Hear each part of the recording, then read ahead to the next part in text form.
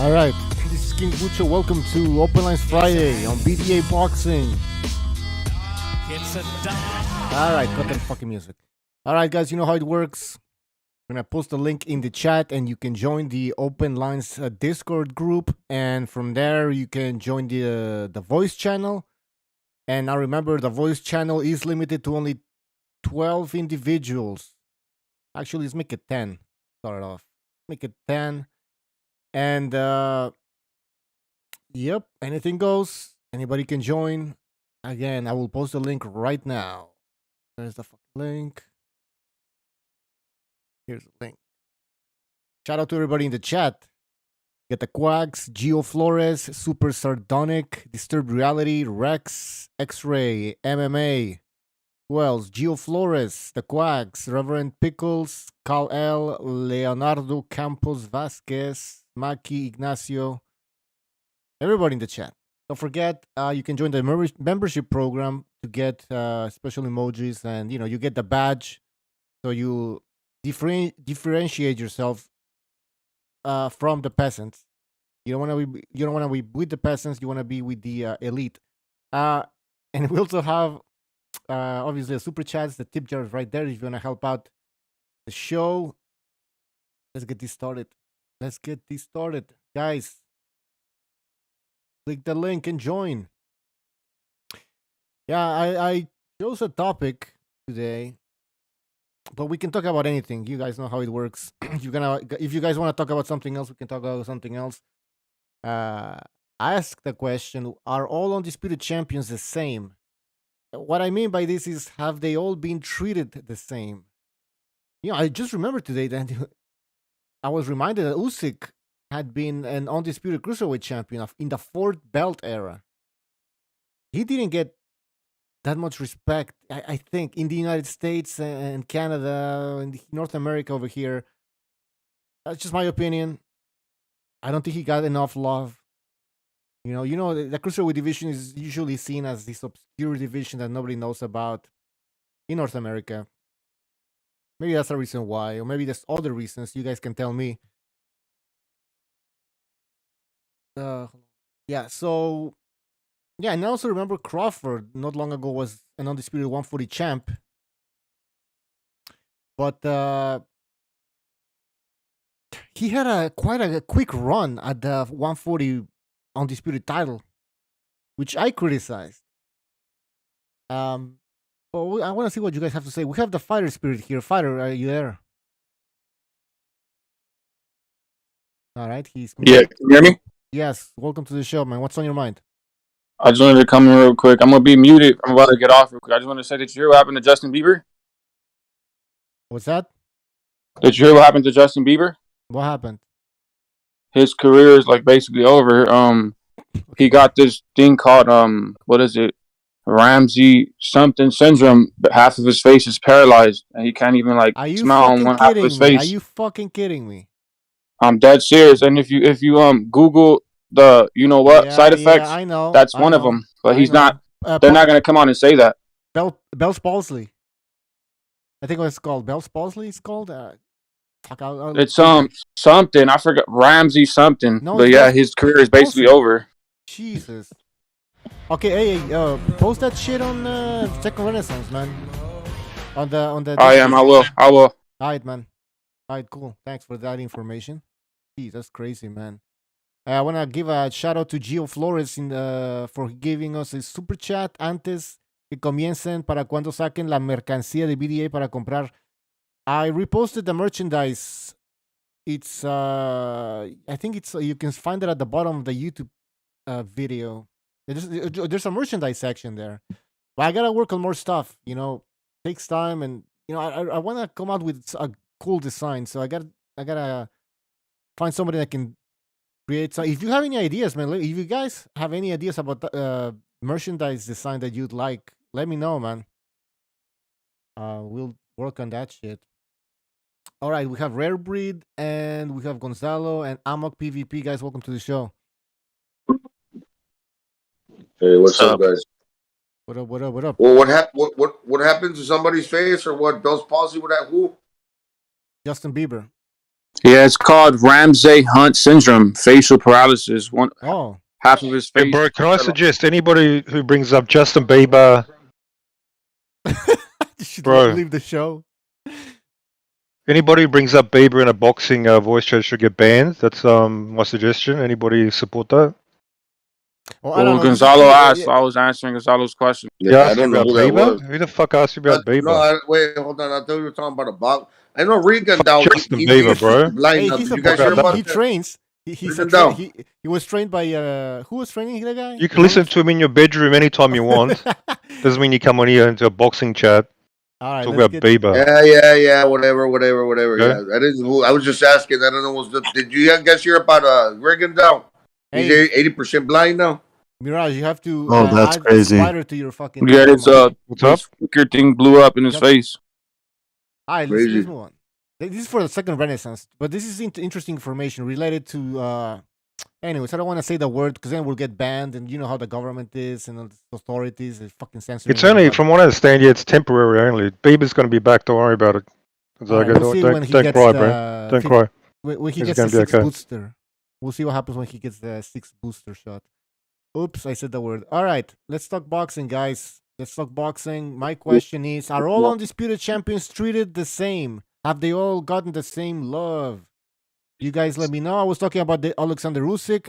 I forgot he was the undisputed Cruiserweight champion not long ago, a few years ago. I don't think he got the same amount of love as fucking Devin Haney is now. And he's nowhere near. Yes, he did. He's fucking wrong. No, he didn't. Yes, I think the main aspect because of it is because he's not American. But at the end of the day, though, we also have to bring in the fact that Cruiserweight is not really that big of a division. I said that. Let's keep it about. That's true. Nobody cares about Cruiserweight. No disrespect. Okay, that's fair enough. I bet you.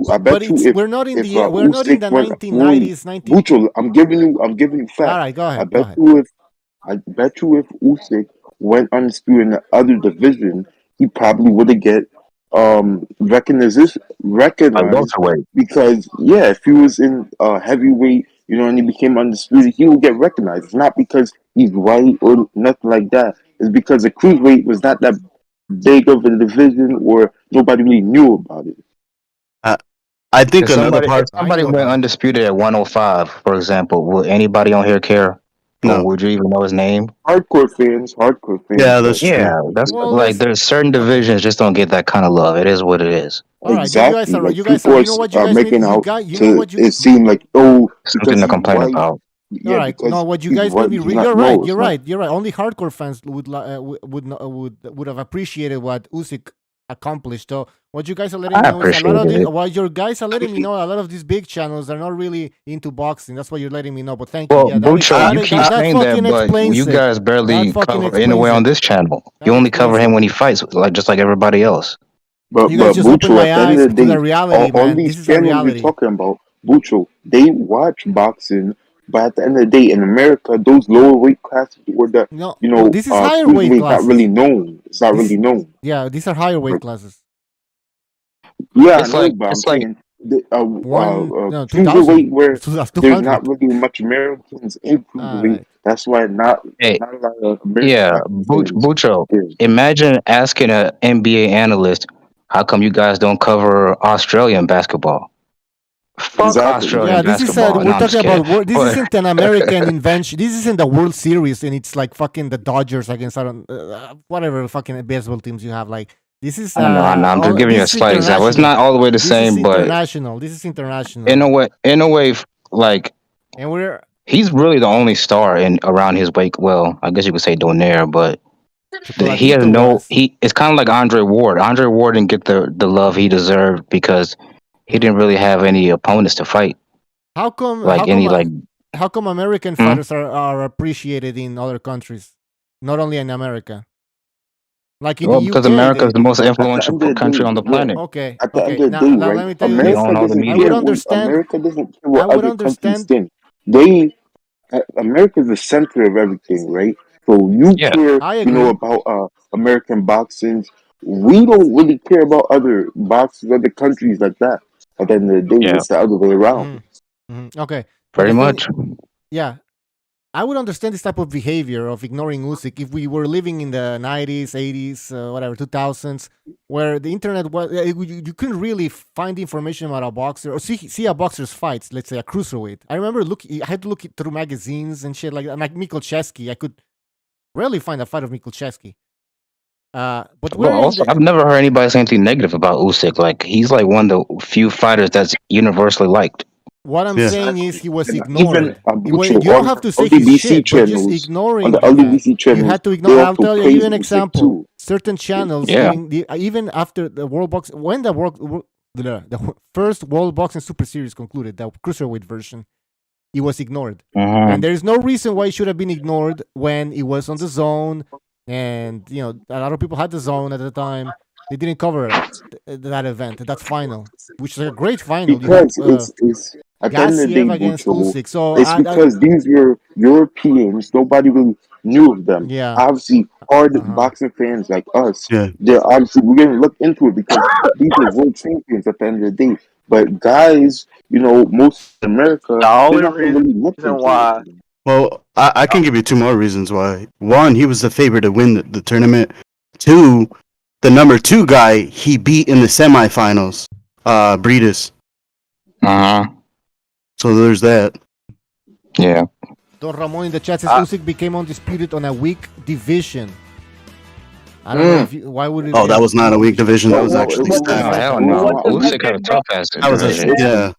It just wasn't popular. The only reason they're calling it a weak division is because you don't know the fighters who are in it. If you knew the fighters who were in it, you wouldn't be calling it a weak division.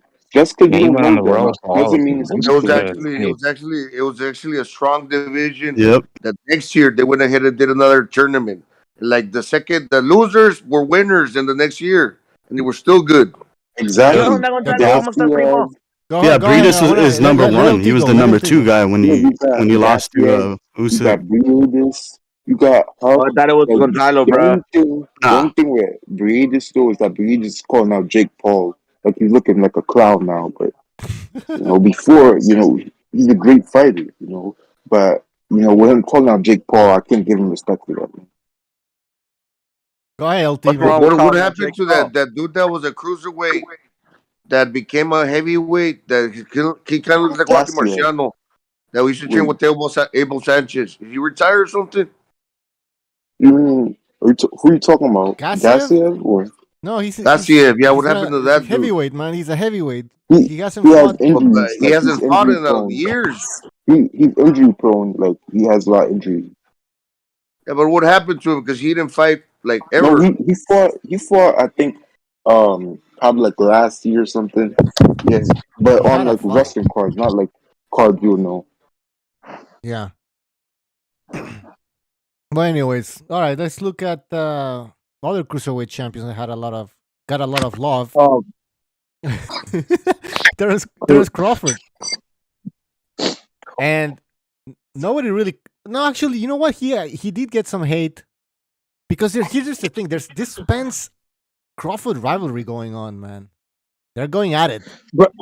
Bro, they don't like each other. Yeah. Bro, that's an imaginary fight that will never fucking happen, bro. Yeah. Never, bro. I don't think it's not gonna happen. Money on it. I think it's gonna happen next month. It's not gonna fucking happen, you Willy Wonka fuck. It's not gonna happen. Wherever wants to bet with you, man. October, I think. Next You when? don't believe that. You just be saying Bro, Fucking shit, bro. Yo, if it didn't happen when their fucking names were popular, bro, can you believe that's gonna happen now, bro? Trust me. No, Hey, they're saying it's the biggest fight in boxing. For Undisputed. Their names are bigger now. It's the biggest fight in boxing. Why do it? What do you mean? Not Why do it back then? Do it back then when it wouldn't be for Undisputed? If you do it now for Undisputed, like, come on.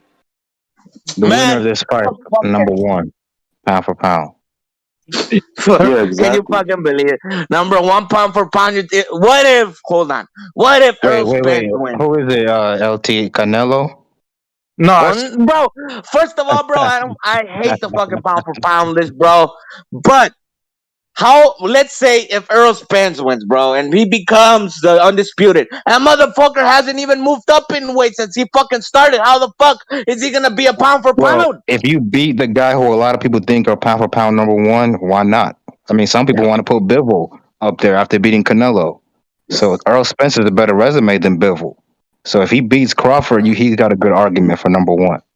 Yeah, but in Bivol, man, people are sleeping on him. He got like 10, 11 title defenses. He ain't getting Bivol's a good fighter.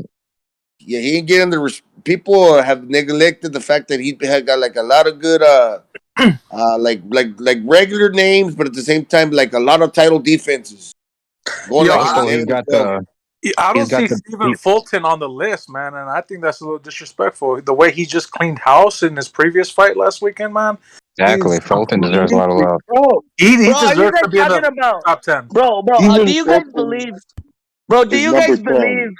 Bro, do you guys believe that Errol Spence versus Bud Crawford's gonna happen because it's June 10th or some shit? No, they said it was gonna be like sometime in November. It's gonna be in November.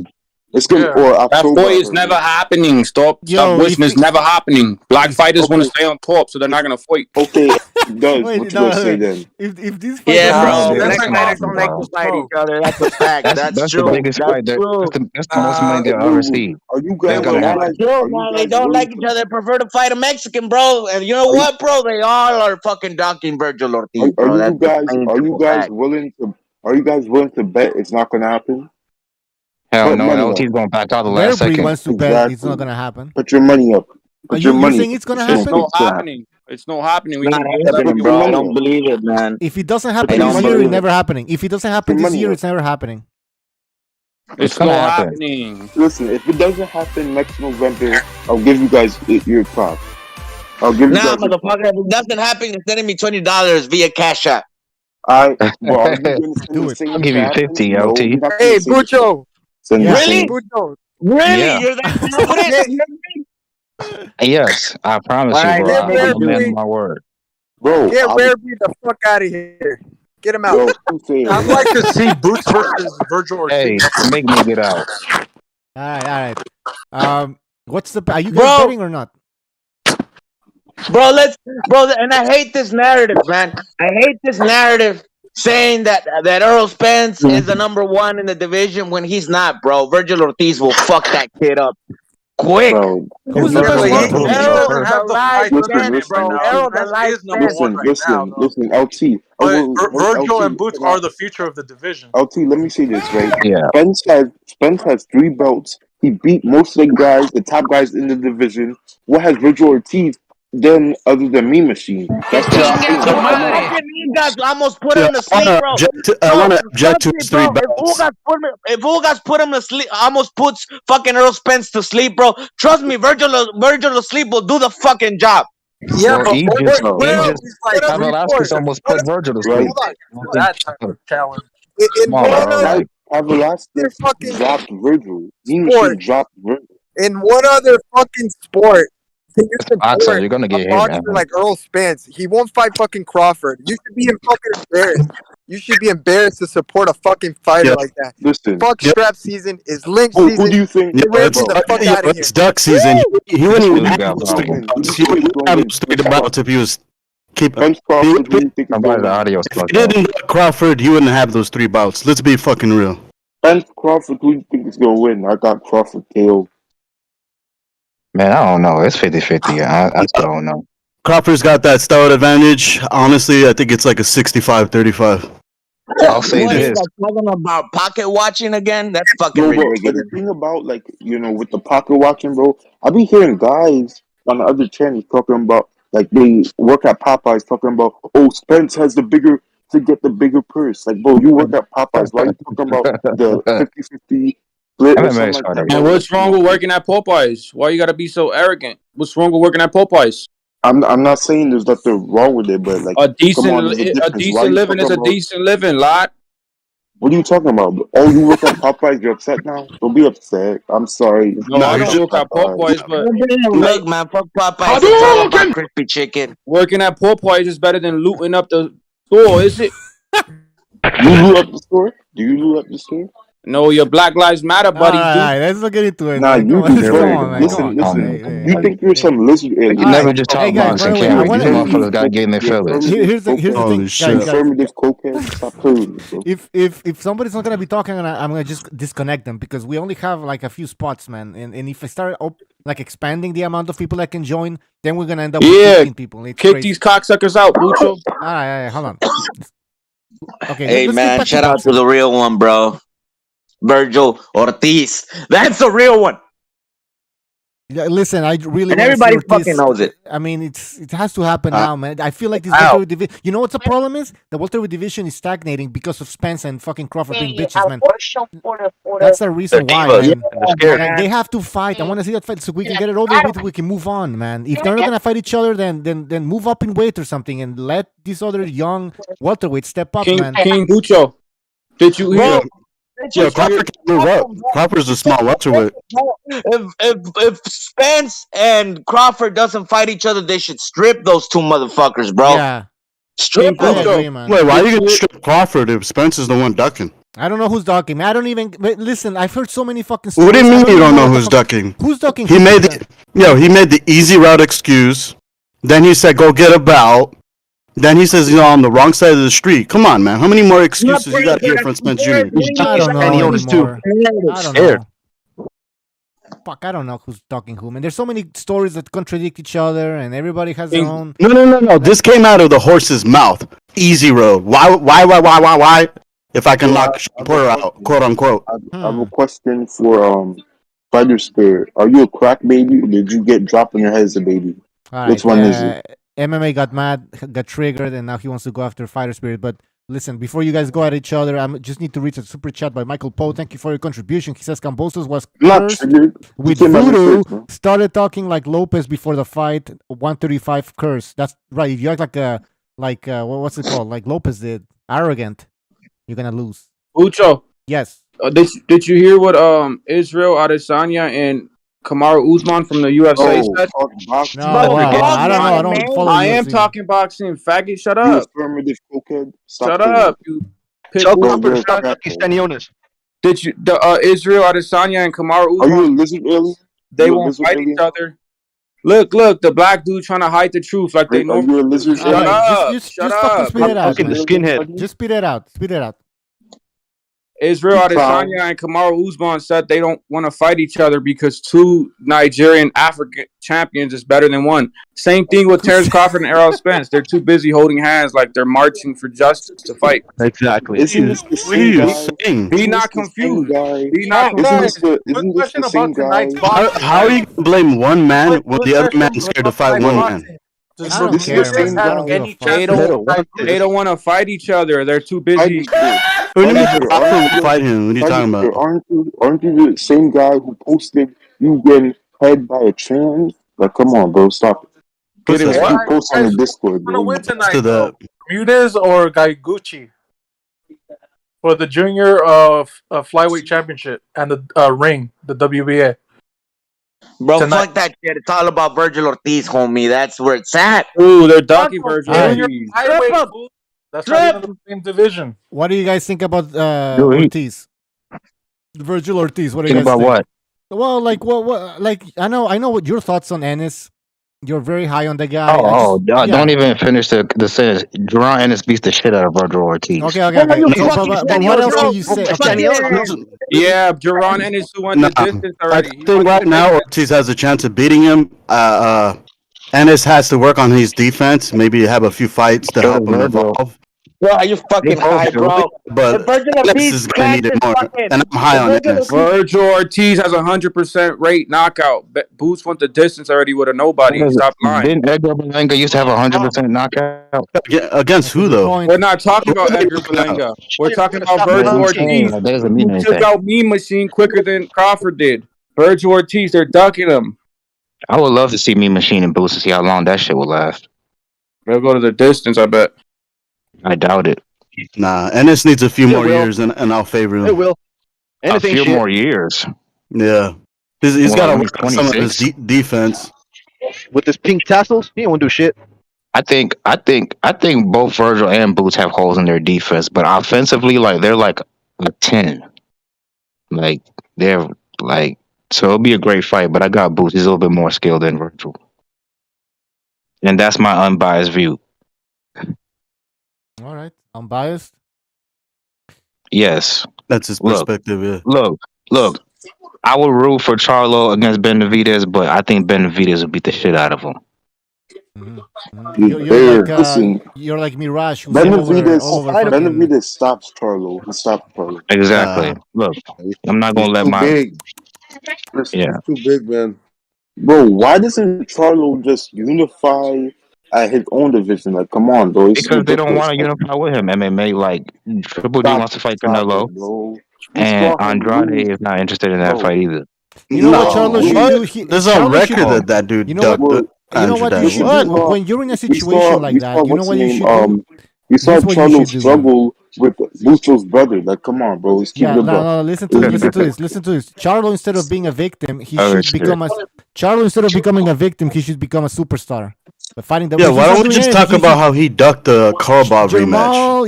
He's not doing shit. He's just being Man, he won that fight. He's being a lazy. Of course he won that fight. They gave him the robbery. Says the PLM supporter. I mean, some people think Canelo ducked the Lara fight. Nobody thinks that. So it is what it is. I mean, I think some people said Triple G ducked Lara, right? I mean, that was complete. Yeah. I mean, you can't fight everybody. Another retarded fucking statement. Yeah, but Lara don't even fight at 160. That was so retarded, man. Scared. That was some LDBC bullshit again. Yeah, I know, I agree. He was afraid of Lara. Bullshit. He was afraid What's of LDBC bullshit? The LDBC bullshit was Triple G. That Triple G was ducking a smaller man. That's bullshit. No, but he was ducking Andre Ward though. Bro, he's smart to duck No.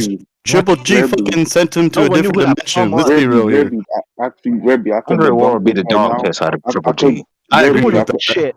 Rebreed, I could debunk this right now. Listen, Andre Ward sent Shut the fuck up, MMA. You don't know shit about boxing. Shut the fuck up. Seriously. Tell your brother stop ducking. You're a clown. You're a clown. You don't know shit about boxing. Shut the fuck up, MMA. Shut the fuck up. Let me tell you something, Panelist. Shut the fuck up, you Haitian. Shut up, you Haitian. You like men, idiot. All right. Let's talk about. We're talking about Triple G fighting like fuck that shit. Charlo. Charlo.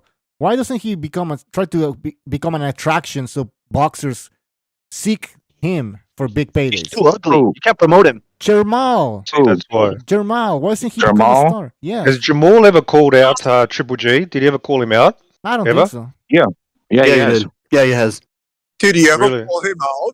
Yeah, he call him out. Triple G's not really interested in that fight though. Well, you can call somebody out. Doesn't mean you're gonna actually want to fight him. But at least it's a start. I mean, it's evidence of something. At least. It's evidence of nothing. It's evidence that I could call somebody out. Like they're gonna. Yeah, anybody can call anybody out. Doesn't mean I they get it. him. Well, look, who does it benefit to fight Triple G more? Who does it benefit more to fight each other, Triple G or Charlo? I would say Charlo because he'll get the legacy fight and he'll get paid the most he's ever gotten. Triple G, if you're Triple G, fighting Canelo is a much better option than fighting Charlo. No, here's the thing though. I think Canelo would make an economic decision here, a financial decision. Exactly, it's business. Yeah, hold on. Yeah, exactly. He makes more money with Triple G. Can you believe that? He makes more money with a 40-year-old than with a almost prime. Well, Charlo. Triple G's a big name. Like no, exactly. And Charlo is not. You know what his biggest fight is Donaire, who's a 40-year-old. You don't say anything about that. Almost these narratives, these narratives were saying that he was a bum hunter and he was a bum. Imagine that. I'm calling out somebody. Who's a bum? No, these channels, these YouTube channels with narratives were saying that Triple G was a bomb. He was a He's bomb definitely hunter. not a bum. I think he's a little bit overrated. Who was he fought? Who was he fought since Canelo? Daniel Jacobs. Some Japanese cans. Daniel Jacobs. Look, I like Triple G, but let's be honest. His best win is fucking Jacobs. He also fought Chenko, although I can't remember who actually won that fight. King Bucho, do you Jay won a close fight. Would you say Triple G's career has been a disappointment? Yes. King Bucho, Okay. do you agree that Jaron Ennis' last fight was fixed, right? It was he threw that fight, right? I don't know if he threw that fight. Fighter Spirit, why are you talking like that? You sound retarded. Listen, you wouldn't even win. When you get hit in the back of the head like that, it's gonna fuck up with your equilibrium. Look what happened when Fury hit Wilder. Yo, look what happened to Pritchard Cullen. Yeah, like when you get hit in the back, if you ever been in a boxing gym or if you ever boxed, when you get hit in that area, you basically become drunk. Rare breed. Even you know that fight was fixed. They already Bro, broke shut up. up, Nah, it wasn't fixed. Yes, that fight was fixed. No, Still, I don't want to discredit Ennis. Okay, fine, Spirit. If everything is fixed, what's the point of you getting on these shows, putting all your energy into this boxing shit? Like, bro. Yeah, that's why a really waste your good time? point. Bro, Rare breed. Like, Nobody really, answered my fucking question. Why isn't Charlo a superstar? Clone. He believes he's a Rare clone. breed. ridiculous. You didn't gotta get all emotional. Everybody knows that fight was fixed. I can still come on and on the. I'm not getting emotional. I'm asking a question. What is your purpose? Bro, you sound retarded. What do you mean? What is your purpose of following boxing if it's rigged? I didn't say all boxing. It's a waste of time. You might as well watch WWE, I right? didn't say all boxing. I said that fight, and you're all talking about it. Why you try to sound Australian? Because it's clear you know that fight was fixed. It's clear you know that fight was fixed, lad. And it's Nah, he got hit in the back of the head. That's what happens. Yeah, That's why that's low. Go ahead. No, I wanted to ask King Bucho, but you guys didn't let him answer. Listen, bro, you're retarded. Nobody wants to speak to you, idiot. Stop playing. Fresh off the border. Hey guys, can I be honest? Like, can we start shitting on Canelo? That's the main reason I'm here. Oh, you want to shit on all of that? I'm all for that. I don't know that's why, my favorite but territory. Fighter Spirit sounding Australian. Yeah, fuck Canelo. King Bucho, are you there? Yeah, but why are you sounding Australian? You can't answer my question. Do you agree with me that fight was fixed, Jaron Ennis? Listen, I don't. At first, it looked kind of weird, but he got hit behind the ear or some shit like that. Okay, well that's all I wanted to know. Listen, I wouldn't be surprised. Because I remember Wilder when he fought Malik Scott. That looked fake as fuck, man. That was fake, man. And in my opinion, it was fixed. They're trying to fix a couple of fights, hype him up, and then make him the next star. It would be smart to try to make him the next star. He's actually exciting like these other fighters. Hey, nobody answered my question. Why is Jermall Charlo not a superstar? Not an attraction. I mean, why? They can only be like one or two superstars every. He's not fighting anybody. He's got a thin resume. In the division. Who in boxing could be considered a superstar other than Canelo? Anyways, like in the division, you know what I mean? I'm not talking overall, like transcending the sport. I'm just saying in the division. Why aren't middleweights all over? Like, why aren't they seeking fights with Jermall?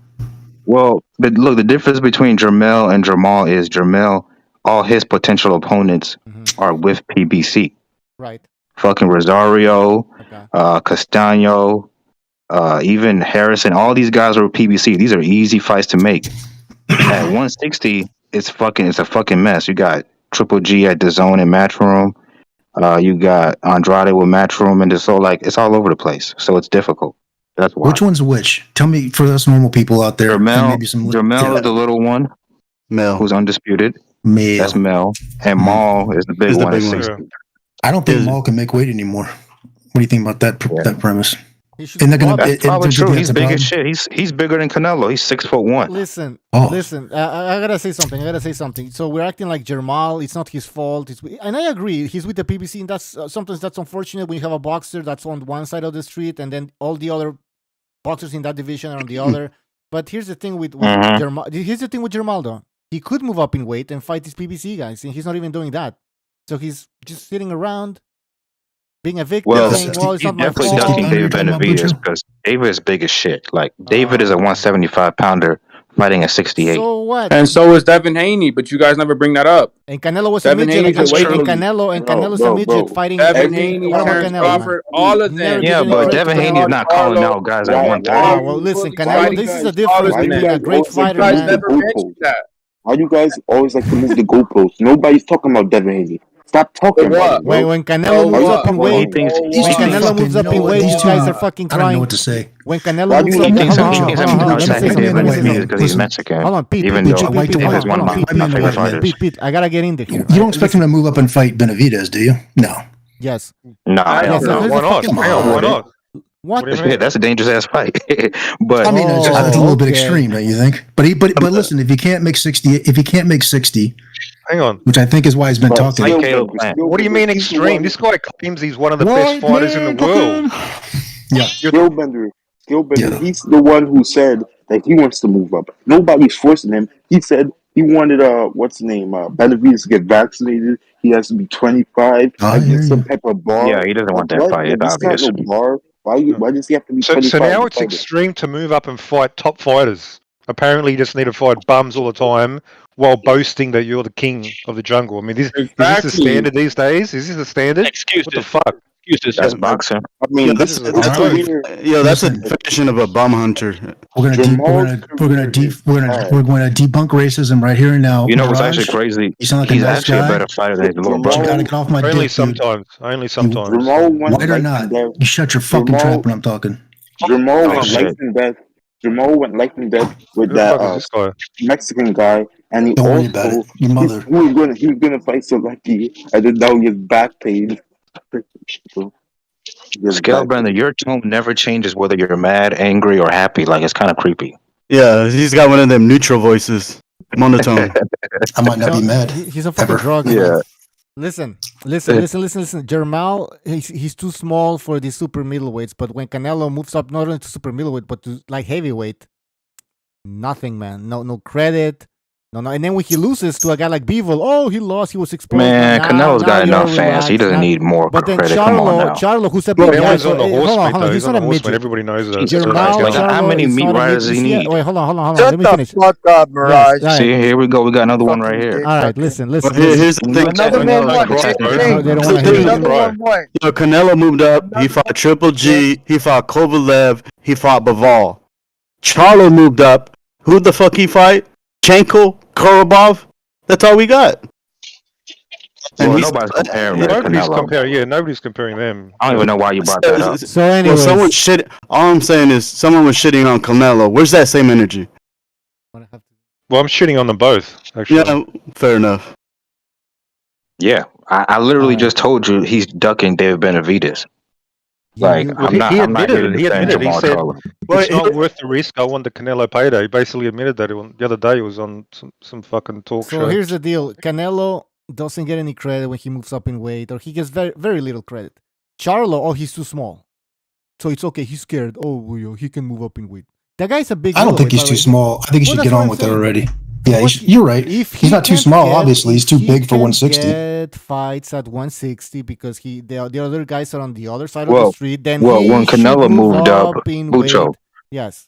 Mr. Bucho, when Canelo moves up to fight Bivol, it's for a belt. If Charlo moves up to fight Benavidez, what's he fight him for? What does he gain? How about whatever? Legacy. How about it's much better than whatever he's doing at 160, which is fucking nothing. Which you guys just admitted because he can't get the fights at 160. So he should move up. I'll say this. So he needs a belt now. Come on.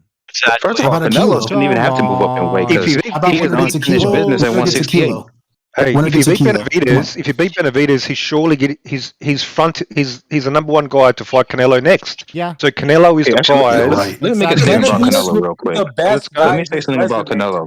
He's the unofficial undisputed at 168 because to me, technically, the man at 168 was Benavidez. Until you beat him, you're not really undisputed. And I respect that. That's like saying Haney's not undisputed because he didn't beat Loma. Come on, man. Exactly, but that's the same story, man. Undisputed, not being undisputed. Well, no, that's a difference. Is undisputed Loma just lost. like That's a difference. Don't be delusional. No, Loma lost. David Benavidez did not lose. Canelo stole. These are the same guys saying that. These are the same guys that counted Haney's belt as a legit belt, and to unify, you had to fight Haney. Well, you can't use that excuse anymore, Bucho. He's not email champ anymore. He's undisputed. Yeah. I'm just saying, keeping the same energy. Before, you guys want to just erase that, delete that part of history, but it happened, and I remember praising that. Okay, yeah. Do you know how he got that belt? Because Lomachenko didn't want to fight him. Oh, of course, he was scared, and he fought Teofimo Lopez instead. So yeah, I don't think he was scared of Devin Haney. And by the way, Lomachenko's gonna fight Devin Haney. Lomachenko's gonna fight Devin Haney at the end of the day. So that story is gonna go out the window. That story is gonna go out the fucking window and get deleted in history, just like this other bullshit that I don't think so. I like Loma. I'll be honest with you. I like him a lot, but I think he's too little for Devin Haney. I bet you do. Yeah, I agree with that. He walks around. Yeah. I bet you Loma walks around 140 max. Devin Haney probably walks around like 170. Probably. He's too little for Haney. What's Haney gonna do to him? Knock him out? No, you can't. When you get two highly skilled guys in the ring, you got to go with the bigger guy every time. I agree. Don't worry, Loma's going to lose, and he's still going to be like top 6 pound for pound. Don't worry about it. True. No, you might even get knocked out in the first round, still in the pound for pound. It won't matter. Here comes the victor. So anyway, back to Canelo. Yeah, this is so. I like Lomachenko though. I don't think you do. I don't think you do. No, I really do. I actually enjoy watching him fight. He's very fun to watch. Yeah, he has a I don't have to lie to you, bro. If I don't like somebody, I'm going to tell you. I have no reason to play games with you. See, no, but I think you're playing games because you're defending Jamal Charlo. Not moving up in weight. You're defending that decision to stay at 160. So I'm beginning to question your... I don't know. No, I just said he should move up, but he should move to fight Canelo. He should move up to David Benavidez. Mirage made a good point, by the way. If you beat Benavidez... I always make good points. Okay, Canelo is not entitled to give you a fight just because you fought Benavidez. Thanks anyway. That's a good point. You move up in you really believe that? Oh, you beat Benavidez. You deserve to fight me now. Get the fuck out of here. The fans will demand that fight, man. Yep. They're demanding it right now. But he's not going to give it to us. No.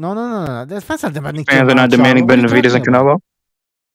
Shit, PBC. I mean, PBC. Don't overestimate their. If you did a poll right now and you ask boxing fans, I guarantee they'll pick Benavidez as Canelo's number one opponent. It's a financial decision because taking into account what's happening now, where Golovkin's probably gonna lose, Canelo now he was gonna find the next best financial option, right? And that's gonna probably if Charlo beats Benavidez or Benavidez beats Charlo, man. People are gonna start demanding for that fight, and Canelo might go towards that direction. Yeah, because imagine Benavidez now is the hype, like he's the man. Imagine if you actually beat that guy. Yes. If he'd have beat Benavidez, he'd be like the publicity, the pressure. He's got the image, etc. It will be unavoidable fight for Canelo. So this bullshit about what's the point? Bullshit. Okay, that's bullshit. Yeah. He ain't gonna fight him. He's gonna fuck around because you know what? Oh, we know he's not gonna fight him. Yeah, Pete, why not? Tell us. Oh, I mean, I just because it's like he's gonna have a fight against Triple G. I think he's gonna win a decision, and then he's gonna have one more fight with this DAZN contract, and he's just gonna fucking rematch Bivol again. I'm just saying he's gonna do it. After that, it's just less of a risk to fight Bivol than it is Benavidez. Is he gonna retire? No, I don't think he's gonna retire. I don't think. So he can. He took no damage in that last loss. He took no damage, but mentally though, he's gonna handle this with Triple G too late, and then it's gonna be okay. What money? What can I get paid for which fights? And DAZN's gonna say, look, we're gonna give you this much money to fight this guy, and I think the money's gonna be higher for Bivol because of what Benavidez, what PBC is gonna want, and then I think he's gonna look at the risk and he's gonna go, well, if I come up short against Bivol, I'm going to get outboxed. I would be playing blackjack that night. If I come up short against Benavidez, this kid might fucking blow my head off. I'm not going out like that. Yeah, just saying. He's never going to fight Benavidez. You know what, Mirage? The thing about it is this. Like about a year ago, we were talking about this, and I was like, I think Benavidez beats him in a 50-50. If it's straight up, I don't know about any kind of A-side bullshit, but like if it's just they both come into the ring, I think Benavidez beats him. And we were talking about it, everybody had their opinions, and I'm like, the problem for fucking Canelo is that this kid's younger, and he's bigger, and he's stronger. Like the more Canelo waits, the worse it's going to get. He's always going to be there. So he's either going to fight him, like, I guess after this DAZN deal, or he's never going to fight him. I'm serious, man. Like he's acting like the guy doesn't even exist. He's talking about Macaboo and shit. He's never said his name. So what happens if Canelo loses to another Mexican? I mean, Benavidez is hard. Yeah, but isn't this sort of like wouldn't this hurt his reputation? Like he would not be he would not be the big, Mexican star anymore. He'd be overtaken. That might sort of he might be wary of that as well. Like that's a factor. You know what? That last fight against Bivol, I thought he gave his max effort. I just don't think he had the feet to get it done. He just couldn't close the distance. The range was not in his favor, and he couldn't close it. But he had a built-in excuse versus Bivol, right? Because it was like a higher weight division. I didn't see any weight. I didn't see any power issues there. I mean, I didn't see any he never got to him. Yeah, but you're actually most people just think, okay, he moved up in weight, he's out of his weight limit, therefore that's sort of an excuse. You're analyzing it. You're analyzing past that, which most people don't do. But he beat Kovalev, and he was talking about going to being the first cruiserweight champion, Mexican, red-haired Mexican cruiserweight. I agree. Yeah, he could go up to 75, and But technically, it's still like it's not his weight division. So that's a standard fighting sort of built-in excuse when fighters move up. You can sort of use that to some degree. But if he gets out of his own division, there's no but I don't think he even made the excuse. I think that he feels like it is his division. You can't call yourself a however many division champ, first Mexican however many division. Well, his fans are making the excuse, or he tried for greatness, he moved up, he risked. That's the narrative. That's the narrative they're saying. That's not the narrative. It's not going to affect his income or his popularity at all, and that shouldn't. I don't think it just. Who cares? He just couldn't. Well, it's the truth, but only the fans are the ones saying it. You ask Canelo, he's gonna say, "Hey, I lost." Whatever. He's gonna give a shit. Admit it. They got these camera shots of him playing like he's all depressed playing poker. He's sitting at a blackjack table. That's what people do, and they just sit there. He's out. He's singing and dancing at parties and shit. The same night. I hope he goes on to do the golf thing, man. I think that's going to be really good, man. The what? I personally think. Oh yeah, go ahead. Yeah, I personally think the party's over for Canelo. He got lucky. He got lucky. 168 was like the weakest in history, probably. Dude, there was a bunch of paper. There was a bunch of paper champs, a bunch of Euro bums. You know that? Yeah, and Mirage. Oh yeah, I get the point. I've heard this many times. This is a once in a lifetime chance to unify. He did it. Yeah, that's all he says. But Benavidez, what has Benavidez done? This is Benavidez. Yeah, can we keep it consistent? How come Benavidez don't move up? Fight Zerto, and if he wins, they can fight for #1 Mexican. Why does he have to move up? How about that? Why should he move up? Why? Why should Charlo move up? Don't make excuses. I don't think don't make excuses. There's no opposition in his division. David's got plenty of opposition. No, not really. Have you heard it was a weak division? Now it's not a weak division. Oh. Well, Canelo's there now. He's the undisputed. He's apparently the pound for pound all-time. You said 168 was a weak division. Now it's not a weak division. Hey, this was when Canelo moved up. That's when it was weak. He had a bunch of bums. Fucking Billy J. Saunders. Who the fuck is that? There's the same fighters that are there. Yes, it's the same fighters. No. Listen, Canelo is the man. All white guys, calm down. Let's just talk like gentlemen. The thing about it is, Billy Joe Saunders is shit. But as far as Canelo being done, I mean, my only thing with Charlo moving up, if Benavidez can make weight, but I just don't think Charlo can make the weight. That's bullshit. A back injury, like this is gonna that might be Andrade's problem for all we know. You just take too long. Take too long of a layoff. It's hard, man. You know what I heard, man? People keep praising Benavidez for beating David Lemieux.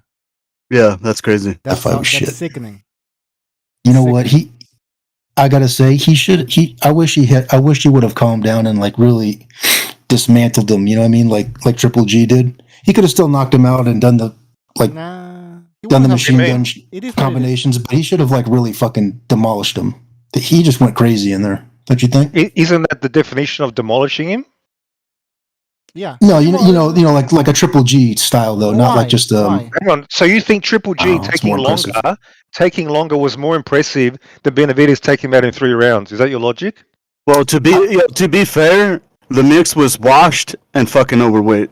Big time. Oh, hang on. So he's washed. Hang on. So Lemieux is washed at 33, but what's Triple G at 40?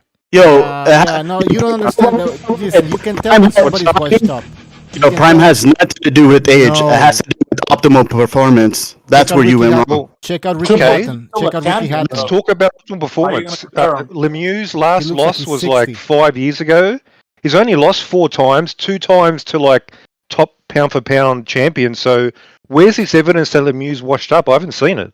Where was the evidence? I don't know about washed up, but there was no chance he was going to beat Benavidez. Let's put it like that. I don't know. Hold on. Wait, no. Wait, so you didn't see him get outclassed by Saunders? Yeah, and then fight bumps and also look fucking. Yeah. Come on. And then come on, bro. You're reaching. You don't have anything to say here. Let me counter that. I would say that Billy J. Saunders' style, Billy J. Saunders would outbox Lemieux at any stage in his career the same way. It was a bad style matchup. Oh, we don't know. It's a fantasy thing you're talking about. Like we don't know. Yeah. We don't know. We can analyze. We can use our brains a bit. I mean, just because Billy J. Saunders danced for 12 rounds, that doesn't mean Lemieux is past his prime. That means he's a let's play your game. Let's use our brains. Hold on. Let's use our brains here. Let's take a 154-pound fucking Lemieux. I mean, what are you talking about? This guy... Isn't he 160? No, he was at 1... Okay. No, but... 160. David Benavidez is a 168, 6'3". What? How tall is the guy? 6 foot? 6'1"? 6'2". 2'3". Jesus Christ. Okay, we're talking about Lemieux here. Like, now... No. Let me finish. Let me finish this already. We're going to use our brains here. We're going to use our brains here. So tell me, who did Lemieux beat at 168 that was impressive? Or what did he do at 168? I was going to say that. I don't remember what did Billy J. Saunders do at 168? No, you're not answering my question. You're deflecting. Oh, here we go. You're deflecting. I never said that Saunders was a big fight anyways, like a big win. But anyways, you're deflecting. You don't have anything to say, so you're going with Saunders now. Saunders Canelo. Okay. He did not yet. He was not like a big star at 168, but generally we still judge fighters in their overall career. Now 160, 168. I mean, it's not a monumental. No. He was at 154. So we're going to dismiss his whole career. We're going to dismiss everything he did at 160, are we? He was at 154 at some point. Then he moved up to 160. Now he's reaching all the way to 168. And you're like, oh, it's still the same Lemieux as the Golovkin that fought Golovkin or whatever. Like, it's not even the same guy. What's the argument here? That's not even a good win. Let's not even mention that shit. Lemieux or what? Lucho. I'm not saying he's the same guy. It's not the same guy. But the argument that he's completely shot, that it's just a worthless win, that's my issue. If he was 100% versus Triple G, to me it was like 80% at worst now. So it was still a decent win to destroy him like he was nothing in 3 rounds. And you don't want to give Benavidez credit, which is a standard fucking shit. You motherfuckers think about all the time. That's the issue. What do you think about Vanez when Triple G fought him? Who? What do you think about Vanez when Triple G fought him? What about it? Yeah, what do you think about it? Like, how good do you think he was? I mean, not at his best, but Yeah, I don't rate that win highly. He had no business up there. My point about Lemieux and Benavidez is my favorite fighter, man. It has been for a while. Oh, you're lucky. You're lucky then. Yeah, I like him. I want to suck his cock. But the thing about it is, Mark Massage, here's the deal. I wouldn't go that far. Fuck. Anyway. Lemieux's a mid-range hooker. You know what I'm saying? He's a hooker. That's all he's got. Yes. Yeah. So he was really never going to fucking beat a guy like Benavidez. And I mean, really, his chances against Triple G, saw what happened. You neutralize a guy with the jab, and then you can take power shots and you can take some shots. I'm not saying I'm not downgrading Benavidez. I'm saying it's a long layoff. He gets fucking restless, and then he goes in there and rushes it. He's not Berlanga. I don't want to see a one-rounder. I know you can knock him out, and I love those, ever since I seen him take that Porky Medina's head like a fucking pinball machine, and just never seen anybody knock somebody out like that. But he did that through setting it up, you know what I'm saying? Like, he needs to set it up. It can get it done. He can do that with Lemieux, but that's not going to work going forward. But otherwise, I love him, and the offer's still out there. Hey, Not for you. Not for you. For Benavidez. Do you think Maul's still gonna Doug Janibek? Which one's Maul? The 60 or the 54? 60. Yeah, just to make it easier, think of Maul. Mauls are usually big. Shout out to their mom for. That's what I do. That's how I fucking worked out as well. God damn.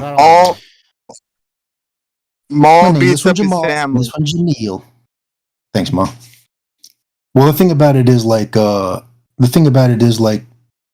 if he can't make 60 anymore, which I wouldn't doubt, he needs to go ahead and just move up and let's get this going. Because he's not going to fight the top of the division when he moves to 68. Although I think Benavidez would blast him out of there. They're not going to do that. And so let's get on with it. You know, like instead of a fake back injury, just make this fight for 165 between him and whoever the fucking his opponent was going to be. I can't recall his opponent. Jackie, whatever his name is. Yeah, him.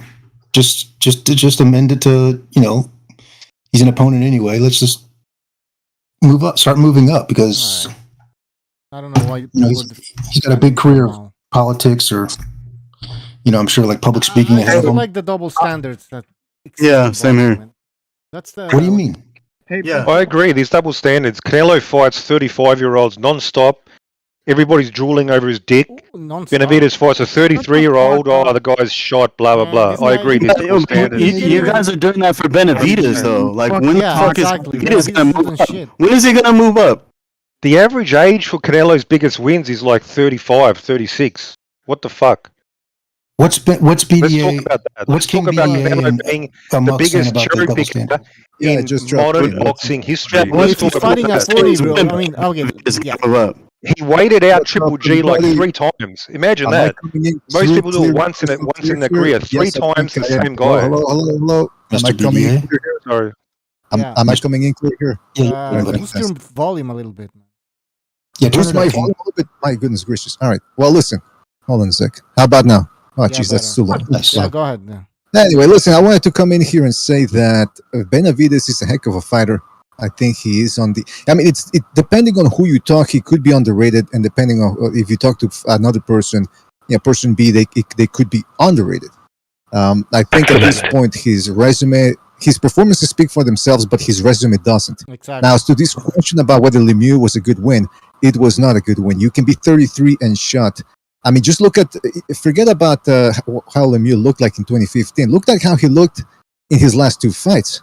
I mean, and on top of that, he was bald in his last fight or before last fight, and people were making fun of that, the fact that he just came out of chemotherapy because he looked so bad in that fight. So, look, he had no shot at beating Benavidez. Once you saw that his power wasn't even there, 168, it was over.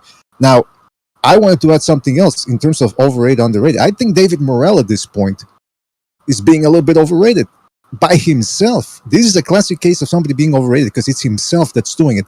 This guy's calling out David Benavidez. Hey, if Benavidez's resume is thin, then Morrell's is non-existent. This guy is going to get beat up if he fights Benavidez, and then it could be a potentially career-ending beating. So I think he needs to lay low, keep getting. How old is he, by the way?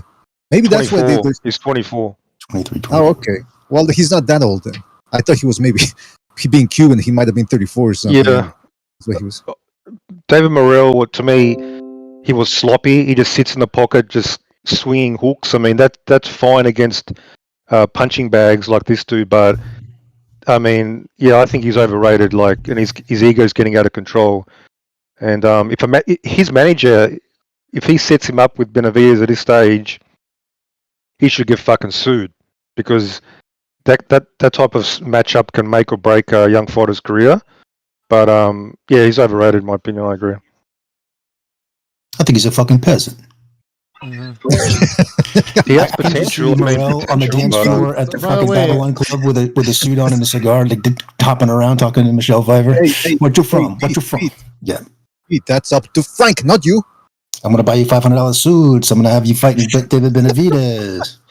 No, look, it's up to him to. He does have potential, man. Obviously, look, your fighter's got to think like that. I can beat anybody, but the fans that are asking for him to, they dig the kid fucking killed. You know what I mean? Like if he had punched himself out like he did in the third round of his last fight against Benavidez, fucking again, I don't know about ruin his career, but he'll blow him out of the fucking ring, and his manager's not going to let him do that. So props to. I know he's got a good trainer. He looks good.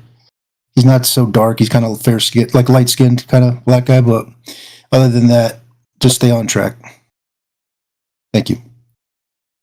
Well, where'd everybody go, by the way? Just when we started shooting on Canelo, everybody got upset and they left, apparently. What happened? No, we were cheating on Jermal. We were cheating on Jermal Charlo, and then everybody fucking left. They don't like. Oh. Yeah, because Jermal. Pete, I got you started. Pete, I got you started in this, so shut the fuck up. Hey, what are you, Jimmy? Jimmy, you there? Jimmy. What Yes. does Jimmy think about David Morrell? Yes. No, Morrell. All right, go ahead. What's that, brother? What do you think about David Morrell? It's getting kind of light in here. I like the stream. Nice. How you doing, Jimmy? Oh, pretty good, my racist buddy. It's getting pretty white here, you sick bastard. But white, man. Morrell, fucking white here, man. The clouds are parting. Perfect. All right, Morrell, he's there to be hit. He's, he fights to be hit. He's, I don't like attaching his name to Benavidez because there's zero chance that fight's happening. So when he calls him out or starts attaching his name, you're punching way above yourself right now in only 7 or 8 professional fights, right? I mean, they're not going to make that fight. He's with the PBC, so it could be made.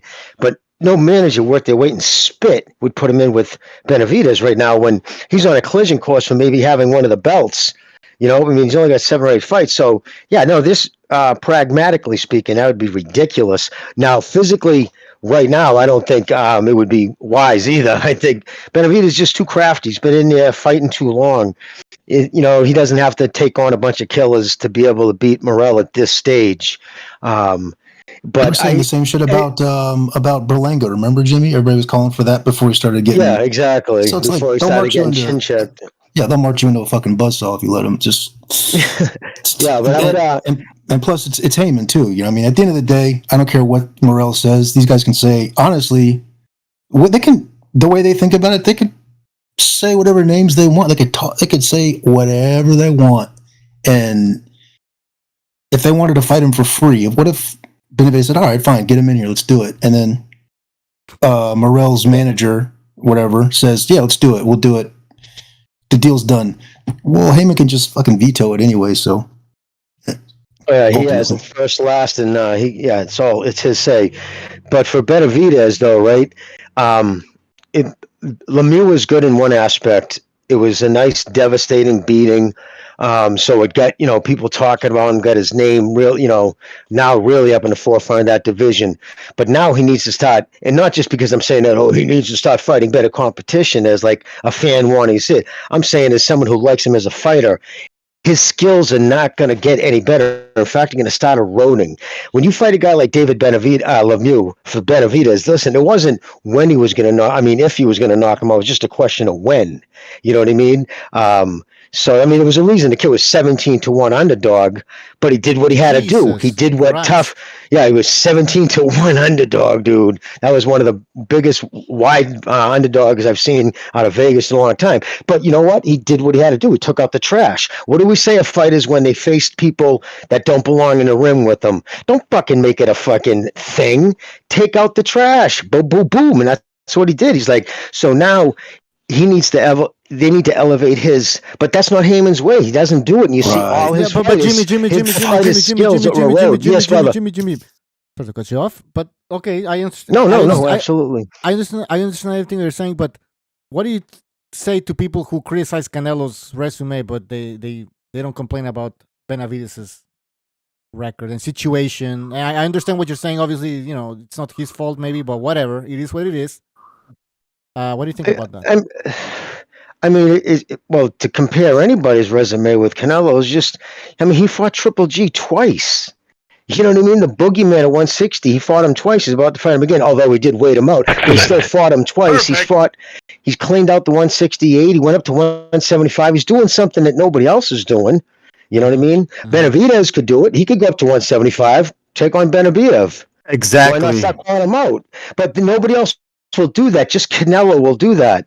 First off, and again, it's Benavidez is in a fucked up situation. He doesn't want to be where he's at. He tried to leave, and he was pulled back in, right? So he knows that they're doing this to him. So hopefully, I don't know, man. And out of all of them, that fucking Sam Berkowitz there, the fucking son of Sam is the worst. He's got no He looks like a say dodgy so anyway, character. Jimmy. He's like a He's dodgy, another puppet. slimy motherfucker to me. He's just another stand-in, though, Jimmy. That's the one fighter that I wish was not with PVC. That pisses me the fuck off. And the fact that he wanted to actually get away from Heyman, and he got real, like Jimmy said, they pulled him back in. That fucking pisses me off. He's back $250,000 too, and he already spent some of it. He was pretty pissed off about that. Go ahead, You know, the problem with Benavidez is the real problem is he goes in there and beats people up. And look, David Lemieux, he was past it, but at least he took him out like he was someone past it, because there's been fighters out there, you put him in there with a guy that's been stopped before, like Devin Haney, for example. He couldn't even stop Gamboa, and then he had to make up my hand. This guy is at least, even when he's fighting guys that aren't past it, like those two last black guys he fought, Davis and Ellis and the other guy, he beat the crap out of them. So that's the type of fighter that these guys will avoid for the most part, because like I've said it before, most guys will, if you have a guy there that's a mover, like a Shakur Stevenson, for example, he's gonna make you look foolish if you don't have any technique, but at least you'll walk out of there with your face clean. Yeah, and you can say, that guy ran. You know, you can make excuses. That guy ran all night, etc. Yeah. But remember how Triple G would track these guys down, man? You can't move. Go ahead. Yeah, that's what I'm saying. It reminds me of Golovkin in that he's putting on beatings on these guys, and that's what these guys are maybe not afraid of, but they're looking at like, fuck, if I'm going to go in there and hurt the next day, I better get compensated. And that's where you see the money thing coming in there. Yeah. Yeah, they all want tons. And I can say one thing about Benavidez, too. Listen, Lemieux obviously was a shell of himself, but the kid could still crack at 160, and he still punches pretty hard, takes out, most people don't see the shot coming. And one thing I did like about that fight, when he did catch with one shot, he caught, I believe, an overhand right wild, but he caught Benavidez right on the button. I liked the way he responded to that. His eyes didn't flex. Yeah, Joe. Yeah, dude. He took it. Yeah, he took that shot. He took it right on the button. Fucking, his eyes got big, and he got angry, and he went right at him. So, like, he took that shot real well. For instance, not to sit there because you want to say, "Oh, you pick on Haney." I'm just saying, just to go look back and put it in slow motion. Give him his props. Right? I'm giving his props. He won, but I'm talking about the way he takes some people, like you said, as a dog. Go look back and put in slow motion. Watch the way he takes any of a few times that Kambosos landed on him. Watch the way he handles it. Watch the way his eyes react, and watch just his whole physical movements. He doesn't like getting hit. Whereas Benavidez, that's when he turned it up. Yeah, when Benavidez got cracked, he jumped in. You know what I mean? He was like, "Fuck, okay, motherfucker, now it's on." Okay, you hit me, so now you piss me off. Yeah, so I like that about Benavidez. All right, guys, just give me 2 seconds. Just give me 2 seconds, please, just to read a super chat by Abandon the Annihilator. Thank you for your contribution. He says, here's an idea. Instead of talking about bomb-ass Devin Haney, how about talking about the big unification fight between Joe Smith Jr. and Beterbiev, which has the potential of being a war of the century? Yes, good point, but we're going to talk more about that next week. What? Oh. Yeah. I missed the names. Joe Smith and Beterbiev. Who's talking? Funk? Function? Funk, we can barely hear you, man. Rex, get in here, man. Add some insight. Fix your mic, and then... He's gonna knock the construction worker out. Oh, we have Rex, who's like the soundbite guy. Rex has got that MMA chimp mic. And then we have Carlito from Australia. You can jump in, man, if you want. MMA got the dollar store mic, so you know how that is. Mm-hmm. You got on, fellas? Yo. What are we Carlito, talk, baby. What's happening? Give us your take. And give Haney his respect. Don't forget to respect him. I give him respect, but he's not fucking fan. Thank you. All right, what do you think about Benavidez and the whole 68 division / 75 division? Just give it to me straight. Don't bullshit me. Yeah. I think Bivol's scared. I think Bivol's the man. Yeah. He doesn't even fight in the division, bro. 75. He doesn't Didn't he fight say in 68? 75. Didn't he say 68? No, he said 75. Oh, He sorry, said sorry. both. Yeah. No. Yeah. Yeah, I think Benavidez is. I think he's a great fighter. I think he's a great fighter. Me too. I don't know. I don't know if David Morrell's ready for him, but if he is, fuck, if he wants to go, feed him to him. Hey, do I still sound like shit? Oh, you sound better. Go ahead. Mate, you're good, man. Hey, what about that 168er that fought on Showtime last week? What, he's supposed to go with Benavidez. He's supposed to be David Morrell. Yeah, Morrell. Yeah, we talked about him. He's not ready, man. Dude, he's good, but like it's like Berlanga. You know who's Berlanga's trainer? What's his name? It's Rozier, right? Like, Andre Rozier. Yeah, he like go like I don't know, man. Like the first rounders, let's forget with the first round gimmick, and then let's jab and set it up. Triple G was good because he used to set the shit up. You know what I mean? Like, yeah, he didn't blow him straight over. There weren't 1 and 2 rounders, but bro, he never when he hurt a guy, it was like he was so calm about it. I never seen the guy even run in like when he hurt somebody. He would just like slowly, methodically, they try to cover up, they try to shell up, try to survive, whatever you want to say. You know, Rocky Fielding just shells up on the ropes, or like runners, slick fighters, bangers, whatever. He just calmly destroyed him. You know what I mean? Like with some devastating punches. Hey guys. So I wish Berlanga would do that. I just got Jimmy just posted a tweet from Kevin Cunningham, and I'm gonna read it to you guys and everybody on YouTube. You can see it on your screen. Devin Haney found his distance, range, and black fighter rhythm. It's over. It's over? What's black fighter rhythm? Yeah. What is it? What does it's over mean? It's shocking. I mean, Kevin, he follows me on Twitter and shit, dude. You know, he's been since day one, but dude, that dude's always pushing that shit, man. He's getting actually more radical with the fucking race shit. I don't know why. You know what I mean? He never used to tweet shit like that. And rhythm's rhythm. So like, what was Lomachenko's rhythm when he beat Gary Russell Jr.? Because I'll tell you right now, Gary Russell Jr. is a better all-over boxer than Devin Haney. Absolutely. Better fucking head, more power. He'd be willing to exchange better combinations. And Lomachenko's rhythm baffled him. So imagine if fucking his father would have said, or someone in his corner would have said that, retweeted that same thing, that night against him, or once he got his white man's rhythm, or white IQ, ring IQ. It's just like, why do that? Why throw that in there? You're doing that. It's like tribalistic ideology bullshit. You know what I mean? That's just baiting people into fuck. But he does it all the time now. That's why I posted it, because he does that shit all the time now. I don't know why. I completely agree with that. I don't get it. I don't get the "it's over" part. What does that mean? It's over for for Haney? During the fight. I think he tweeted this during the fight.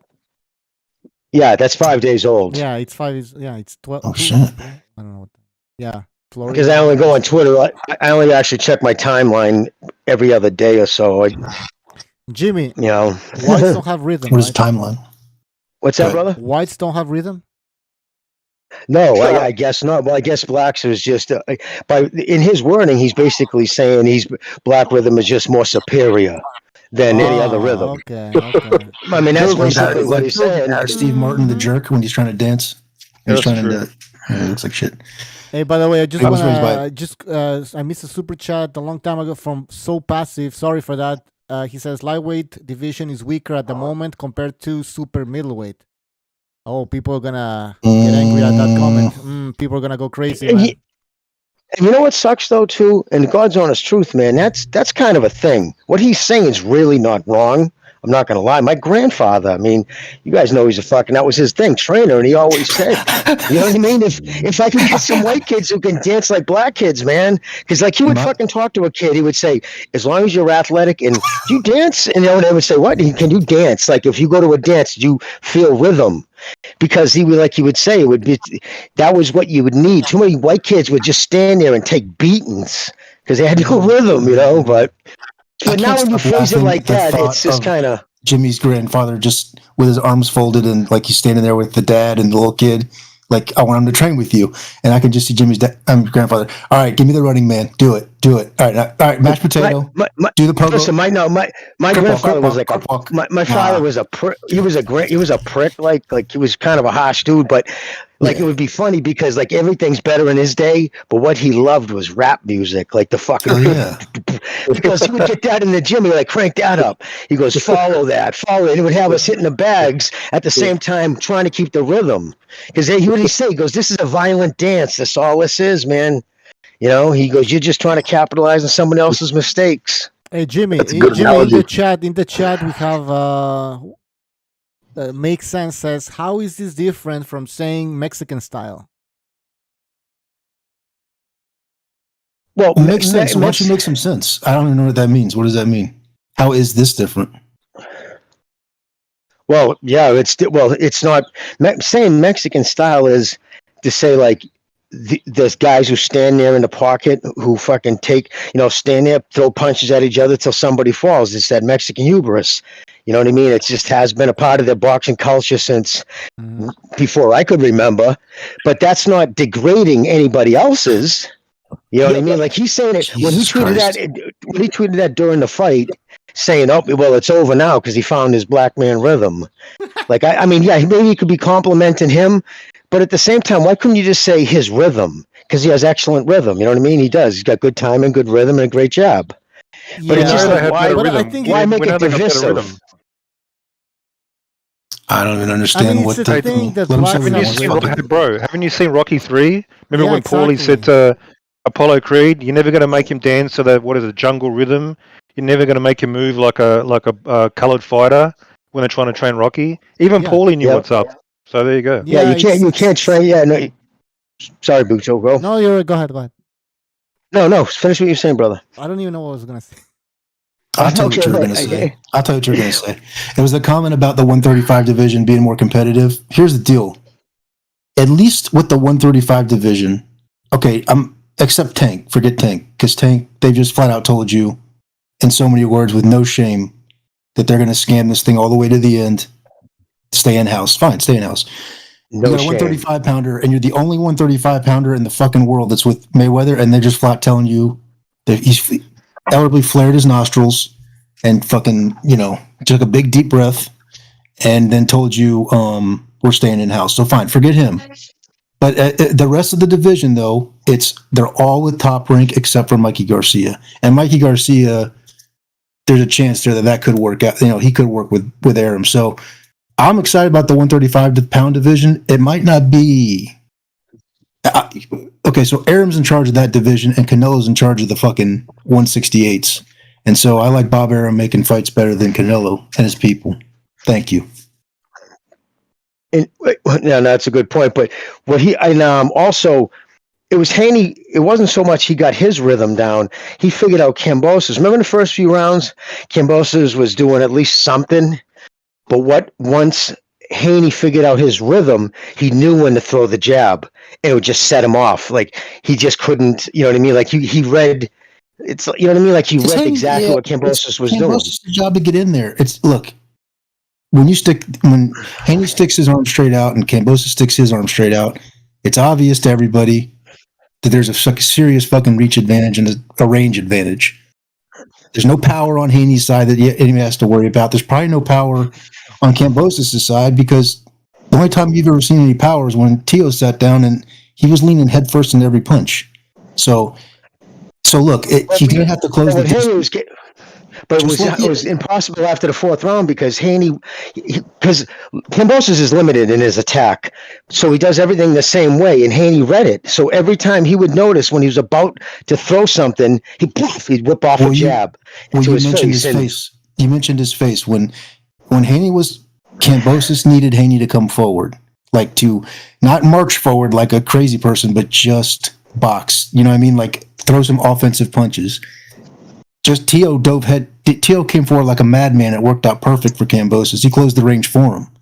But as soon as, like you said, Haney figured out, I don't know if it was the first or the second round, there was a big overhand right that Kambosos threw and it missed. Maybe grazed. You could see it. I'm not making fun, but in the clinch, they did clinch. And in the clinch, you could see Haney's face like, oh, fuck. In my opinion, it just had flashbacks to the Linares fight where once again he was trying to trade and he got clipped. So he was outboxing Linares for 10 rounds. Then he tried to get cute and trade, a.k.a. come forward, be offensive, and he got fucking cracked. Ever since the second round of that, after that, Kambosos grazed him with that shot, like Jimmy said, he just used his jab. And now it's Kambosos' job to close that distance, like it was Canelo's against Bivol, like it was Valdez's against Shakur. And you got to do that with your feet, I think. Or you can dive forward and get more and more desperate, which is what he did, and he lost. That's it. Double jab. I mean, for a shorter dude, that's the quickest way in, man. Double up your jab. Pop, throw double. So when you jab your first, you throw up your second, and then you come in with an overhand right or a check hook. I mean, your left hook, but jab to the body, to the head. Change, levels up and down with your jab. He did none of that because he couldn't, because he was turned completely sideways, his weight over his front foot, looking to one-shot him. Like he did exactly what Lopez did. Lopez went into that fight against him flat-footed, loading up on everything because he was the one flat-footed. Fucking Kambosos was able to bounce in, pop, whip up some combinations, dice up his face, bounce back out. Because Lopez was, but this wasn't, he was on the balls of his feet. Haney just snapping that jab. He was never going to go into the balls, lay flat for him like that. And again, he was limited. He didn't know what else to do. And once everybody, I'm sure all you said, okay, this fight's over. But at the fifth round. You could tell this dude had no answers for that. None. Well, at that point, surely, it's time to, stop trying to box and start to fight. This is everything's on the line. Just jump on him. Just fucking His turn feet it into are a planted in the brawl, a mud. war, Canelo couldn't dirty, jump on anything you can. Bivol for that same reason. But this is I'm what just shits saying, me this. I know he got blown out, but Canelo got blown out for the same reason. It's just not their fault. Haney would do the same thing to Tank. You know what, man? Well, you know what?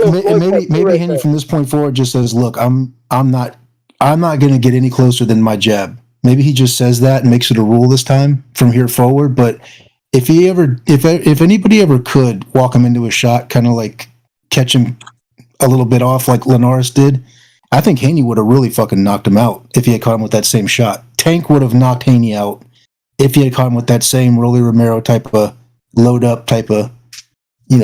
But again, that's all he practices. So they're going to watch film on Tank Davis. They're going to see that, and they're going to do nothing but post him all night. But if it's a perfect fight and doesn't get caught, he'll do a part 2 on that for Tank for sure. On Kambosos? Nah, I'm saying that I think Haney will do a Canelo versus Floyd part 2 on Tank if he doesn't get caught. Right. That Tank looks. I mean, he's a midget compared to Haney. He's tiny. There's going to be a huge, just a size and reach advantage, which is going to make it obviously a lot easier to box him, just keep him off. Yeah. If they were to fight next, if that was the next fight, I would say Haney. I'd put my money on Haney. Yeah, me too. If they were to fight next, 12 rounds, man. This guy. I think he's obviously, he's figured out that in that Linares fight, in about round 4, his dad, Bill said to him in the corner, he said something about watch out for his punch, or he's trying to land a big punch, and then Haney looked at his dad and said he can't punch. He said that emphatically, you know what I mean? As if there was nothing to worry about. And if you notice in his post fight against Kambosos, that he said he was shouting out, he's giving his thanks to people, first to be Allah, but second, aside from Allah, it was his video man, his, it would sound like an AV department, like somebody that studies video and puts together a strategy.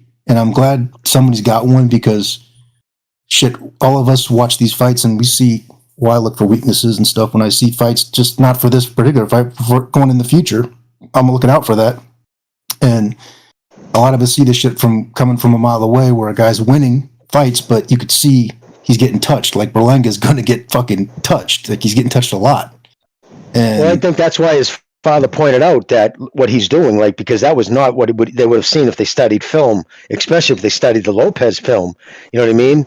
That's why he pointed out, like, man, all this dude's trying to do is one punch you. You know what I mean? Like loading up on one shot. You know, like you could see the confidence in his face. Like really, even Tim Bradley was like, "What's this dude's fucking? Yeah, right. What's this kid's plan? Like, is this it? Really? This is your strategy? Short a guy up over the fucking all your weight over your front foot would completely negate your mobility. What mobility you might have had? Turn sideways, just eating jabs all night." That was bad. Especially to talk all that splatter talk, man. Yes, Bucho, fire away. Thank you, Jimmy. Just a quick shout out to Slugger Sam for his contribution. He says, the BDA gods once again gave me my super chat privileges back. OG Boogie, where are you at? Let's see who's got the bigger bank account. Shout out to JFL. All right, Slugger Sam, welcome. Yeah, I unblocked you. I don't know who blocked you, but I'm sure they had a good reason. But anyway, is Paulo? Oh, look at Paulo in the chat. Yeah, I know. He was a day early yesterday. He came out of the gate, firing out of the gate. Yeah. Good Lord. Shout out to Paulo. I'm such a fucking moron. You know that? I just clicked on Jimmy's profile, and it says, you know, Jimmy, and then it says his name, and then it says this number, and then it says no rolls, and then it says note, and then it's me writing Jimmy a message. Like in this note section, I guess this is like I can write my own notes about Jimmy. Like, you know. Yeah, isn't it limited to words too? I mean, certain characters, like a maximum, like 500 or something like that. Yeah, but for under note for Jimmy, this is probably from. He says, "Hey Jimbo, it's Pete," and then my last name. I don't know how to call. It's me trying to send him a message when it's just like, yeah, I'm an IT guru. Hey guys, in the chat, Mr. B says Teofimo Lopez would give Haney a better fight. I'm assuming a better fight than Kambosos.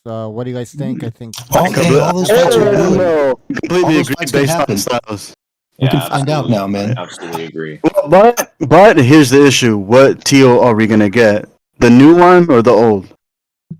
We haven't seen that guy in how long? It's up to them. No, that fight can happen. Hey, if they're under top rank, they can fucking make those fights. Those fights could happen. I'm not saying they're gonna. And I don't know how Teal's going to show up. I don't think his head's right. I don't know if he's going to. I don't know. But all I know is that those two can get in the ring realistically. We could talk about it without feeling like we're begging for it.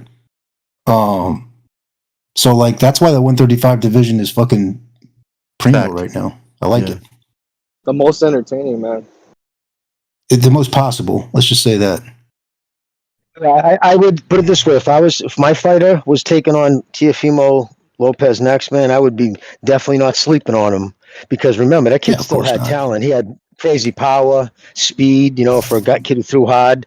I hated his stance. I had that left hand down by the side, throwing off his waist. I can't stand that. It's the stupidest thing to do, but whatever. Some kids come with that. He just let the freaking bounce get to his head. He needed to get humbled. Nah, he was going through a life crisis. He did it to himself. Yeah. I mean, I maybe not him personally, but man, it's hard to feel sorry for him when he talks, because he talks like. No, I'm just bringing it up. You know, just the factors and variables. It was a perfect night. But when it comes to Kambosos, perfect storm, right? If Kambosos is a one-hit wonder, saying that, is that taking away credit from Haney? I don't think he's a one hitter. I think he'll fuck up Garcia. Tell you straight up. Ah, really? He'll rebuild and come back. I can't sit here and analyze this shit down to the fucking core. He was so bad, man. Bucho, to answer your question, no, because I would pick Kambosos to beat Linares and Pedraza and those other guys. When you say one-hit wonder, you're just stating facts. That's exactly so far what happened. People are acting like Kambosos lose to everybody at one. No, but we don't know. Guys, can I just say something? Can I say something? Just quickly. Because I say one-hit wonder because he didn't do shit against Devin Haney. If he would have been a more competitive, closer fight, then we could have.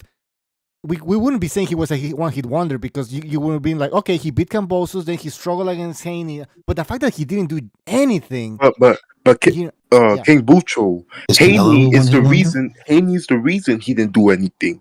You should be praising Haney because he's the reason Kambosos didn't do nothing either. Kambosos he didn't even have a long reign as champion. It's literally just one fight, I won it, and also, one fight lost it. That's the fact. You're blaming Haney. You're blaming Haney for what Kambosos chose. Haney didn't do anything either. We're not blaming Haney. Right? He's being honest. Haney made him look like a bum. Because at the end of the day, this neighborhood's going to shit again. We were good for a while, but now we're back to this shit. Like that. How is it Haney's fault that Kambosos fought like that? Because Devin Haney wants to be the next Devin Alexander. Devin Alexander and Devin Haney, bro. Same person. Stop it, bro. Haney's better. Devin Alexander and Devin Haney are the same people right now. You can't tell me any fucking difference. No, they aren't. No power, use their length, and box, and fucking run around the ring. That's all they do. Have fun. Haney wasn't even running. That's a good point, but Haney is like levels above. Haney wasn't even running. He was right in front of him, you idiot. So you sound stupid. Haney's on the same level as Devin Alexander. Haney wasn't even running. Haney wasn't even running. Alexander. Haney wasn't even running. Well, let's be honest, man. That goes to show you that Jojo Diaz must be better than Kambosos because he was at least he cornered Haney a few times. He was able to lay gloves on him, albeit he's a southpaw. Remember, that's always going to be Haney's kryptonite is southpaw. Exactly, always. And Kambosos, right? Kambosos is the guy who beat Teofimo, and Kambosos couldn't even drop Haney. That's sad. It is. Yo, what's good? L Dog, talk to me. Dog. Yo, what's up? First of all, before I give my opinion, I want to know where you got these jobbers from, man. Ever since I left, it sounds like this show has gone downhill, and that's no disrespect, but Jimmy, Bucho, Pete, I feel like you guys are carrying too much of these jobbers on your back, man. Gentrification. You guys, my God. You're going to say something worthwhile, bro? At all? Yeah, I agree. Yeah, I am. I'm just saying, you better make it that's good. Just what I gotta say. This as a long-time listener and fan, I feel like these guys are carrying you guys too much. They might need to take some of the load off. So, I disagree. I think we have a great panel. I disagree. We have great people. Lyndon Johnson. Well, let me say this, man. Let me say this, man. If you weren't on the panel, it would just be a Loma praise. So honestly. This is the guy that tried to fucking convince me Golovkin was gonna beat Breedis.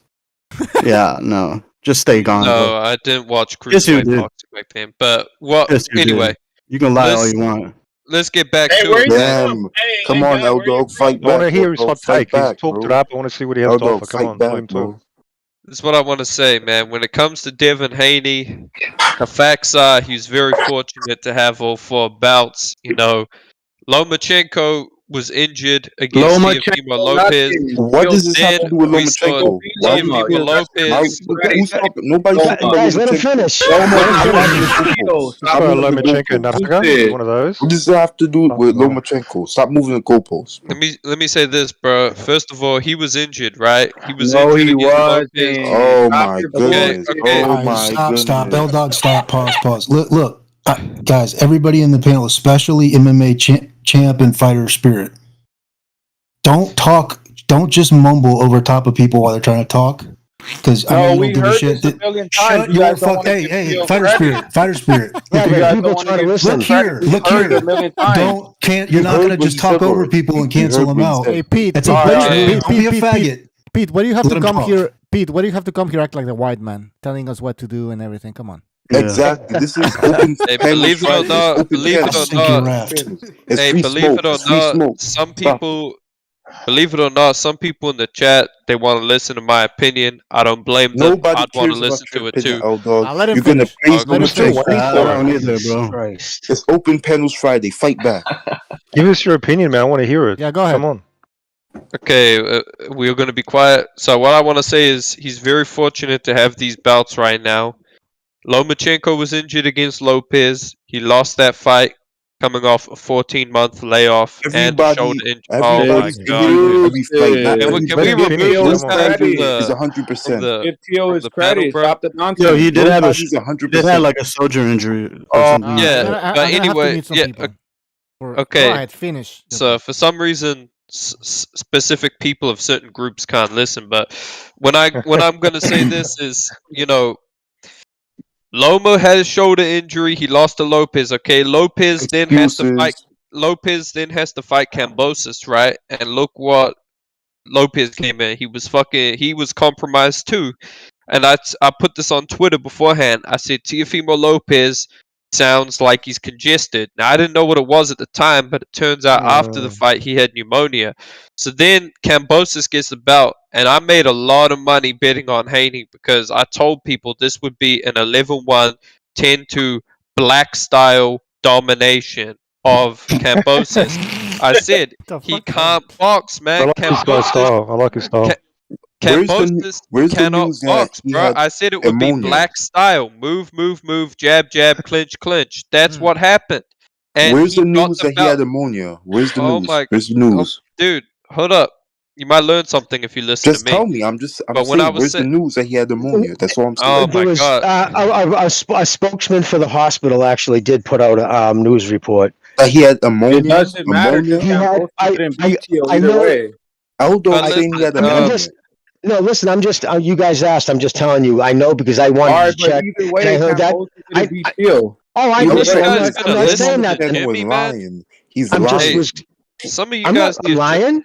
Well, I'm not Jimmy's lying. speak, man. Aldo. Jimmy's a He's man saying of Hold integrity. on. Let L Dog finish his point. Go ahead. Yeah, and anyway, what I'm saying is, if you give guys full credit in these fights and say, "Oh, no excuses," you're not gonna get many predictions right, man. This is this is what some of you guys need to do, man. You can never give full credit to guys when there is a valid excuse, right? I mean, if one guy, like to me, All right. Open it up if for you response. hold on, bro. Come If on, you man. gave Bro, full you credit, talking for like an hour.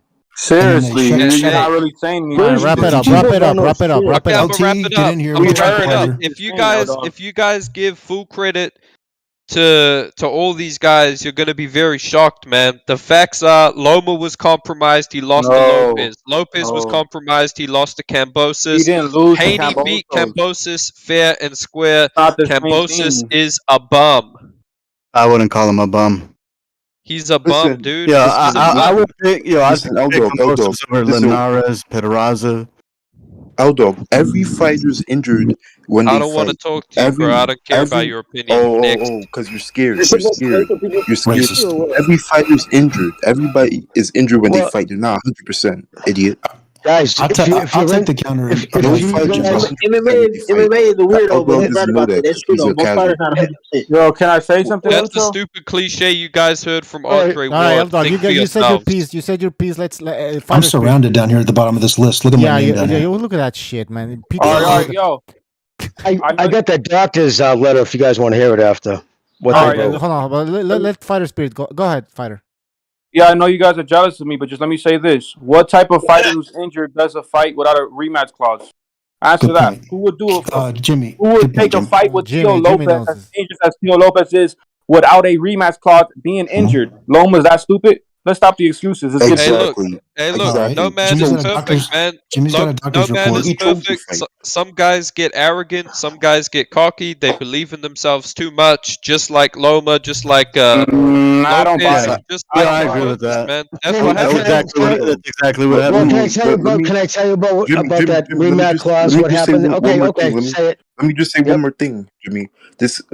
My neighbor, he actually is an EMT, and he worked for the Ruiz and Joshua fight, and he said if Ruiz had high blood pressure, and they was gonna not even let Ruiz fight. So That was the point. How is Loma able to fight with an injury? Like, come on, doesn't make any sense. How is he able to fight with a shoulder injury? Does not make any sense. You should, I declare. ask a medical professional. I want to Yeah, have no, Jimmy. that's. Jimmy's got the medical readout of what Jimmy. Well, go first ahead with off that. about Loma. Well, first off about Loma, that's not something the commission checks. They check your heart, your blood pressure, they check your eyesight, and yeah, your vital signs, your weight. You know what I mean? They have you follow their pen. You know what I mean? Very simple things. They'll even some guys even do the CAT scan now. Depends on you know what I mean. I'm just saying, so they wouldn't have caught a shoulder injury. They wouldn't have been a part of their concern. But that's on Loma. He went in with that shoulder injury. So it is what it is. I'm not making excuses. I'm just saying that's not something the commission would have caught. But yeah, no. I guess what happened was he had the doctor. It says right here, doctor on this ABC News. Doctor says Teofimo Lopez is lucky he's not dead after boxer was found to have air within his chest. Teofimo Lopez was risking his life and should have been in the hospital rather than in the boxing ring when he lost his 4 lightweight titles to George Kambosos last week, Madison Square Garden. Doctor who subsequently examined him reviewed his medical records. He could have died, said Dr. Linda Dahl, a neonatologist. I can't even pronounce what she is. With surgical privileges at Manhattan Hospital, told ESPN. Yeah, basically, and when I think I can tell you when I think this happened. Remember when he had Mountain, the guy Mountain from Game of Thrones?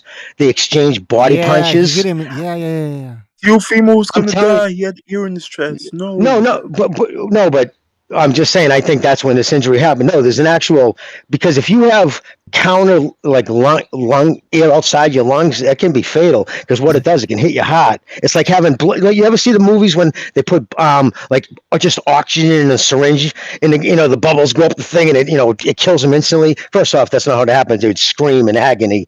But no, that's the same principle. You have that much oxygen outside your lungs and it would stop your heart.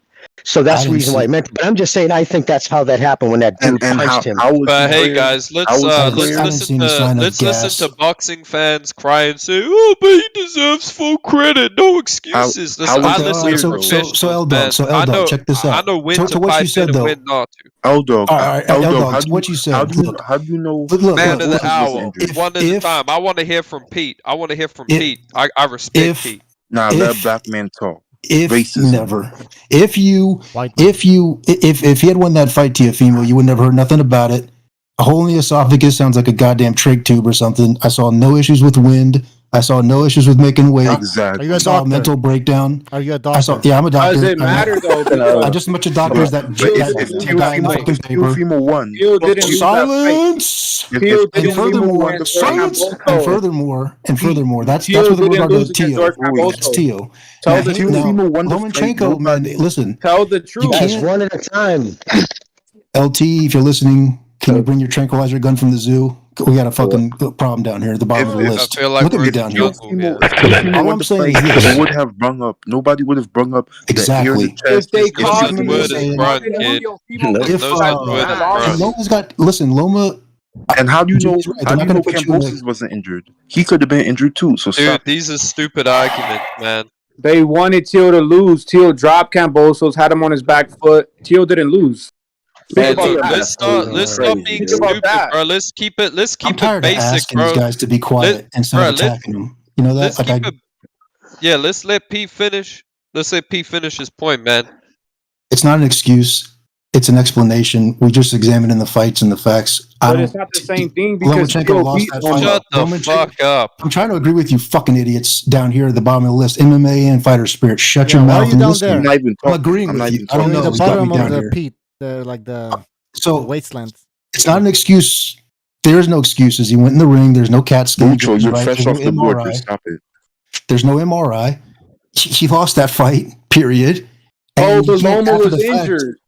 You can't after the fact claim because he was injured that should change anything. It is what it is. No, it's not the same thing because Loma lost. I'm gonna say this, bro. Like recently, I didn't know the scope of Loma's injury, but recently I got a shoulder impingement because I've been working out a lot. Right, that shit is fucking What's painful, it got to man. do with Loma's injury? Is it identical injury, bro? Stop making These dudes will tell themselves Let me explain something, bro. Lomachenko has been You might, overrated since he began fighting. There's always excuses every time he loses. He lost to some bum in his fourth fight. His top All five. right, dude. Come on, dude. You can't say stuff Then like he that. loses again. Some He's bum. not. Dude, Loma's not Toledo's a- not some bum. I'd rather watch. I don't give a Hey, fuck if bro. he's This is why, let me say this, bro, because I'm about to bounce off, fellas, but I'm about to bounce off people. But basically, this is why. This is Come why. on, guys. This is why I left the BDA because I feel like a lot of guys they're just not on my level, man. But Jimmy, Bucho, if you guys ever have another shot, man, I wanna because This is coming from the The people sitting there. Already, bro. let me finish this, Give man. Tio Let me his credit, finish L my. dog. Listen, Give Tio his credit. Leave, L dog. Leave. Let me get to but yeah, basically, I have a suggestion for the channel as a long time listener. I feel like what we need to do is an IQ test before these guys get on the panel. We need to do an IQ test and a boxing general knowledge test. I agree. All right, let's move on. Elton, we get the point. I agree with him. Everybody on the panel knows I this. just want to know, why were you trying to convince me Golovkin was going to beat Breeders? That wasn't me, dude. That was exactly you. It wasn't. That wasn't me. That was you. We need somebody. We need somebody in control of a fucking timeout button. Too many people just repeating one word over and over and over. And then listen, I'm Hold on. I'm just Jimmy, saying. Jimmy, Listen, Jimmy, I got. No, I get the point, Jimmy. Anderson, you can you can mute people, I think, right? Yeah, I got well. you, man. I just got back and I just heard fucking yelling. Half of you guys are like agents of chaos, just causing pandemonium. So yeah, try to. Anderson, you can silence these guys because I might stick around if you can silence these guys. Yeah. All right. I'm gonna silence people. We're gonna fucking mute people here because it's people in the chat are complaining. So that's the way to handle it too, L-Dog. It's not just to give a big statement and then haul ass. Don't be a pussy about it. Yeah, you can't come in here. Quick points. Half you guys like take up like half the time. Listen, I thought this was supposed to be. I thought this was supposed to be open panels Friday, bro. It is. Yeah, it is. But come on, nobody can have a discussion because nobody can have a discussion because, for example, Jimmy's talking or whatever, and then imagine me going like, "Shut up, shut up, shut up, you're a bum, you're a bum." Now you're just making. Yeah, no one can hear anything now. You don't care because you're not saying anything. Yeah. But the other guy that's talking, listen to him and then come back over the top of him. That's how you discuss it's a something. show. And it's a show, man. We're trying to have people listen to it. It's just, I think, disrespectful to the show to like try to drown somebody out and not let them talk by just saying something, mumbling in the background. It's just like telling Lucho to go fuck off. Well, fuck the listeners, though. I mean, I'll say this, man. I'd rather have him mumble in the background than have the audacity to give his opinion and pass it off as an analysis.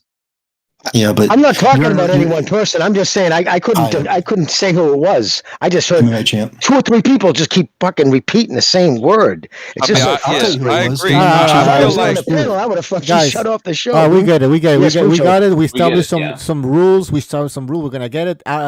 Anderson's gonna help me fucking mute people, and we're gonna continue on. And I just want to read a super chat pretty quickly here. Rex, thank you for your contribution. He says Lomachenko has never lost a round. Fight undefeated, undisputed. He's undefeated, undisputed. All right, thank you. Rex is sticking to that. Never lost a round. Never lost a fight. Undefeated, undisputed. That's right. He's the man. He's the man. I told you guys. Wait. Jimbo. But also another point. If you're not gonna be talking, and I see that you're not engaging in a conversation, I'm gonna just disconnect you because other people wanna jump in, and I can't keep up increasing the spots because then we're gonna reach 20 people, and it's gonna be crazy. Jimbo, are you there? Yeah, bro. Can you guys hear me? Yeah, go ahead. Salute to Jimmy, a real OG. salute L-Dog, salute King Bucho, Mr. BDA, the panel, the chat. I'll be honest, bro. I've actually lost track of where we were. So we're talking about undisputed champions not being treated equal, right? Is that the topic? Oh, that was the general topic. If you want to talk about that, we can talk about that. Yeah, bro. I mean, I feel like Usyk, and even Canelo, I'd say they had more versatile title runs than Devin Haney. With him, it was just, wham and bam, and that's it. You got all the belts. So I definitely see the argument. Is he the top lightweight? I don't think so, but I'd say you'd have to put him number one though because he's got 5 belts. So it's one of those. It's just one of them. But it's it'll be interesting. I saw him on Max's show, Max Kellerman's, saying that he wants to fight Lomachenko next. So for me, that's the fight I want to see. I see Lomachenko versus Haney, and then that's the top fight for me. Yeah, that's what I'm saying. Listen, these people that were saying that Lomachenko was afraid of Devin Haney, and that's why he fought Teofimo Lopez are crazy. And like I said, this fight's gonna happen. Lomachenko is gonna happen. So that narrative, that fucking story, is gonna just disappear. But King Bucho, also Haney did also say on the Boxing Voice that he might move up to 140 because if he fights at 135 again, it might be hurting himself more than it. That's what he said. That's us. Big time. But I'm saying though, if you're hurting your body to go back down, like, come on, bro, like MMA. it is, like, I get your he's point. gonna have a shorter I have a career if he question. does that. I made a video and I said that I took a little bit of credit away from Haney because he fought a smaller guy and he hid behind the jab instead of So you're agreeing with me in a way that he's too big. On BoxRec, what's the name? Kambosos is bigger, so blame BoxRec. No. I mean, again, what are we gonna believe? What are we gonna believe? Paper or your eyes, dude? Like, when I watch look, this is why I don't go off for resumes, dude. I heard some people saying, "Oh, but Kambosos beat this guy. Kambosos beat that guy," and I'm just like, dude. I understand boxing. I know what the fuck I'm looking at when I watch Kambosos. I can tell he's not that good. What he is he's like your typical unrefined fighter from Australia or New Zealand. You see it all the time in these fighters from down here. They're tough, they can throw a punch, whatever, but they lack the finer skills. They can't control distance. Lack of quality. Well, what it is lack of quality sparring. That's exactly what it is. They got the willingness. That's why most guys will come to the States because you'll have so much better access to sparring, and that makes all the difference. The best places you can go to for like I mean, it's like this is probably the worst place to be because there's such a lack of sparring. But you notice it, man. When I watch Kambosos, this guy has horrible footwork. This guy, he lacks distance control, and to be quite frank with you guys, he lacks a brain. I mean, the dude was there dropping his lead hand, trying to outbox a black fighter with a reach advantage on the back foot. Like that's ever a good idea. But when if I were his coach, I would have slapped him and said, "Listen, white boy, put your hands up and start backing this dude up."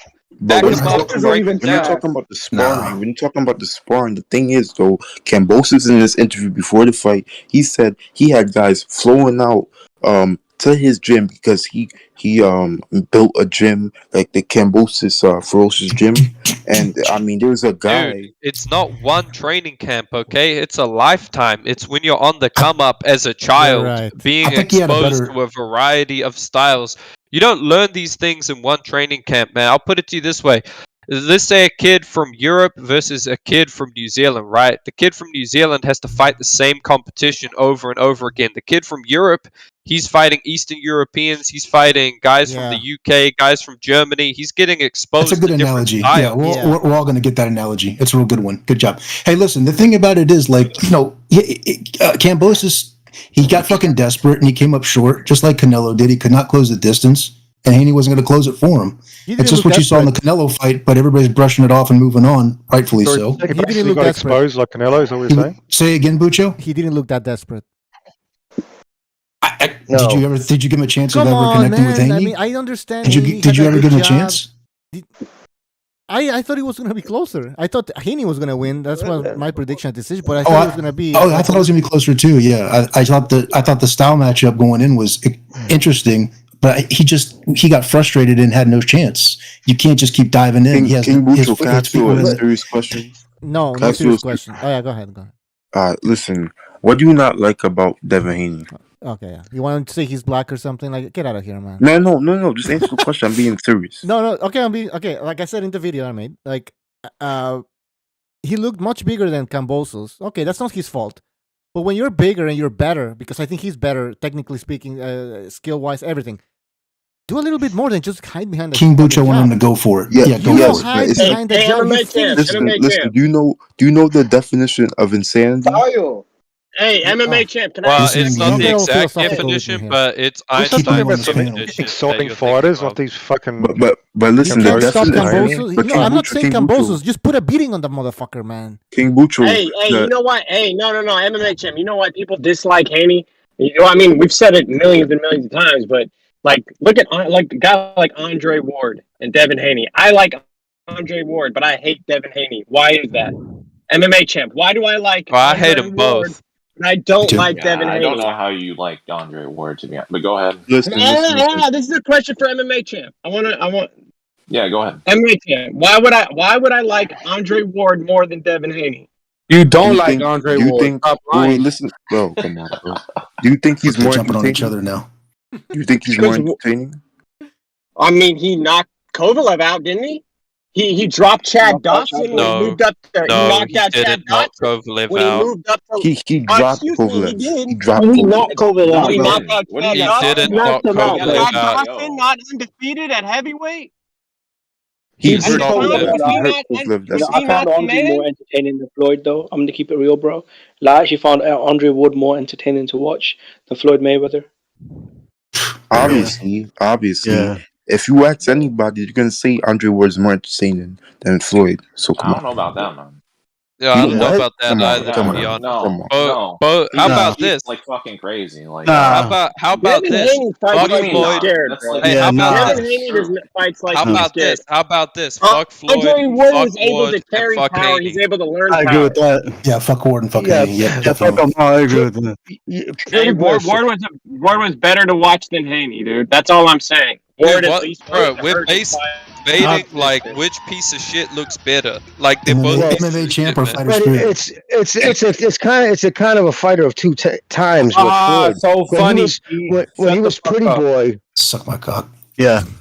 When he was pretty boy Floyd, man, that kid could crack. He took shots, and he was in some good fights, some real entertaining fights, and he was dominant. But when he became money man, who keeps fucking blowing fucking gaggers every time I talk, motherfuckers? But but yeah, two different fighters. That's definition. I agree with Jimmy. Okay, all right. Jimmy's got a good point. Jimmy's got a good point. Of insanity. Floyd did at least go after it at some point. Bucho's right. The definition of insanity doing is the same keep thing and doing expecting that. a different Yeah, result. Yeah, we know. come on, And man. what's Come on, one at a if, time. just make a point. So my point is, Not me. like, if I'm a the genius. bro. Come on, bro. The definition of sanity is doing the same thing over and over again and expecting a different outcome, right? So if you watch Devin Haney over and over again and you expect a different outcome, you are insane. You are insane, bro. Nah, like you that's I agree. That's why I switched it off, bro. The way you're applying that is horrible. I mean, Yeah, I agree. You could also be stubborn. First of all, that's not the definition. That's what Einstein said it was. Now, I mean, Not in that could way, be though. true. Now, I'll say this. Kambosos is the one who's insane because I saw that idiot doing the same thing over and over again, not making any adjustments, thinking it was going to work. Like, and this is a common thing you see with bad boxers, like a C or a B level fighter, like, and you see it especially with some Mexican fighters who are like on the C level. When they are getting beat up, you know what their first thing they think of is, well, I'm getting beat up, let me do more of it and maybe it will have a different result. Like they think, oh, my pressure That's all I isn't got. working, That's let all me I got. put more pressure on and see Yeah. if it makes a difference. It's like, you know, this is how you But can Eldog, tell. do you care? Stupid Do you care boxer. who? Do you care Kambosos is who? a stupid boxer. Wait, do you care who? Eldog, Do you where care are who the- Kambosos fights next? Eldog? Where are the New Zealand B-level Yeah, I fighters? do. I care if he Fighter fights shit. Haney next because if he fights No. Haney next, That's not I'm gonna be happening. All right, that's not disappointed. happening. That's not happening. We agree on that. But do you care what he does from here, where he goes, who he fights next? No, you don't. So I don't understand what the focus is on Kambosos. Just fuck him. I mean, That's why I want to say Because this: he the didn't- fight Hey, Aldo. I want to see is Lomachenko versus Devin Haney. Yeah. Sometime in the end of this year. Yeah. I got Lomachenko beating Devin Haney. It will be a good fight, depending on who the referee is. If we get Kenny Bayless, I think Haney wins if we get a fair referee, maybe like a Russell Mora. Let's get Afro. All right. Eldo, I get to cut you off. Just 2 comments. Yeah, it's sad that we have to actually bring up the referees as a factor influencing a fight, but that's the reality of what's happening these days. It's sad. By the way, TX Bulldog, thank you for your contribution. He says, after another fighter just died, we still have to hear people bash a good defensive fighter. Haney got a lot of hate on BDA Boxing. Now there is no dispute. So he's talking about the safety of fighters. Listen, if you want to see safety in the ring, then put you get what you deserve. I don't give a fuck. I don't care. 18-ounce gloves. Come on. Listen. Dude, if I had my way, we'd still be fighting till someone got knocked out. Like, fuck. But paid a lot of money. But then, listen. If Haney dies in the ring, everybody will be coming on. Oh, rest in peace, Haney. Blah blah blah. He was a good. But then no. If you're saying you want a knockout, then don't do that, right? When Haney dies, everybody. So it doesn't make any sense. Oh, boo-hoo! I would be so upset. I would be so upset. Early in his career. God forbid, knock. I mean, this is what we're talking about, right? These guys want to talk up Haney as a pound-for-pound fighter, right? But they're now saying that if he can't clinch, oh well, he's gonna die. I mean, some pound-for-pound fighter, right? But he'll die. He'll die if he can't clinch. Like, dude, is this your pound-for-pound fighter? That'll explode. I can say I don't want no fighter to die in the ring, but if that's the choice between a fighter maybe fucking popping off now and then and the dude's never taking a chance, I'm not watching the sport anymore. Can I be honest, bro? Yeah, that's the sport. That's the nature of the sport. Who died in the ring, though? I'm gonna be harsh. Like, if this is what it takes to make entertaining fights, a couple of dudes getting put in the dirt, then fuck it, bro. It is what it is. I don't see anything wrong with it. Our ancestors used to watch people fight till the death because it was the honorable used to get eaten by lions. I mean, this is nothing like that. This is virtually impossible for that to happen, man. The chances are so goddamn slim for that to happen. But I mean, it's considered barbaric in the modern world. Wait up, y'all. What Can is I make boxing? a point, though, real quick about fighter safety? Yeah, go ahead. Boxing. Let Anderson talk. If y'all really cared about that shit, maybe you should call out like these fucking like Olympic gold medalists fighting like straight bums for like 10 straight fights. Like doesn't fucking Devin Haney fighting like more Mexican like 20 Beetlejuice? Yeah, 20. Devin Haney fighting Mexican Beetlejuice in like a Mexican restaurant. Isn't that like, kind of threatening that dude's health? Yeah. Like that's a complete mismatch. He's gonna get his ass whooped. Like, isn't that kind of dangerous? Hold on, one quick comment. I want to say something. If you are concerned about boxer safety, then start telling these commissions to impose 18-ounce gloves, headgear, and you can watch seriously, and you can still have that beautiful boxing where you hide behind the jab and you move around, but with headgear and big ass gloves. But listen to Bucho. Dude, if you guys care about fighter safety, I'm gonna say this: you should be telling Devin Haney to move up to 154. They need to bring back 15 rounds, in my opinion. Yeah, exactly. They need to make the sport more brutal. The shit's just warming up for 12 rounds. That's just warming up. It's getting interesting.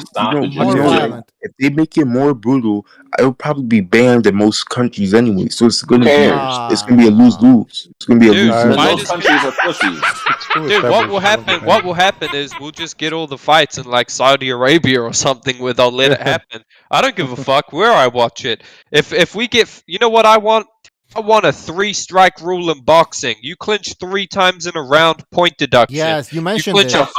You mentioned it somewhere, and I think that was a great idea. That's what I'm saying. A 3-strike rule, but they'll say it's racist, whatever. And I want 15 rounds. I want 15 rounds. 15 rounds, 3-strike rule. Make these dudes fight, and you know what? Same day weigh-ins too. And eliminate TKO. That's a big part of it. That gets rid of all the weight bullets. I agree with Jimmy. The clinch rule, right? Here's what I'll say about the 3-strike rule when it comes to clinching. Okay, the problem to me isn't running, right? The problem is when these guys what they do, like Haney, right? Move, jab, jab, jab. And then when the guy finally cuts the ring off and gets on the inside, clinch, and the referee just breaks it. We need to have a system where you clinching. Hey, hold on. We need to have a system where you clinch 3 times in a round, point deduction. You clinch a 4th time in a round, another point deduction. A 5th time in a round, you're disqualified. It's become part of the It was Kambosos that was diving in with his head first. So it's like you said before, he's a subpar fighter in that fight, and he's just winging one right hand and diving with his head. There's like a front headlock. It's for the other fighter to break that clinch. He was content just to be clinched. It's really not. It's illegal. Listen to me. Lomachenko's not going to fucking dive in like that. He's going to take angles. There is going to be no clinching him. You could try, but yeah, he'll explode out of it. But here's the thing: the referee sometimes doesn't let you fight out of a clinch. Like Kenny Bayless, he will not let you fight out of a clinch. He will immediately scream break and reset the action. He breaks the clinch himself. Loma breaks the clinch himself. Exactly, and yeah, he learned that in Salido. That's why that loss was so probably the most learning fight he had. And remember after that, when someone tried to clinch him, how violently he pulls out. You know what I mean? Exactly. Like he weights his hands down and just, and that's the way you should do it. You should bring attention to it. Also dirty Absolutely. Too. That's also dirty too. So same thing. No, it's not. But it's a little bit like this. Escaping a clinch is not dirty. Let's assume it is dirty, right? It's like this: a dude hits you fucking low, you hit him low back. It's the guy who initiated it that really has the problem, right? I mean, he's the one who fucking tempted you to do that. I'm not gonna let myself be a fucking victim in that ring like Kovalev. If you cheat me, I'm gonna fucking cheat you back. That's how I do things, man. Well, two things. Number one, Loma also learned with the low blows in that fight against Salido. I mean, by the first half of that fight, by the second half, he was not looking over at Lawrence Cole, giving him the low blow signal. That's number one. Number two, the thing with Kovalev is like, that's like a fucking ball shot to knock you out. If you stop me with a nut shot, I can't say Kovalev should have. He couldn't do anything back. He was just holding his balls, So I agree with you. I just don't think any of these problems are going to be the clinching issue is going to be an issue with Loma. I just don't. He doesn't smother his work like that. He doesn't dive head first in there. It's not desperate. It's just. But it's also Haney diving in head first, and this is why I think Loma could beat him because we know Loma. He has great footwork, right? But he can use his lead hand well. So I see Haney, after he punches, he'll dip down, try and smother you and get underneath you. I see Loma being the kind of fighter where he can take a step back and then catch you when you're trying to come in like that. Maybe like an uppercut, right hook type of combination. But dude, we need to get rid of what Lomachenko would do is what he does in every fight. Every round, his cadence would be just slightly different. He'd come in just slightly different. He'd move his right hand, maybe swinging around a little bit more. Something different. And what that does is it makes it next to impossible to figure out his timing. And that's why people get mentally exhausted and quit with him. They don't quit because they're all beat up. They quit because I can't, it becomes too much. Remember, the most important part of that fight with Haney is when his father said, like he had his rhythm. Once he had his rhythm, and that's anytime you get a fighter's rhythm down and you really have it down, and if you have, you can fuck somebody up because that's like the blueprint, and that's his strength. Is he does so many different things differently. You don't even notice it unless you're in there, and plus he's a southpaw. No, it's crazy, man, and I think that's exactly what he do to make Haney tired. This is a theory I have, right? I have a theory that like a lot of the best black fighters, right, they fight to a rhythm. And that's their strength. They fight to a rhythm. But some of the European fighters, they don't have a rhythm. What they have is like a counter to rhythm. They break rhythm. Look at Loma, look at Usyk. These guys, they break rhythm of a fighter. They're fighting with feints, and by using a lead hand, they draw out these athletic movements. Because these guys usually don't have solid mechanics or fundamentals like a Bivol or a Mikey Garcia. So you feint them, you break their rhythm, and you get them out of position because they do these big athletic movements to jump out of range, and then you attack them. By the way, just quickly, sorry, TX Bulldog, thank you for your contribution. He says, I guess I struck a nerve. Chibi knows what I'm saying. He's talking about the safety of fighters. Ucho TX for Texas Bulldog. Well, yeah, bro, I was just saying, my problem with Lomachenko is this. At 36 years old, bro, coming off a damn near 2-year layoff, I don't know what, like physically and mentally, where is Lomachenko, bro? I swear, no, by the time they fight in a year or so, he'll be what, 35? So, smaller guy, older guy, and right now, Top Rank, bro, they're on this weird cut commission. So, I feel like the politics will be against Lomachenko. I don't know, bro. You know? Look, the politics might be against him, but the reason I think that there's a chance where it wouldn't be is because they still have Shakur and Keyshawn Davis. So it's like, okay, he beats Haney. We can set up some sort of a grudge match, Haney versus Tio. Well, Haney lost to Loma, who Tio beat, but Tio lost to Kambosos, who Haney beat. So you can still market that fight that way. Then you can get Shakur versus Loma, which to me looks like what Top Rank really wants to angle at. That's the kind of they think that's going to be a big fight. Every 50-50 fight that we've seen lately, for in any way, if anybody's making them, it's Top Rank. They're going to let those guys get in there, Valdez and Shakur. I'm not saying the outcome's going to be like, but if it's a fight people want to see, that's why they're signing Devin Haney, and he knows it. So that fight's going to happen. There's going to be no fucking Lomachenko over. I heard that talk during the TO fight. I have no idea why Bob Arum would try to fuck Lomachenko over. They're both his fighters. You know what I mean? And his reward for it was Tio hauling off and going off of his own. So it's like, I'll tell you why, bro. Because at the end of the day, bro, like, say if Lomachenko and Haney fight, right? Even though Bob Arum's, almost dead or gonna die soon in 18 months, whatever it is, bro. Lomachenko, you got a 35-year-old Ukrainian, or you've got a 24-year-old young American. I mean, who would you rather vest your future into, right? Exactly. Same with Lopez. Both of them. When people are saying that, Lopez is going to get robbed, I said, bro, why would you rob a young American with a Latino, background for a Ukrainian who's in his 30s? Like, that doesn't make any sense. Okay, and they wound up not robbing anybody. It was just the goddamn fight happened the way it happened. The cards look. Dude, it was 11-1. What are you talking about? Guys, in the chat, Funk Raid says clinching and holding are not the same thing. Correct. That's a good point. I don't know, because if you look at the Queensberry rules, the Marcus Queensberry rules, it says like clinching, holding, wrestling, as if they're synonymous to each other. So I don't know about It's that. in place of punching. You can clinch if it's in part of the combat, meaning two guys throwing punches. A lot of times the same way they collect heads, they end up chest to chest. Correct. So obviously, if in that case, would you just say, okay, well, you reach out and grab first? No. So it has to be in place. I think how it used to be written, in place of offense, meaning if that's what you use in place of offense, or if that's all your defense. Like stalling. So that's if you see somebody doing that, yeah. If you got no answers, a kid's coming in, you just reach out and grab. Because if somebody's hurt, another time they overlook it, and another time they overlook it is if a fight is hurt, because that's what you're supposed to do. They allow that then because the fight is hurt. Because if no, what's the alternative? Counting them out?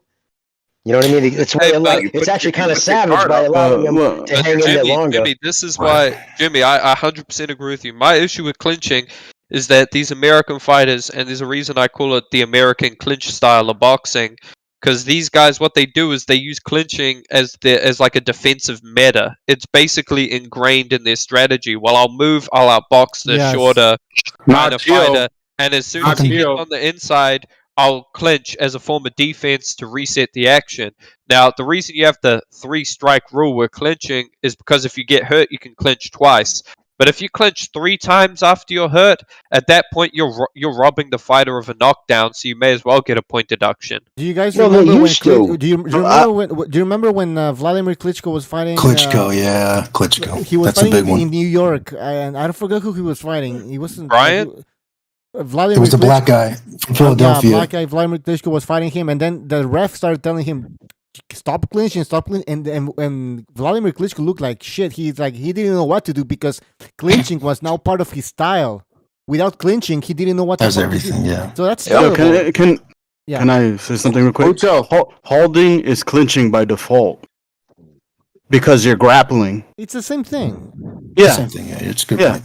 I don't think we should try and reinvent the wheel over this, man. L-Dog saying the last 2 rounds of that Linares fight when Haney's he's putting his guard up, and then as soon as he gets close to Linares, he's putting his arms out like 45-degree angle, like he's trying to tackle him, and he grabs him by the waist. That was fucking bad, That was not a good look. Excessive too, man. That was bad. Yeah, it was bad. Man, facts, bro, facts. Yeah, you know what they would say? You know what these these motherfuckers will say though, but Okay, that's Unda. what you're supposed to do. And it's like last time I checked, boxing was about hitting and not getting hit, man. You gotta fucking throw some punches. If you're this skilled pound for pound fighter, why don't you look at Canelo versus Bivol? I didn't see many clinches there. I saw one guy who used movement and with his feet and another guy who used movement with his upper body. Why can't these dudes do that? Fight they're scared, honorably, because man. it's American style. I'm sorry, but listen, American boxing always, been one of the great. But I think lately it's becoming this like You just got done saying Klitschko, clinch, move around, clinch, and the referee. Hold on. Where did Klitschko learn it from? The Kronk gym. So he learned it from the same place. Klitschko and Tyson Fury, they both clinch off. But listen, boxing talk's over. LT's here. Let's talk. Now let's really talk, if you know what I'm saying. LT, what's your take, buddy? Clinching? Too much clinching? Look, man, let's be fucking honest, man. That fucking clinch shit, bro, it's like a fucking pandemic, bro. It's like a fucking COVID virus, bro. It's fucking fucking up everything with boxing, man. They can say what they like. God damn, all the I retarded in know the building. is everything's All right, gonna be You're gonna get muted. Hey, let me respond to clinching right quick. Did any of you guys see the full fight? Because Devin's game plan was not clinching. He took away his shoulder. So once Devin threw a jab and he dipped into his shoulder. I got no time for some. Hold on, bro. I got no time for someone like you, man. Let me explain what kind of person you are, bro. You're one of these guys. You're one of these guys. Hold on, now bro. You're gonna define me. Shut the fuck. I'm out. Yeah. Let me do it. Let me I'm accurate. I'm an expert. I'm an expert on idiots, man. I spend too much time talking to idiots, so I'm an expert on them. But let me say this. You're talking to L-Dog, bro, the champion, the leaderboard on the what rep it. He don't even respond to boxing. On the what let me say this, bro. Okay, let me explain this. I thought that was Quags. What? Let me explain this about boxing, bro. Like, you get these fans who are like, "Oh no, that's not what happened. He was actually setting it up," and it's like, dude, stop trying to into his shoulder. Respond to that point. It's like this, bro. Hold on, dude. Let me finish, man. These guys, they want to sound like experts by pretending to explain something that never fucking happened or was never there. Oh, he was clinching, okay? Let's stop saying he was taking his shoulder. What he was doing was he was clinching. When Devin got too close, Tim Bradley started this shit. Stop trying to reinvent the wheel. It's not that hard, dude. Boxing is simple. Yeah, boxing performance. No, boxing. Yeah, boxing is simple compared to other combat sports.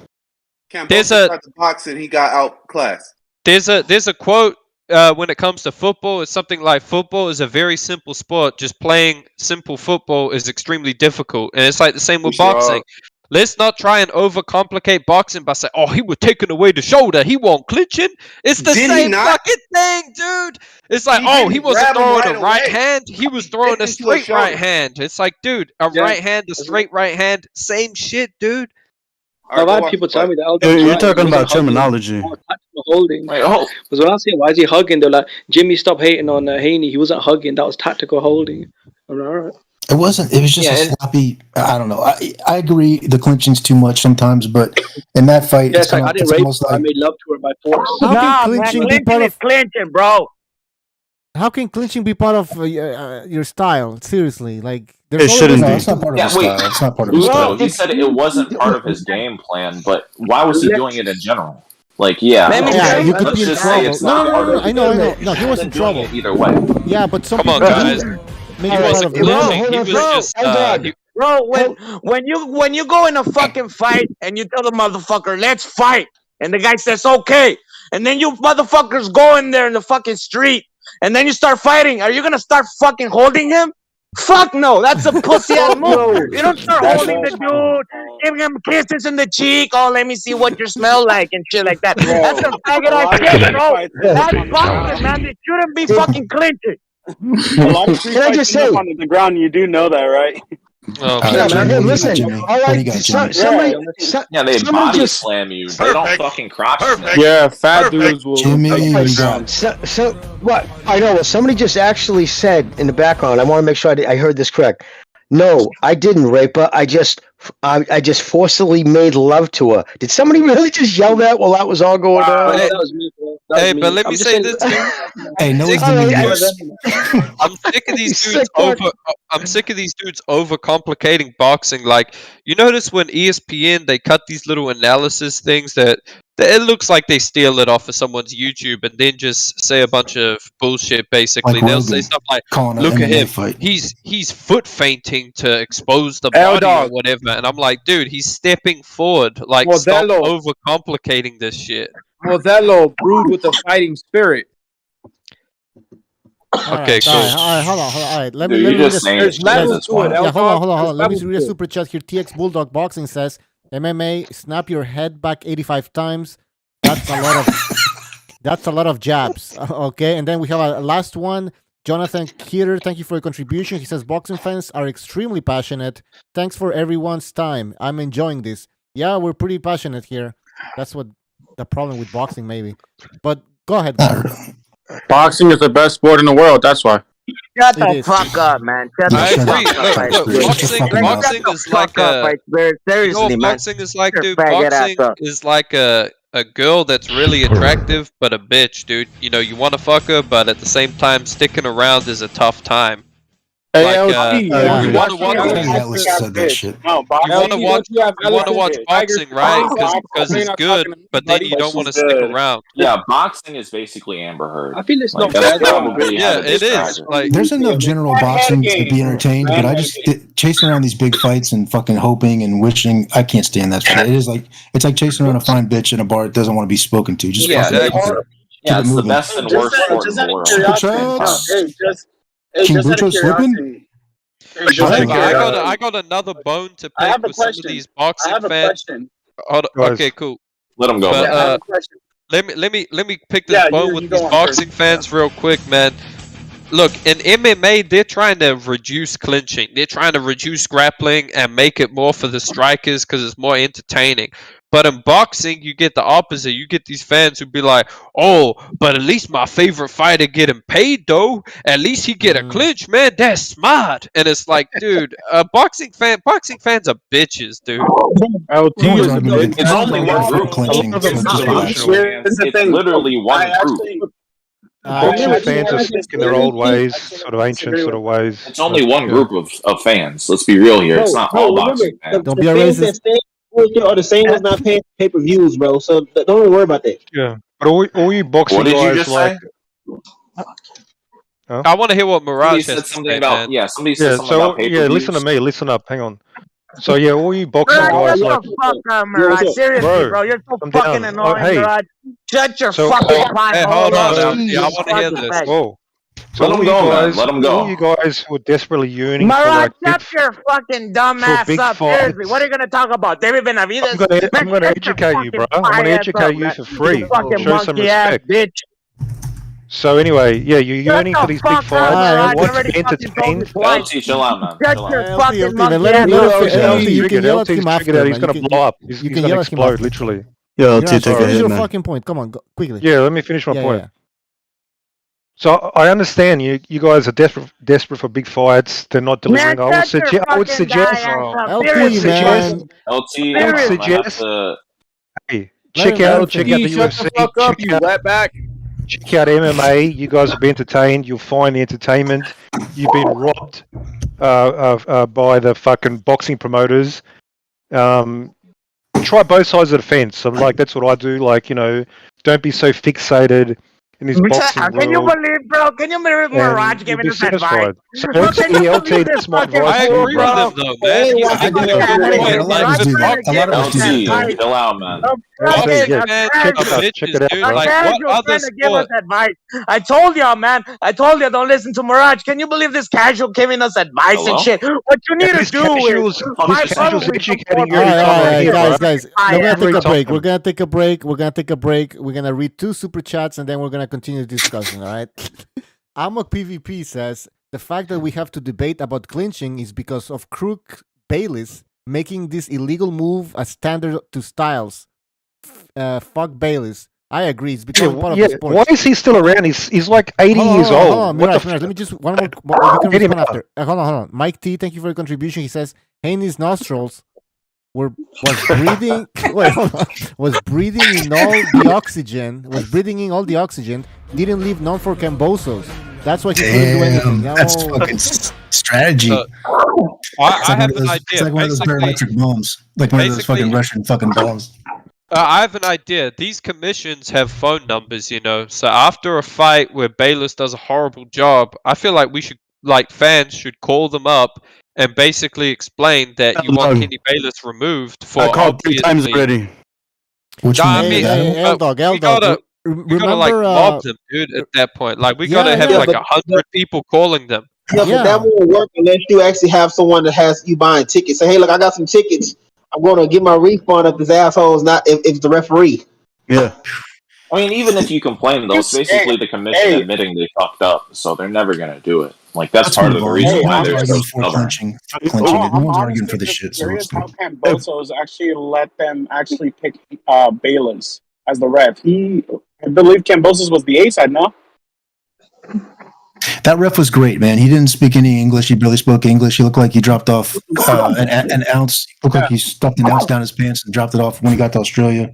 I got no problem with that ref. He's a good maitre d'. Leave him alone. There's no problem there. It's just Bro, no one's look, man, I gotta say this shit, bro. If clinching is legal, so is fucking should be fucking like hitting in the bonds should be legal too, bro. What the fuck? I agree. Hold on. Fighters already do that. Yeah, what I'm Look at saying Errol is the Spence. guys who clinch, Yeah, that's a good point. the guys who clinch, they usually like to hit low as well. Errol Spence, Andre Ward. Hey, Jaron L-Dog, Ennis, let me say this real Haney. quick. Let me say this real quick. I know you guys are scared of me, but just chill out. Take a deep breath. LT, I seen that video of you calling another black person a nigger. What's up with that? Fuck you, Fuck Fetters. you. So Fuck what? you. That's what he wants. Like That's I give a LT. fuck. All right, I don't know. All right, let's listen. That's we're not gonna Wait, fucking. I'm not trying to defend LT, but he did call him a beaner. Oh, okay. Thank that's you. all right. Thank That's you. good. Hey, Fighter Spirit, what's with you calling people transsexuals when you're the one dressing as a fucking bitch? All right, guys. One super chat here. Get these hands. Says take the coke. He says take the coke away, LT, and he's laughing. LT, No, well, I'm just don't playing. take it though. away. Seriously, dog. Don't be so angry at me. I thought we were friends. Fuck you. See, my problem with clinching is this, bro. I feel like fighters, like British and Mexican fighters, they don't know how to fight, like deal with that. See, like a lot of American fighters, they've mastered the art of clinching. Fights from the UK and Mexico, Latin America, and even from Japan and stuff, they don't know how to deal with that side. Like they don't know how to, because in America they've mastered the art of clinching. Like it's almost a fine art now. But if you're from the UK, Mexico, Latin America, Japan, Jimmy, but Jimmy though, are they really masters though? Because a lot of times I see these guys basically just accept the clinch. It's like very like That's right. frustrating It's too. both They guys just that are okay with it. It's both guys. Just for example, Kambosos is okay just to dive head first and then take a breather, and Haney's okay just to stand there. So it's both guys getting each other in a front headlock, and the ref has to step in there and in his broken English, like he's asking directions, break it up. So no one likes clinching. No one's here pro clinching. There's nobody to argue with here. We all hate it. It's annoying. Well, come on, Pete. What are you talking? Can't say both are at fault though, because one dude is going for it. Yo, the people that are defending clinching, yo, you need to watch kickboxing, honestly. No, hold on. There is people who defend clinching. I mean, that's the whole fucking problem. Jim, Yeah, Bucho, but I'm saying there's another combat sport, and it's called kickboxing or Muay Thai. Go watch that shit. No, Boxing, Muay Thai man, has clinching. a bitch Muay Thai is. has clinching. Yeah, Muay Muay Thai Thai has clinching, so there's kickboxing. Not as much, but it still does. Let's be real here. It's really the black fight thing. Yeah, exactly. Mucho's right. Yeah, when you clinch in Muay Thai, exactly. Dude, there's like I'm that's saying go what I'm watch saying. that instead.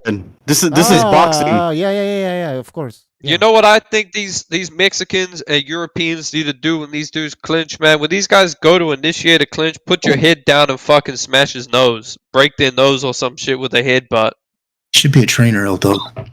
What happened to what's the deal with you get a DQ? Literally just look at what Lama does. All you need to do. That's true. Like, I mean, obviously, I'm over exaggerating. You should just do what Loma does, all right? Hips out, head down, and pull. Get out of that clinch. Yeah. Like, look at. I mean, I think Roberto Duran was the probably the best at it, man. That guy, he knew how to fight out the clinch, but at the same time, some of these fucking referees won't even let you do that. They'll be like, "Oh, break! Stop! Yeah. That's Bayless snatching her hand with those rubber gloves. Hey, Get out of here, Pete, Bayless. which referee was the one who yanks your arm and? That's Junior. No, Gonzalo in the house. His name is. He's in Texas. He's in Texas. Lawrence Cole. Lawrence Cole Jr. He's terrible. Yeah, he's the one. He's the one who apologized for the Loma fight, and he's a narcissist too, man. He won that. He got that fucking gig because his father's the president of the Texas Commission. That's the reason why he got. He apologized. Hold on one second, guys. My bad, Jimmy. You finish. Oh no, I was going to say, yeah, he's the one who apologized, Lawrence Cole, and I was going to say something else too. And then listen, there's other guys that people notoriously knew not to clinch. Like I guarantee you, David Benavidez will hurt you if you clinch him. Like he'll get you an elbow. He's mean. You know, people who are mean will do mean things. Marvin Hagler was notorious. You can clinch him cold. Like if you reached out and just clinched him, you were getting a forearm shiver right to your fucking face. Hey Jimmy, guys, Jimmy. listen to this, man. This comment here is here from 93 Octane. He says clinching is a sweet science within the sweet science. Just because you don't understand what takes place doesn't mean science is not taking place. I guess that's what he means. Punching balls is also avoiding fighting. Seriously, man. Dude, if you want to talk about science, go talk about chemistry or something. Stop trying to overcomplicate boxing. If a guy who can't, if a guy who can't fucking read can become one of the best boxers of all time, it's obviously not a science. Bro, this is a weird thing, bro. These motherfuckers can't even grab. Hold on. This is a weird thing, bro. Hold on, man. You got guys, bro. Hold on, man. This is a weird thing, bro. These motherfuckers can't even graduate high school, yet they're fucking scientists or whatever the fuck they pretend they are, bro. It's ridiculous, man. Wait. I actually have something to say about that. Hey, here's the thing. I have something to say about that. I didn't even graduate high school, and I work in Silicon Valley as a data analyst. So there's nothing if you don't count anyways. Who the fuck asked you? No. Hey, LT, I like you, bro, but I just I'll tell you this. Your Fury's another I'll tell you this from experience. When it comes down to that shit, there's honestly intelligence and there's education. Do not equate both of them. Yeah, two different things, LT. I'm just being this. Yeah, but I mean, I'll say this: if you cannot read, like, I don't think you're very intelligent, man. That's just my opinion. And like, I'm gonna be honest, like, there is complexity to boxing, but I feel like a lot of these casuals like to pretend they're experts by, talking about things that just aren't there. Like, oh, he wasn't clinching, he was taking away the shoulder, and it's like, dude, he's clinching. It's boxing. I can't believe L-Dog is getting trolled. It's complex to a certain extent. It's not rocket science, though. Exactly. It's fruity science. That's what it is. It's fruity science. That's right, Bucho. It ain't rocket science. My thing is this: instead of just writing it in the chat how we're all inept in our, of our boxing knowledge, why don't you just call in and tell us? Break that down. Break your point down. Explain how. Fucking cuck, bro. He'll make a comment. Can you break down the double leg takedown by Haney? Don't mean there's not a reason. He's that type of dude, bro. He'll say, "Yeah, I let another man tell my wife." 93 octane. Let's go off the clinching debate, man. Let's talk about real fighting again. I'm taking it personal. Oh, okay. What do you, Mirage wants to throw in a topic or something? Yeah, because you guys are talking about these. Man, just fucking say it, man. We're talking about seriously, all you fucking do, bro. Just fucking say it. Say it. We've been talking about these divisions 135 for a while, but to me, under 140. It doesn't even really count to me. I'm not interested in okay, what do you want to talk about? So you fucking believe me? I'm telling you, bro. I'm not interested. Hey, Mirage, let's talk about the real fights and the real men, the big boys. Mirage, I'm with you, dude. I'm with you. L-Dog and Mirage with that accent, fucking. You know this, Mirage. These guys. I was gonna say this, Mirage. I was on that same wave the other day because some of these dudes were bigging up Shakur but saying Inoue's a midget, and I'm like, dude, Shakur weighs 130 pounds and he's like 5 foot something. Bitches laugh at him, man. Davis, you could just give him a backhander and it's over straight away. So I'm not really interested in that. Exactly. Let's talk about the real fighting. So, Well, Mirage, just well, wrap it. yeah. Tell us, go straight to the topic. What do you want to talk about? Well, what about the fights this tomorrow? I mean, Berlanga's fighting. Any you guys interested in Berlanga's fight? Do you even know he's fighting? Munguia. No, he's I'm fighting. interested in Benavidez versus Smith. That's the fight I'm Isn't interested that next week? Isn't that next week? Or is Next it week. tomorrow? Next week. Yeah, Like, okay. do you really want That's to a talk big about fight. Berlanga? Like we've talked. I mean, No. he has to show us Not something really, at this yeah. point. I mean, he has to show us- Anybody over 140, I'll be happy. Anybody like real men, sort of, we're getting to that territory. I'm open for it. Let's go. Have you ever seen these guys in person? They're all small, Well, man. the only They're all thing you tiny. need to eat is put your Stop it, fucking Mirage. pie hole Anyway, we'll and lay a bunch you of out, cocks Mirage. in your Yeah. fucking mouth. That's the only thing you're fucking open for. Hey, But if that's the mindset, you lose out on half the best fighters. Chocolatito is fucking unbelievable, man. Yeah, I These counted guys an are all honor. small, man. I can't. Like I in the counted a UFC, life. but we don't even pay attention to those divisions, bro. We don't care in the UFC at all. This is the bullshit about boxing. They're small too. What are you Take it from talking somebody about? who comes from cares I about wasn't UFC, done. man. I wasn't done. Oh, sorry, I wasn't done. And yeah, his fucking kid is unbelievable. So was an Inoue. And I want to get to that Inoue thing, man. It was a lot of Isn't fucking he like ugly. 100 pounds? It doesn't matter what he is. What he is one of the best fucking fighters on the planet. And statistically, that bears out. The dude in 23 fights has had 17 world title fights. He's won 16 by knockout. He's lost a total of 6 rounds total. This fucking kid has been unbelievable. And for people that get on Twitter, including professional fighters, saying he shouldn't be ranked higher than, fucking EJ is just absurd. I mean, listen, in comparison, Spence has been in 8 title fights with 50%, 4 knockouts. Just look at, and also, anyway, won the fucking the World Boxing Super Series. I mean, that kid deserves to be number 2, where most people have him on their pound for pound list. Yeah, I've seen. Okay, we're talking about Inoue. Apparently, he's like a 3-time champ. He's moved up like 6 pounds, and apparently that's 3 divisions. I mean, that's Did you see the first? Did you see the first massage? Massage. Did you see the first? Did you see the first? Did you see the first?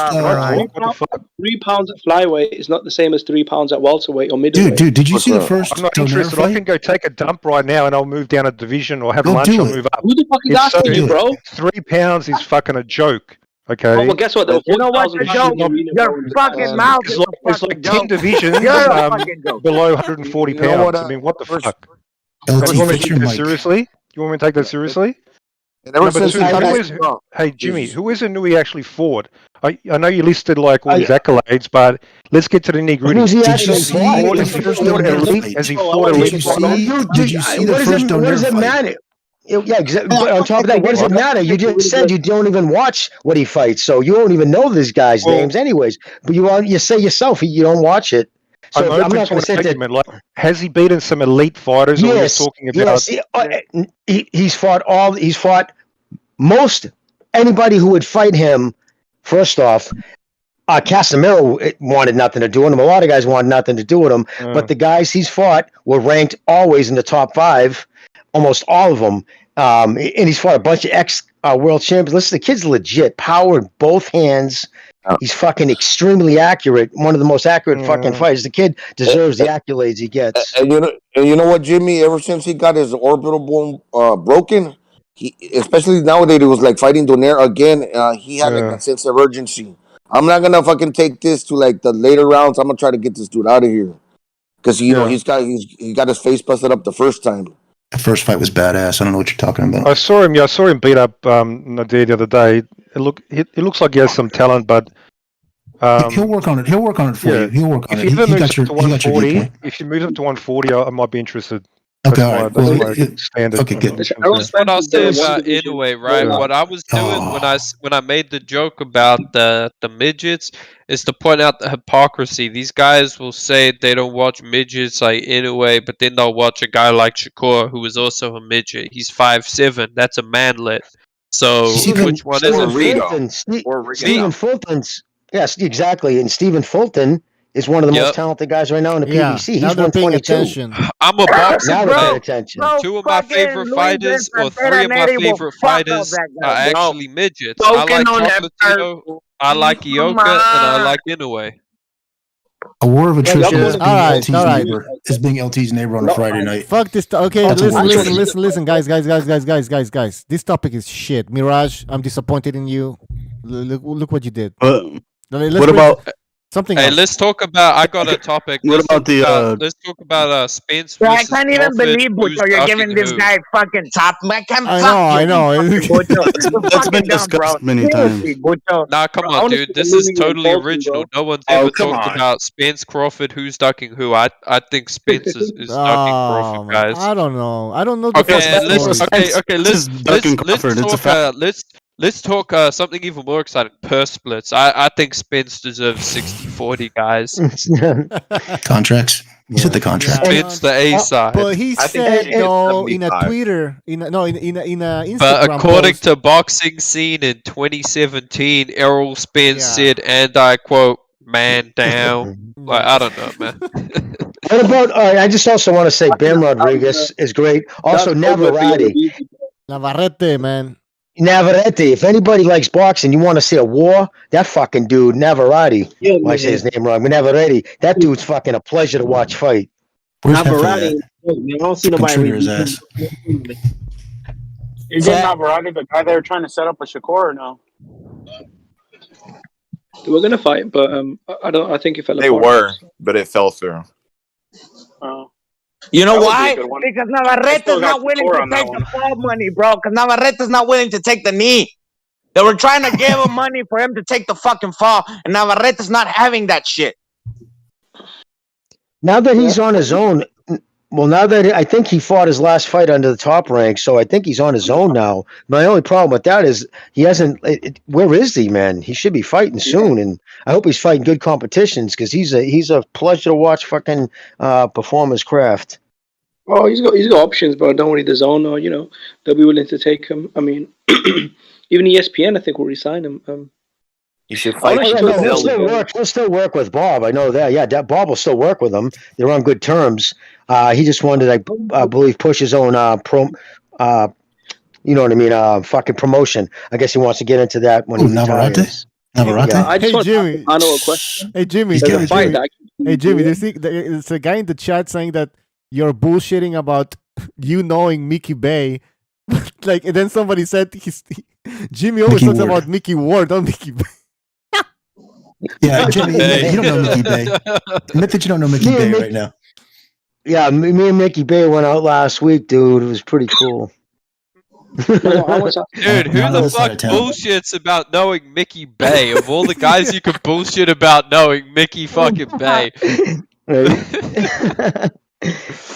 If I knew him, I probably wouldn't say that. No, I'm just kidding. I don't know that dude from Bro, at least he ain't like fucking Mirage saying he knows Mickey Mouse and shit.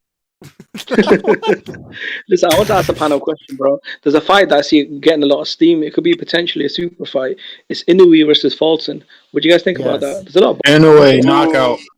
Let's make it happen at 118. Let's make it happen at 118. Or a catch weight. And I want the biggest ref they can Inoue's the find. A side. Inoue's Who's the A biggest side. ref? So Who's the biggest ref they can find? Because that's the only time that it looks ridiculous is when they have a gigantic ref in there, like Tony Weeks trying to break up 218 pounders. It looks like a schoolyard fucking scuffle. But yeah, But other than Fulton that, won't. let him go. Fulton won't go down to 118. He's maxed out at 122. He'd be eating too much muscle, and he doesn't punch fast now. So he's dependent on his legs, so he can't go. But the problem with Inoue is he's kind of maxed out almost too, because his frame, although muscular and he's got big calves, but he's actually narrow. You know what I mean? Like if he turns sideways, he doesn't have like a barrel chest, or he doesn't have really many more places to put muscle. Anything else will start slowing him down. Yeah, I'd lay out in a way. To be honest, he's a little dude. His future's bright. That's why he squints. Now listen, here's the thing. Did you say you'd lay out anyway? Come on, dude. Don't be silly. Never He's think you too can be small a for professional it. fighter. Fighter Spirit earlier when I first turned the show on, he goes, "Hey, Bucho, you hear what happened to Justin Bieber? Like, how the fuck should we know what happened to Justin Bieber? You fucking fruit. Yo, Get outta why here, should man. we give a fuck as well? That's the real question. Why? Yeah. Because Get outta guys, you here. don't understand. It's about the end. Because he carried Floyd's belts. Anyways. Shit, the only thing I've been freaking listening into is the CPI. That bitch is fucking up. Inflation is up like a motherfucker right now. Well, that CPI is fake. That shit, man. Exactly. Manipulated. It's like they dropped out a bunch of shit to hide the real rate of inflation. That shit's gonna go up even higher. So, by the way, if you're not invested in hard assets, do it right away because that shit's gonna go up higher. All right. Facts. Except on the current events. All right. Who wants to bring a topic? Talk about that in second renaissance. I want to hear more about that. Second Yo, what about this weekend's fights? post Like that Dan Dubai and Munguia. Anybody got anything to say about who they're fighting? Munguia, listen. Yeah, I mean, step it up. Okay, well, what about? When are they gonna make Munguia versus Charlo? Who's the guy that Munguia's fighting? What's his name? Jimmy Kelly. He's got what 26 fights with 10 knockouts, lost twice. Oh one my by, God! majority Yeah, one this by is a majority setup. decision, and he got knocked out by Liam Smith. Well, he lost to Dennis Hogan as well. Jesus Christ. He lost to Dennis Hogan too? Yeah. Oh my God. Oh my God. You know how bad Dennis Hogan here's the thing. is? At least the Rosado fight was more competitive. At least the Rosado fight was more competitive. Where's he He's at? all right, but he ain't cracking above 50%. He's got like a 40% KO ratio. Munguia got a solid chin. He's gonna come forward, and he's gonna Is that beat a this Golden dude Boy like card or very what? easy. They're just feeding Munguia. Does Munguia fight with Golden Boy? Yes. They need to fold up that fucking outfit, man. Yeah, They for just need the to fold zone, that yeah, up. for the zone. And by Get the to way, Golden Boy. don't Fernando buy a T-shirt from Golden Boy. That shit's cheap as fuck, honestly. What? What do you guys think about Oscar De La Hoya blasting out Heyman, saying that Charlo's a bitch? PBC won't let him make big fights, that they're trying to make Charlo Munguia. He's They want to do- 110% correct. It is, but Del Golden Hoy's Boy's got no fucked out. fucking. They just got no fucking stroke in this game. They just need to fold it up and let Bob take it over. Oh, did you guys see? Hello, Did you guys Oscar, see? Bob. That's Did enough you guys now. see that? Did you guys see that Eddie Gomez is not the CEO of Golden Boy Promotions anymore? Yeah, When of they course did- not. Because Hey, is it Richard was Schaefer Oscar De in La Hoya's boxing? majority again? shareholder. Is Richard Yeah, Schaefer in boxing? Is I'm Richard talking about Schaefer? I'm talking about the CEO. He's just like some Polish dude. Yeah, so De La Hoya might be selling the company. yeah, who's gonna Yeah, buy it no, though? here's the Jimmy, thing. Jimmy, De La Hoya's Jimmy. gonna sell the company. Who's gonna buy this shit? Come on. Bobby. It's We have the, nothing to sell anyway. Schaefer will buy the only Golden Boy. thing. The I only mean, thing the he only has to two stable fighters that I know that would bring in money is Ryan Garcia and Munguia. That's it. All right. I don't know Yeah, about the but rest. We want, okay, hold on, hold on. I want to hear Jimmy knows about this shit, guys. Jimmy, go Well, ahead. he would be selling the he'd be selling the contracts he has left. You got Virgil. He's got a few of them. Remember, you also buy the licensing fees, and because just to get it, just to get into boxing, you have to go out and spend all that money. So if you're able to buy a promotion that's already established, but here's the thing: what makes me think this kid's getting a little unhinged, because he also said he's thinking seriously about running for politics, bro. You got pictured in. I'm not even trying to be a dink. Wait, who? Vegas. Oscar De La Hoya mentioned he wanted He's gonna run for politics? run for mayor of Las Vegas. Now, here's the problem. You clearly have had, and you don't need to deny, he went to rehab, a cocaine problem, and he got pictured in fucking, fishnets. I don't know how he could win with that kind of shit out there. So it makes me question what the hell, where is his brain at? He's got five He's out of his mind. I brought Oscar. Hey man, if Trump can win, why can't Oscar De La Hoya, man? Fuck yeah. No, he can't. You can't compare De La Hoya to Trump. I mean, just a figurehead now. Hey, not too far off. Not too far off. How about Rob Ford? No, it's not even Ford close. Rob Ford from Canada. No. Oh yeah, they used to do cocaine. Yeah. He still gets income from Canelo's fights. And it's not only the fighters that. It's not only the fighters that he's got signed. It's the name Golden Boy. That's worth a lot of money. Hey, Richard Schaefer, I think, would just buy it, right? He's the one that pretty much, when Golden Boy was flourishing, Richard Schaefer was there. When Richard Schaefer left, it was gone. He's on that pro bellum thing. He's one of the principals. Richard Schaefer, fucking, he was one of the driving forces to fucking stabbing Oscar in the back when they convinced him to check himself into rehab for his drug habit, and while he was in rehab, they signed away 90% of his fighters. Hey Jimmy, how do you think that phone call went when De La Hoya found out what happened? He's getting out of rehab. It's a phone call or something, and hey. You lost all of these fighters. Himself, though. First of all, he's a figurehead, man. That's it. But you know what Oscar De La Hoya does well. He's just like the Friday night fights, like the local fights and these little like venues, and the Zone is putting that on their schedule. So we're not talking about major fights, but it's like a Friday night fight thing for like these up and coming talents. Well, there's a card on right now, right? There's a card on. Probably is there? There's a card right now. Munguia is what, a 160 pounder right now? You know what Golden Boy is really kind of messing up right now? I think it's going to be Ellis. No, 160. Rashidi Ellis, bro. Get him in there with somebody with a name 160. That's ridiculous. They are bringing too small. Hey, saying Charlo, man. I don't know why they don't throw him in with Charlo. Does that include Ring TV as well? So would the sale include Ring TV, Ring Magazine? Yes, yes, it would. That would, yes. Yes, it would.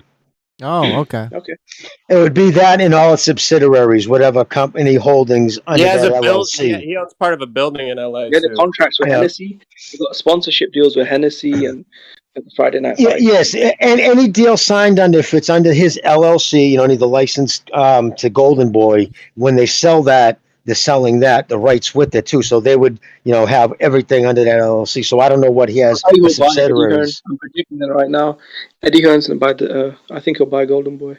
Hey, does anyone miss Jim Lampley? I do, man. No. I'm not gonna lie. I'm not gonna lie. Somewhat. The whole HBO team was just miles better than the trash we have now. I know. Professional. He was professional. Yeah. I think you guys are a joke. I agree. Sergio Mora and this Mannix guy going at each other. Oh my God. It's annoying as fuck. I hate and you have The Baraki, thing is, Bakak or something in the background. I don't care about Baraki. I think Jim Lampley wouldn't even come back. I think he's so done with boxing. He's too old. But the thing is, you criticize people criticize Lampy's too old, but these guys they had like a legitimacy, a gravitas. They brought it to every single broadcast. These guys are just lightweight fucking clowns, in my opinion. Exactly. Here's the thing, and if we notice it with HBO Boxing, it was always a black tie affair. Compared to all the other events. Black tie affair. Yeah. So it made it Ryan Garcia's still holding true to that, though. Ryan Garcia's still holding true to that. What's he doing wearing a tux to these fucking fights? He's an idiot. The thing about it is, if it's not Lampley or in particular, it's just, you're right. The setup of just no one's calling the fight and no one's you just need three guys. It's like it's an established setup. And they just got three guys talking shit all over the place now. It's no good. But Kate Abdu is on fire, though. Bucho, let me say this real quick. Bucho, I'm about to be a multi-millionaire soon, and when I get my first couple million, I'm gonna send you a fat ass super chat. Mark my words. All right, you heard it, people. It's going the other ones. Timothy Bradley, he's good, but he got a little too biased in the last commentary, man. Yeah, he got way better. Though. Hey, Tim Bradley did get better, and I give him a lot of credit. At first, I hated him, but he's the best. I think Tim Bradley is the best right now. Yeah, he's better than him. What I don't understand what I got rid of him. It's the little things that count. Like in the sense when he was calling the Haney versus the Kambosos. When Kambosos landed, he never mentioned anything about that. No, it was Tessitore got no control. And throughout the whole fight, he was going like, Tessitore got no control over that fucking squad. No control. That's gotta stop. They're gonna say something to him about that. You know what I mean? Can you imagine guys, what about Roy fucking Jones? Roy fucking Jones. He was pretty good. He could still make it. Why do you think he? No. I think Roy Jones now is gone. Roy Jones back then was good. Roy Jones now? Are you kidding me? The Usyk, he was terrible. And the Usyk commentary. He's doing his own thing. The pro box sort of he was awful. He was so pro Joshua. It was ridiculous. It was like, what are you doing, guy? Yeah, but these guys still had legitimacy. They were like, Roy Jones, etc. To me, he was a great broadcaster. Even if you know boxing, you can still be like a shit broadcaster. Just your personality, whatever. These guys are just shit broadcasters. And they don't even know boxing. On top of that, they're just fucking shithouse. Paulie Malignaggi was great. Hey, Paulie Malignaggi. Why did they get rid of Paulie? Why did they get rid of him? Because rid of him. He got too big. He got too big. But what happened was Paulie made a comment. All right, it was right. If you guys want me to go into it, I can. But it happened after George Floyd. Okay, after George Floyd, he was on a podcast. And what happened was he was not talking about George, the actual incident, but it was an offshoot of that. They started talking about that. Paulie went on to say, I know for a fact you're supposed to. He goes, I know when I've been arrested, I don't fuck around, man. When the cops, they get me handcuffs, I just listen to what they say. So he giggled as he said that, as he was talking about his own personal experience. Because he made laughter, starting off the conversation was started off about George Floyd under that era. It went nuts. Steven Espinoza, being the fucking woke libtard that he is, told him he needed to do a public apology. And Paulie Malignaggi said, for what? I wasn't laughing about George Floyd. I was laughing about my own experiences. And he said, doesn't matter. You either apologize, you leave. Paulie left. Oh, that's good for Paulie. Good for Paulie. Paulie said, get off my neck. Paulie said, yo, Espinosa, get off my neck. You're fucking kneeing on my neck. I can't breathe with this guy. Hey, how old is Espinosa's wife, bro? Espinosa's wife looks like 20 years, 30 years younger than him, dude. That's a trophy wife. Yeah, I mean, yeah, she's a fucking trophy wife. That's all. I mean, of course. She looks like a little kid, dude. You guys want to know a funny story that just recently? Check this out. Okay, now he's an attorney. He graduated from fucking the best law schools, and he went to Harvard, and then he went on to fucking the good school out in Cal State, whatever. But so here's a kid who's had a silver spoon his whole life. I think he's Jewish and Mexican. His mom's Jewish, his father's Mexican. So, but anyways, he's had a private school his whole life. Leonard Ellerby 2 months ago tweeted out, people don't understand the struggle that people of color like me, and then he mentioned Steven Espinoza, and Espinoza retweeted. Yeah, Espinoza retweeted and liked it, and said something like, "Exactly." It's like, you fucking kidding me, dude? The most privileged life that you possibly could imagine. Yeah, fuck that. The poor little Jew. Oh no. Hey, so who are the top 3 boxing commentators right now? Who are the top 3? I like Malignaggi the best if he was still doing it. But he isn't doing it. I mean, right now, top 3. He still does it. He's still doing it. He's still doing it over in Sky or some over I know, in for us, England. American audience, who's the top 3 right now? Definitely not Sergey Morrell. Honestly, that crew, sucks. that UK crew over there, that UK crew that calls I like the UK American crew. All the Japanese ones. It'd be Malo. It'd be Rollo, whatever his name is. They're entertaining. I don't know what's his name, but I'd have to say Timothy Bradley and Ward and Joe Testator. I think but there is bias. But I think for overall knowledge, they do a good job. I wasn't a huge Ward fan, but he does break shit down excellent. And he breaks it down without sounding condescending, and he breaks it down that a layman can understand. I hate when a guy starts talking a terminology that only other fighters, you know what I mean? Like that just pisses me off. Well, then, unfortunately, like Lennox Lewis, yeah, exactly. And they just, then you got guys like Lennox Lewis, God forgive me, but I mean, that dude, I mean, come on. It sucks that Antonio Tarver took PEDs and got kicked off Showtime. Yeah, he was fucking good. He was good. Antonio Tarver was. Hey, Jim, these fighters are not announcers, though. These fighters, the reason that Paulie was good is because he just played his role, and Roy the same way. They did they were like 20% of the broadcast. Lampley called the shit. He called the action. Hey, Jim, I want to ask a question, Jimmy. How much, or this question for everybody, how much do networks influence what commentators have to say when they have to push a fighter? Because I felt like that was happening with Haney, though. Like it was too obvious a push, you know? Yeah, and DAZN, I thought that's why they brought Roy Jones in. I thought DAZN brought Roy Jones in particularly to talk about AJ. I thought it was pathetic. I don't remember that.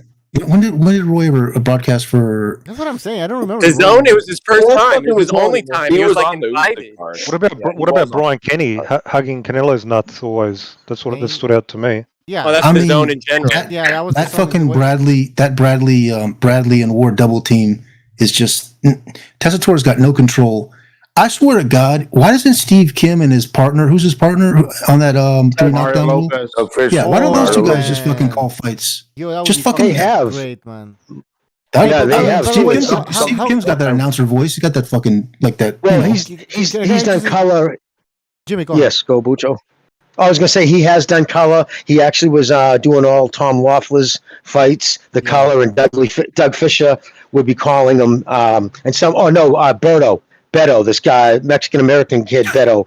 He does a good job. Andre Berto. But Guys, but yes, so he does do a good job. Anyways, Mucho, go. We need to push for Steve Kim to be commentating more fights, man. We can do it. I agree. He could call the action. Yeah, and also, Yeah. I want to say something. Fuck, I'm forgetting. Hold on. Fuck. The super chats? No, about commentators. Oh, yeah. Okay, hold on. So let's go back to HBO, the golden era. You had Roy Jones, Jim Lampley, Larry Merchant, and then you have George Foreman at some point. But see, you had one professional boxer. How come ESPN has like both two guys, Bradley and Wandre Ward? It's too much, in my opinion. And an announcer that does not announce. Tessitore just doesn't call the fucking action. Anybody could do it. Joe Buck could do it. Fucking any of these guys that can call play-by-play. They're not there to Lampley. I bet you my brother would have Lampley back now. My brother used to fucking hate Jim Lampley's voice and his stupid mannerisms, but like, yeah, you're right. Don't be careful what you wish for, because now you just got a fuck fest. Exactly. You got to open Friday. Butcher, can I say a few things before I go? Yeah, go ahead. We really need to push for real-time scoring. Like, we need to real-time scoring. We need to call out some of these fucking weird judges. Let's be real. Yeah, but the real scoring is a problem with that shit, right? Because then boxers, if they know they're winning, they're just gonna run and shit, right? So yeah, well, the counter to that is that would make the other fighter like push the pace even more. They were gonna rock Brody. Yeah. Yeah, but the thing is, though, right, that can also get into fighters' heads, so you don't want them to hear. But no, that's one of the reasons. It's hard to push anything universal because remember, there's 50 different commissions, so there's no one universal body. But I told Jim Lampley to his face, I said, dude, man, it took me until about 1996 to stop referring you to as the new guy over at HBO, and he started laughing. I said, man, because when you first replaced the fight doctor, Bernie Chachenko. He was excellent, man. There was a bunch of good guys back then calling it. And but when he laughed. But yeah, I said, dude, to be honest with you, man, I didn't like you when you first came around. Not that you didn't do a good job, man. I just don't like change. And it took me till about 10 years to stop thinking you was the new guy. It was he's a good guy. You know what's good? You know what's good too? Emmanuel Stewart, when the fight started, like within 20 seconds in, he says, I can tell this guy's doing good.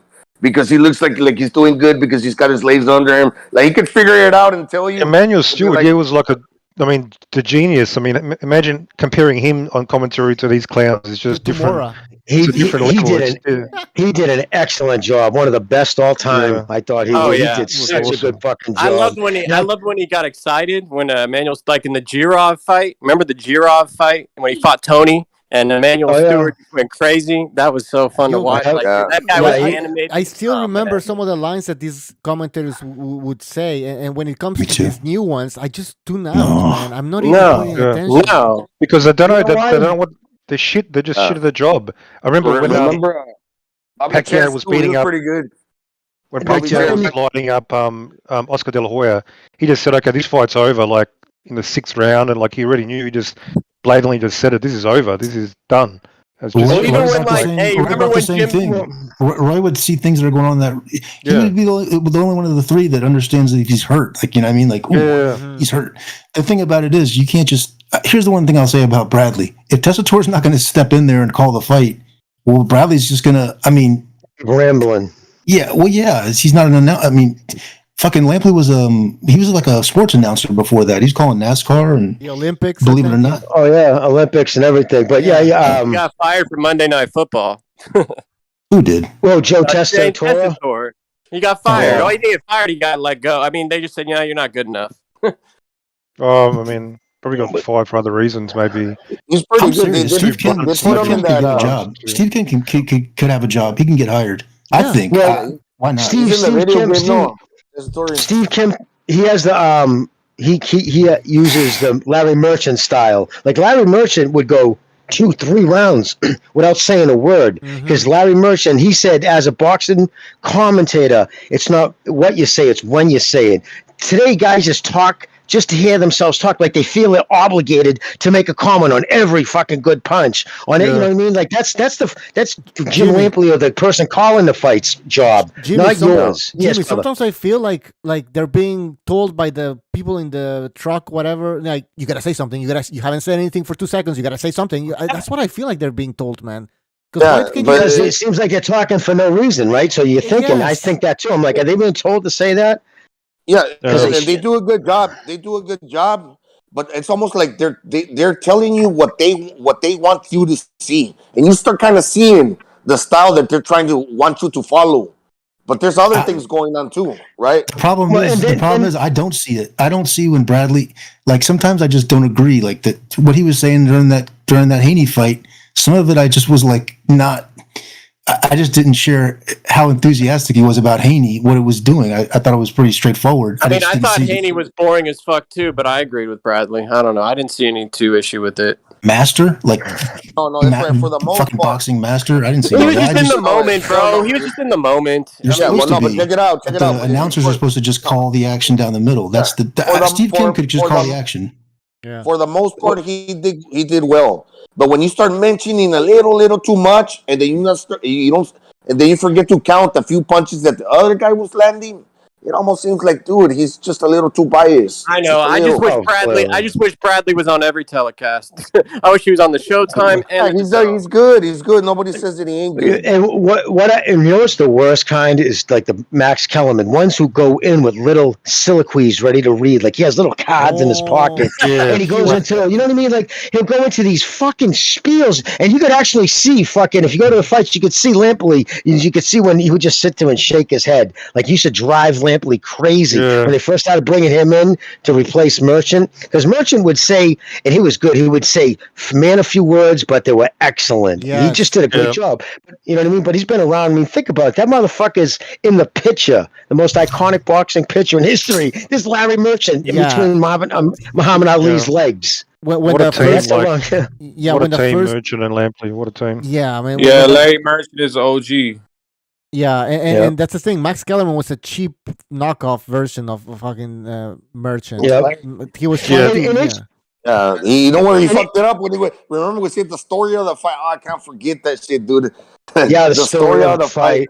Oh God, yeah, him and that bullshit. But no, the HBO Boxing was the fucking, without a doubt, that was the, you know what I mean? That was the blue ribbon. Yeah, exactly. It was. It was the fucking. You knew you made it when you got to HBO Boxing. Yeah. And they ran it like that. It was a black tie event. You know what I mean? They would treat it that way. So yeah, no, it was just much more class. And you know who destroyed all that? You know who destroyed that? Al Heyman. That's not an opinion. That's a fact. HBO Boxing never survived Al Heyman's tenure there. He's the one who put the rife between Showtime and them. He's the one who pushed that whole thing. Only let people fight within HBO.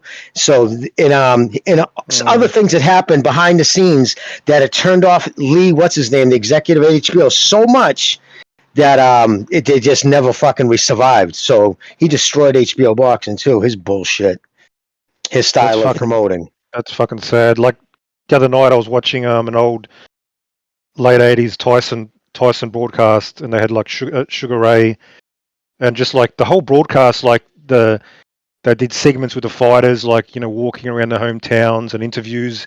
There was so much depth and just seriousness to like every single component of the broadcast.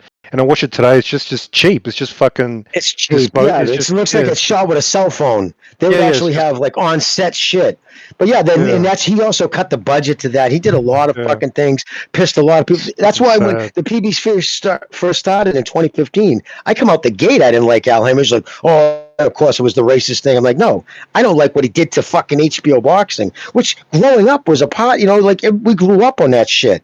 You know what I mean? I like you. Listen, you're not going to meet a nicer guy too. Jim Lampley, both Larry Merch and Jim Lampley are great people. Jim Lampley would go, after Madison Square Garden, would walk down the streets to fucking Jimmy's, the bar that all the boxing, he's that famous boxing bar on the side of Madison Square Garden, and he would hang in there and drink with everybody, dude. He was fucking good people, real good people, man. He lives in San Diego now. He lives in San Diego. I've seen him before. Big overbite, big girl, that big veneer. Hello, Roy. He started crying too much at the end, though. Let's look back how I called it. Remember when he had that little segment, the boxing thing, and he'd be like, let's go back to the night of the fight and see how I called it. Like, what do you mean how I called it? And he did cry too, man, because he, like the night of Ward Gotti won, He walked Mickey out to the ambulance, and he was crying. He was holding Mickey's hand. Wow. Mickey was pissed because he didn't want to fucking go in. He didn't want to go in the ambulance. He's like, no, I'll just drive there, man. You're like, no, you got to go in the ambulance. So of course, if you go in the ambulance, they don't let you sit up front with him. They put you on the gurney, and he hated that shit. And he didn't want to, but so, George Foreman and everybody Lampley came right over him and kissed his fucking forehead, and he just said, thank you. I will never forget what you did. This tells you these guys love boxing. They're not just there to comment and go home after that. Yeah. Steve Kim. Exactly. Yeah. You're telling me that I mean, I don't know what his position is, but there's enough budget to fucking cut off some fucking dead weight. Nothing against Tessitore. I don't want to see anybody lose their job, but I put a headset on Steve Kim and let him call this shit, man. Why not? He'd do a good job. Well, the problem is he's burnt his bridges at ESPN because he left, and he's been saying a lot of bad things about management. Some of the woke people there on the Jason Whitlock show, so they would never have him. Yeah, but good for him though. What's that? Yeah, the zone then exactly. Oh yeah, no, ESPN. Getting there with ESPN. Well, he was with ESPN, but no, you know what I mean. I mean, calling the goddamn. In other words, Bob sits down with whoever's in charge of. It's not fucking. I know he said some shit, but it's just they want a good product, and right now they got a fuck fest. It's a fucking clusterfuck, and you got to make a decision. It ain't working out. It's got to go. Hey, by the way, Chris K in the chat, thank you for your contribution. He says Devin Haney is that kid who spams one or two moves over and over. Fair play since he's winning, but that punch and clutch style gonna cost him eventually. Yeah, we talked about that. Eventually, I mean, at 140, I would be concerned about Haney. But anyways, enough about Haney, man. Fuck it. We're talking about Haney the whole time. Can I make a prediction before I leave? Yeah. I think Jaime Munguia is going to win the first half of the fight, and Daniel Dubois, or however you say his fucking last name, I think he's going to win 8-4 decision. Really? Right. You're on the right. You got an upset? Yeah. Nice. No. Daniel's beating Trevor Bryan. 8-4. Yeah, Dubois. He's not going to knock him out? What? He's not going to knock him out? Nah, I don't think so. Well, isn't he expected to sort of make a statement, comeback fight? I don't disagree with you, but I think he's going to win a decision 8-4. Yeah. I mean, I had high hopes for him when he came out, but now I think he's pretty shithouse, to be honest. Yeah. This is Jaime? David, what? Yeah, no, I'm saying on the Jaime Munguia fight, he's going to win in the first half of the fight. Oh, stop him. Jaime is going to win. Yeah, and the Daniel Dubois versus Trevor Bryan, I think Daniel's going to win 8-4 rounds by decision. Mux put some thought into this. I'm going to write this down. Might be a fucking... And I don't give a shit. All right, well, thanks for having me. All right. Thanks for joining. Be good, Amok. All right. Maybe we should end the show, I guess, or anything else. Getting kind of tired. I think it's right. You guys don't talk about the heavyweights too much, I noticed. I mean, we don't spend much time about the heavyweights. What's Fury doing? I don't know. What happened yeah, to? Fury's supposed to be retired. If he's really retired, Wilder's not going to retire because I think what's going to happen, my opinion, they're going to set something up where he goes for a vacant belt. He's going to fight some stiff, and he's going to get that WBC belt again and hold it hostage. Jimmy, if Fury is retired, either Fury retires or he doesn't retire. Because if he's retiring, then he should drop that belt right now. What's he waiting for? And here's the problem: the WBC has Wilder still ranked number 1, so he gets first crack at it. How can you lose 3 fights in a row and be still ranked number 1? Just blows my fucking mind. That's what I keep telling people who love belts. Look at that shit. How do you explain that? Bucho, before you go, can I just say to LT, shout out to LT, bro. My mom's Mexican, my dad's Hondureño. I got nothing against Mexicans. I love LT. Don't hate me. All right. Smoking the peace pipe. Begging. I'm just smoking. The thing is, you said that. Fuck Tyson Fury. He retires after every fight. Yeah, I agree. Retire and stop. Yeah, it's over. Like you want to retire, man. Fuck. Why would you think he's doing a Floyd? He's doing a Floyd. He's doing what makes you think, Babucho? What makes you think for a second that he's not going to fight again? Who talks like that? That you're gonna retire the whole time? At some point, you're gonna do it, man. At some point, but I mean, why the fuck would he? Who's he gonna I guess fight? I guess he's blowing up in weight too recently. I saw a recent picture. He's getting big. He just saying that so if they want him back, they gotta overpay him. Yeah. What about I can't believe I'm going to say this. I can't believe I'm going to say this, but I agree with Logical Man. That's right. It's right. What about Anthony Joshua versus Usyk? And Usyk? He's looking smaller because of I don't know. He just I saw a recent picture. He looks smaller, thinner a little bit. I don't know if that's you're gonna lose the weight just doing what he's doing over in the military. Yeah, you got to know what's funny though, man. I respect AJ for going with Robert because I think there's a lot of Black Americans that have no talent to go work with some of these Mexican coaches, bro. Like imagine if Adrian Boner and Robert Garcia got together. They had great chemistry, but I think that Adrian Broner, because he's such a goddamn clown, he didn't want to disappoint him because them guys were actually really cool, man. I mean, away from the cameras, they were actually real cool. But I respect him, doing that. If more people pick it up, I think it'd be a better for the sport. I don't understand that. Like, I think Errol Spence would fit better with a Mexican coach. I mean, that's who he started with. Like a lot of these black boxers, and Mexican boxers should mix, and that's what I truly believe, man. I think it worked out good for certain people. It's a great idea. But there is too some excellent black. Ronnie Shields, I think, is excellent. I think he's an excellent fucking trainer.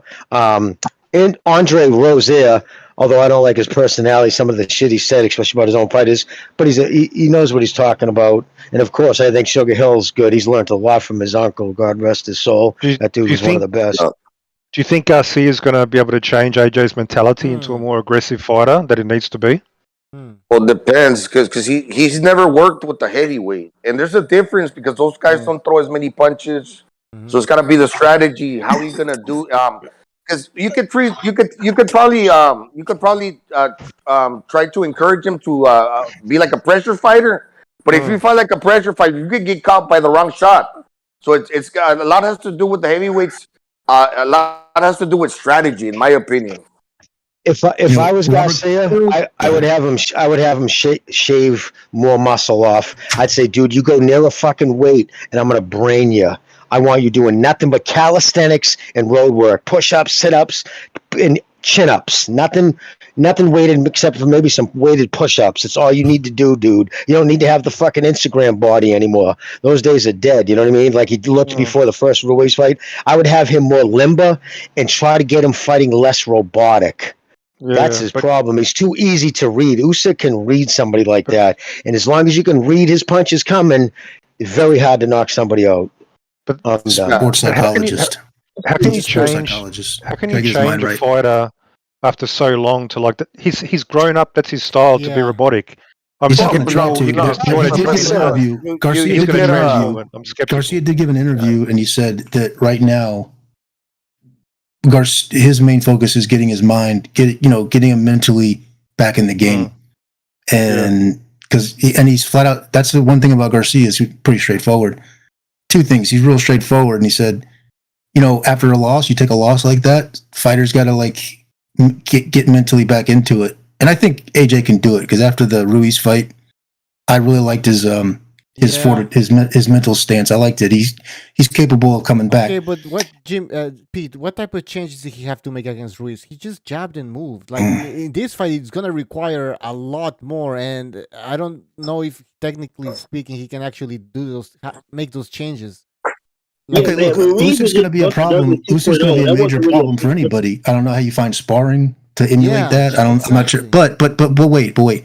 Certainly, though, like the mental lapse in that first Ruiz fight, it happened. He paid for it dearly, and he. I'm not saying it's not about. It's about learning going forward for all fighters, for all fights, like for the rest of your career. And I think he's capable of doing it. And the second thing is that Robert Garcia. I'm not implying. Is this an AJ apologist? He does have insight because Usyk used to train there. Usyk trained there for a while. In that Garcia gym, so maybe he's got some insight, you know. Against Ruiz in the rematch, he fucking fought super safe. He played a super safe. It's completely different to what he's going to need to do versus Usyk. Well, I mean, there's a precedence already because they fought. I thought that Usyk beat Anthony Joshua like 8-4. But, you know, Usyk, Joshua did win some rounds, and he did land some hard shots. If you could do a little bit more of the same, where maybe you're still going to lose the fight, but find the fucking right shot, you're the bigger dude where you can hurt that guy.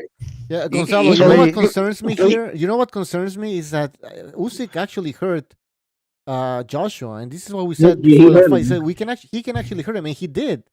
And so if they get into some extreme, I mean, because when he gets winded, that's when he'll jump on him. At least he went for it. But I mean, if he busts his shoots his low too early, and Usyk, we're in the clinch. You feel it when they're clinching. You can feel the way they're breathing, and if they're deep fucking breaths along with shallow huffing real quick, you know that's when they're starting to get winded. That's when you turn it up too. And Usyk's smart like that. He'll know when to do it, and he does it. Now here's another problem for AJ. This is Usyk's another fight. This is another camp at that weight. Every time he fights at heavyweight, he's going to get a little better, a little more acclimated to the weight. So that's another thing that doesn't go good for fucking AJ in this. Yeah, what you mentioned right now is true. It's true. It's true. Sometimes he needs to keep a poker face because it's very easy to tell.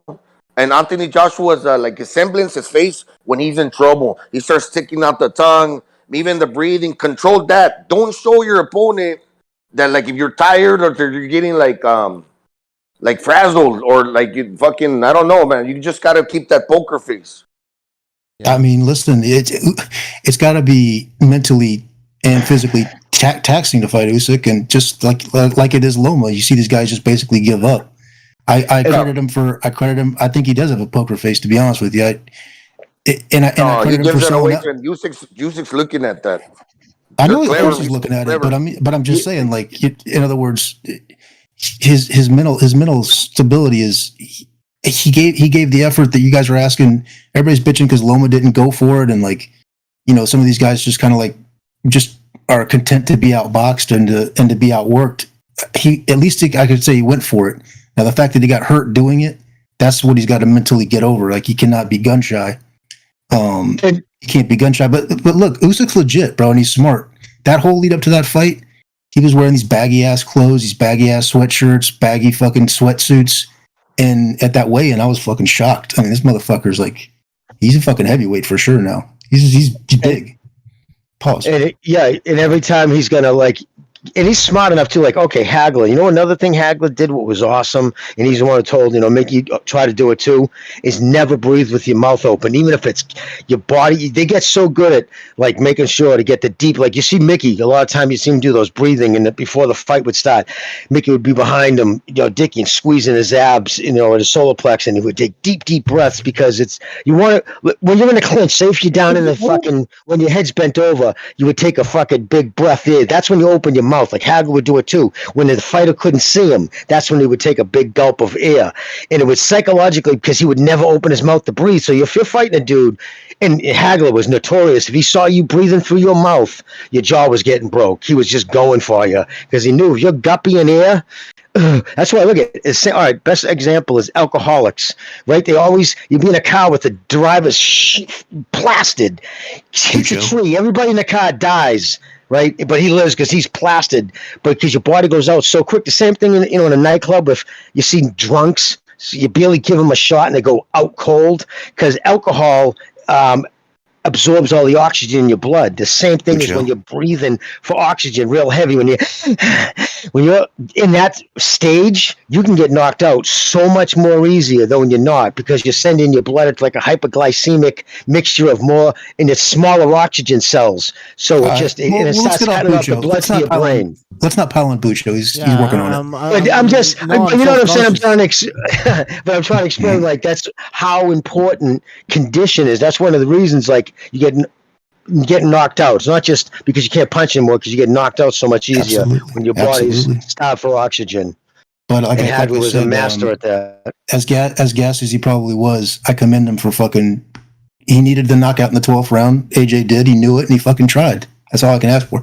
That's one thing. And number two, the thing with Usyk is keeping a poker face is not going to dissuade him from, if he doesn't see you. I know what you're saying, Jimmy. When you got a guy who's going to capitulate, then you're going to fucking pour it on him. But I just, you're not going to bluff Usyk with, a fucking stone face. I think he fought his best fight. It's just, the immediate rematch thing to me is fucking, I don't fucking understand. Like in the 12th round when Usyk went for the kill and it's like he was trying to knock him out and Joshua was on the ropes.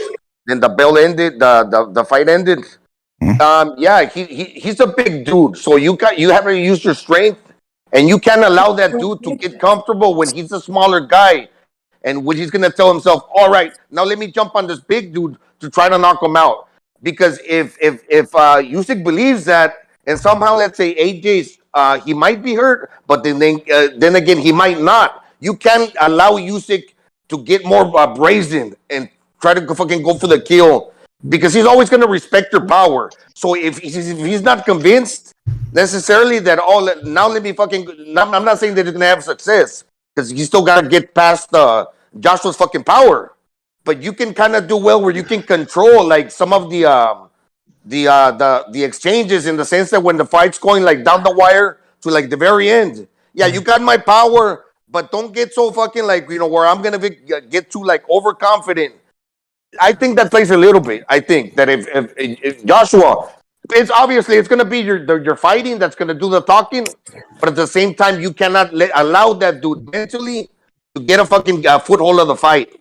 In the sense that if he knows that you're fucking really tired, then he might go for it, and then really, what do you have if you can't fucking defend yourself? I think, right, because he's a smaller dude, he's quicker on the inside. Joshua's big, he throws a lot of power. And sometimes it's like, do you think Bivol couldn't knock out Canelo like in the 10th or 11th? Possibly.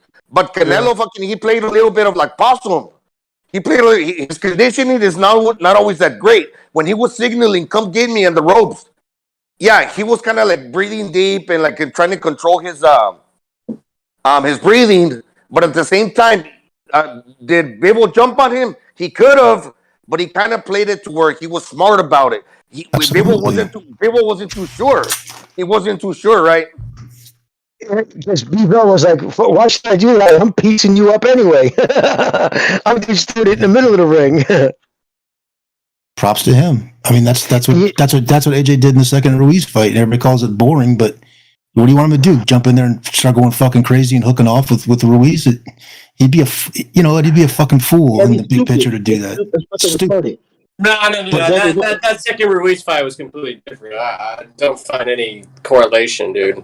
What are you talking about? That he didn't jump in and try to hook off with a guy. No, Bivol actually wanted to hurt Canelo. You could kind of tell. AJ didn't want to hurt Ruiz at all. He just wanted to box and run. He was scared. He didn't hurt Canelo. Canelo tried to bait him into the ropes. Are you kidding me, bro? He was walking him down. He was not caring about getting hit after a while, Bivol. He was not caring. He was walking him down, eating his shot. I think he wasn't getting hit.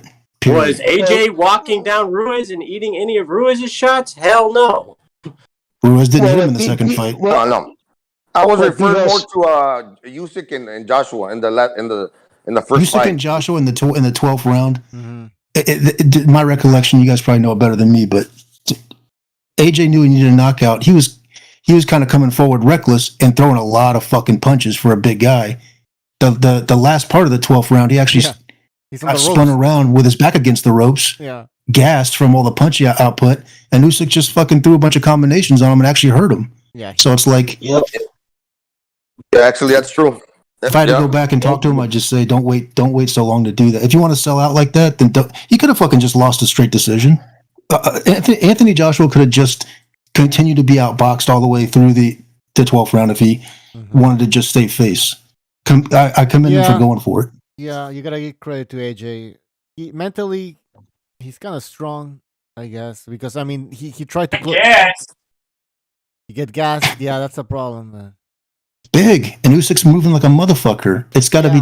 You see these guys? It's the same style as Loma. I don't see how he wins so much. You know what, Bucho? It's close. It is the heavyweights. One shot can't do it. I mean, don't get it twisted. Usyk's got to be He's careful. not winning that, bro. He's not The winning that immediate rematch to me is the shitty part. It's the best two heavyweights in the division, I think. I know Usyk clearly won the first fight. I'm not saying you can't rematch, but goddamn, No, but you're gonna let fucking Fury just retire. He lost to Ruiz. This is kind of strange. Why? What's your fascination with AJ? Usually Americans are more, they like Fury over AJ. Why do you like AJ more than Fury? Because I think he's better than Fury. I think really? Fury's a third. Yeah, and it's out of order. If there's four heavyweights, Wilder, Fury, AJ, and Usyk, I don't think any of them are going to retire. What was AJ's best win? AJ's best win. No, AJ had a better record. What's AJ's best win though? Klitschko. I said yeah, Klitschko. and who beat Klitschko before AJ did? Yeah, but it's still Klitschko. I mean, That was come a barn on. burner. Here's my problem with Fury. Here's my problem with Fury. He beats Klitschko in 2015, I believe, and then doesn't do shit for a long time, and then he gets. Of course, yeah, that's true. Yeah, of course. And then he gets 3 wins against Wilder. He gets 3 wins against Wilder, and all of a sudden, this guy, he's ready to retire. And once he retires, if he retires, like next week, whatever, he's gonna be talking about how he's one of the best heavyweights of all time, blah blah blah, and that's gonna piss me the fuck off, man. I understand. We can all agree Tyson Fury's a weirdo. He's not going to retire. Number one, and number two, you don't know that he beat Klitschko. They all retire technically after every fight. Wilder retires technically. It's not like they're on a schedule. They all fucking retire until they sign the next fight. So all I'm saying to keep in mind is just these weirdos. Fury beat Klitschko in the same ugly fucking jab, grab, one shot clinch way that you're bitching about Haney for. It was fucking horrible. Are you talking about Usyk? No, I'm talking about Fury beat Klitschko in the shittiest, boringest, fucking half-assed way you could do it. But you gotta under. Yeah, Pete, I was talking about skill, though. I wasn't talking about excitement. No, listen, Pete, that was boring as fuck. I was just happy that he beat Wilder. That's all, man. But obviously, clinching and hitting and yeah. Yeah, man. Yeah, go ahead. No, if I do it to you, what's the problem?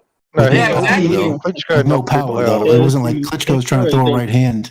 Klitschko was trying to knock you out, and he doesn't want to. It's a different context. Klitschko, hey, rewatch that fight, Pete. Klitschko didn't throw anything, dude. But the question was, why do I what's AJ's best win? I said Klitschko. You go, who beat Klitschko? And I said, yeah, but my point is, look at the way those fights went. AJ fucking got almost fucking knocked out with an uppercut, and then came back and fucking knocked him down the net. The AJ Klitschko fight was fucking badass. I don't take anything against that. It was, but Klitschko was being exciting fight, and at 42 years old, he waited till his last fight. Can I just say, I think Bucho was talking about hearing about Fury, one of the greatest of all time. Fuck that shit. His resume is thin. I mean, it's deceivingly thin. He stunk it up against Klitschko. And then who did he beat? Fucking Wilder. Who the fuck is Wilder? And that's about it. And they're talking about, he's one of the best. But fuck off, I hearing that. If you retire, listen to this. He's gonna retire without unifying the division. Where you have Usyk with 3 belts, he's a Hall of Famer. He's a Hall of Famer, and Fury's like, well, it's time to retire. Like, come on. That's an attention freak. People are talking about these top 10. To me, bottom top 20, that's generous. That's generous. And if he retires without fighting Usyk, then that's going to really damage his legacy heavily. You can't even take him seriously. That's why he's saying it. That's why he's saying it. Talk about that for years. They're going to be saying, he might say that he's the best, but he didn't fight Usyk. They're going to say that for years too. Someone said it before. He's just posturing. That's what he does. He likes to fucking he likes the microphone put on him, and he likes to talk all kinds of shit. He's dogging Usyk after he beat AJ, calling him a drug cheat. What's the point of saying you're gonna retire? Attention. You're talking about it right now. Give me more money. I'm not gonna fucking dive into Nobody's talking about it. I'm not gonna dive into what his motivation is. I don't give a shit. They're gonna put money on the table for him to fight. He's gonna fight. He's gonna fight either AJ or Usyk. and he's going to get beat by either one of them. I'm just curious. He would probably need a comeback fight first, though, because if he blows up to over 300, well, way over like 400 pounds again, because he's putting on weight, he's not going to the gym. Those are all definite signs. Like, a lot of guys retire, they'll still go to the gym, and they'll say it's because they want to use it to stay in shape. I'm just told, going just to keep myself in shape. Like, this dude's not even going to the gym. Kind of sometimes it makes me almost think like he's like burnt out of the fucking sport. I mean, he didn't even 2.5 years. He had the belts total, or 18 months. He had one title defense. Like, that's crazy. I think that's obvious. I don't think we saw this before the Wilder first fight. We saw this before the first Wilder fight. We saw this. He was in good shape versus White. He actually stayed in shape by the looks of it, so he didn't blow up between the against two. He looked out of shape though. Right. He always looks out of shape. No, he was in decent shape. It was decent shape. Not as good as the Wilder, in shape, but he was decent shape. Yeah, I think he weighed less. I'm pretty sure he weighed less versus White. Pretty sure. Inside the ring, went out. Muscle. Inside the ring, I haven't seen any difference in the guy. I haven't seen any difference in the guy in the ring. The best Fury is 270 pounds. The guy that fought Wilder the first time. Gonzalo. Can you go? Can he go at a fast pace for 12 rounds, weighing 270 pounds? Let's say he fights Usyk. Usyk will kill him. I think he can. He hasn't proved that he couldn't. He's never gassed. He's never gassed in a fight, like ever. He has good stamina. I'll give him that. He hasn't been pushed. Stamina. That tempo is serious, man. Usyk's tempo is a problem for heavyweights. Wallin? Sugar Hill. I don't know. Hey, you said he hasn't been pushed, but I mean, you're right. He hasn't been pushed. Well, I mean, the first Wilder fight, you can't say he wasn't pushed. He was moving on his back foot the whole time. He can box, but now he's more of a power puncher. Because when he gets rolling downhill, like Sugar Hill said, once you get going, that body mass, do it. It's like a fucking freight train. And he unlocked it. He unlocked it. He figured it out. He figured it out in that second Wilder fight. But you remember that second Wilder fight, it was only a matter of inches that Wilder didn't clip him, because even Fury admitted himself that he didn't train properly, and he had his mouth wide open in the fourth round. He was sucking air. So Hold on, the second one or the third one? The third fight. Yeah, the second fight the second fight he was dialed in. He was dialed in. The third fight, he said it so. We've been watching Wilder. We've been watching Wilder for fucking how long? I've been here hanging with you guys for 4 years. Been watching Wilder almost get clipped, chin up in the air, pull straight back. You faint. He fucking throws 2 hands forward and pulls his head straight back. Sugar Hill, just like Robert Garcia is not going to turn AJ into Ali or turn him into Usyk or whatever. He's not going to. Sugar Hill didn't. What, he smack the fucking heavy bag and go, "Whoa, you got power! Hey, you got power! You're a big guy." He just fucking said, "Go for it." Hang on, AJ has skill. He already has skill. He just needs to work his mental game. Wilder doesn't have skill, so to me, it is a big difference. You think it's a mental game here? Is that why he lost against Usyk mentally? So you say, well, okay? No, I think against Ruiz, that's against the first fight, because against Klitschko, he showed like he had dog. He could take punches. He could come back. But against Ruiz, it almost like he just lost confidence in his chin. He was mentally broken. He can't take the punch anymore. He can't take a punch. He gets hit. He gets hit and he gets all wobbly. He's fucked up. He hurt Usyk. He hurt Ruiz in the first fight, knocked him down, got overconfident in how damaged Ruiz was, which he was not as damaged as he thought he was. And he jumped in there, gave away all the range, and just fucking tried to hook off with Ruiz. And Ruiz clipped him, and he didn't recover. Boom. Yeah, Ruiz didn't even hit him. Ruiz didn't even hit him with monster shots. They were like a lot of them were grazing. He wasn't like Tyson shots. Ruiz fucking drilled him with a body shot too. I'm just saying, it was a mental lapse, not like a mental toughness. Like not like he was unsure. He just made a mistake in the fight. What do you mean? He got stopped, man. It was the 4th round, like by a fucking fat boy. How is that not fucking capitulating? When Joshua got back, when he was hurt, after that, you know what he had to deal with? He had to deal with the fact that Andy Ruiz took a shot, he got back up, he had the tough chin, but it was the hand speed. The hand speed was befuddling him because he couldn't try to go for broke. Because if he got hurt and got tired, dude, I still got to continue fucking fighting. And many times he got up and kept fucking fighting. But then Ruiz kind of kept cool, but he collective. He could have continued. He stayed collected, but he was still right? Reese still stayed collected. He was still. But let me say something. Excuse me, please. Can I fucking finish fucking saying No, what I'm bro, saying? don't start this shit again, bro. Chill out. Let me talk, bro. I got it. Everybody be quiet. Reese stay collected. Paulo, sit back for a minute. Gonzalo, go ahead.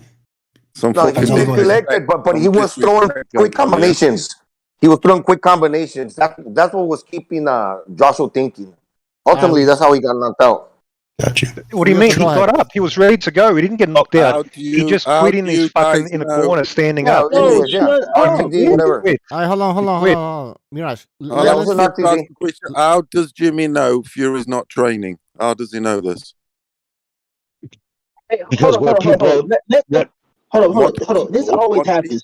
Please let Gonzalo finish. Every time this guy comes in, everyone stop whatever. You sound like a nigga. Don't turn this into logical man trying to talk over Fury. No, that's all I wanted to say. Yeah, Gonzalo, logical man, kick back. Hold on. Paulo, I didn't get get the question answered. How do you know Fury's not in the gym? How do you know this? From what people around him are tweeting and saying, his father, like whether they're lying for him and he's blowing smoke, I don't know. Okay, I'm just saying. And I also saw a picture of him recently, and he looked like he's blowing up.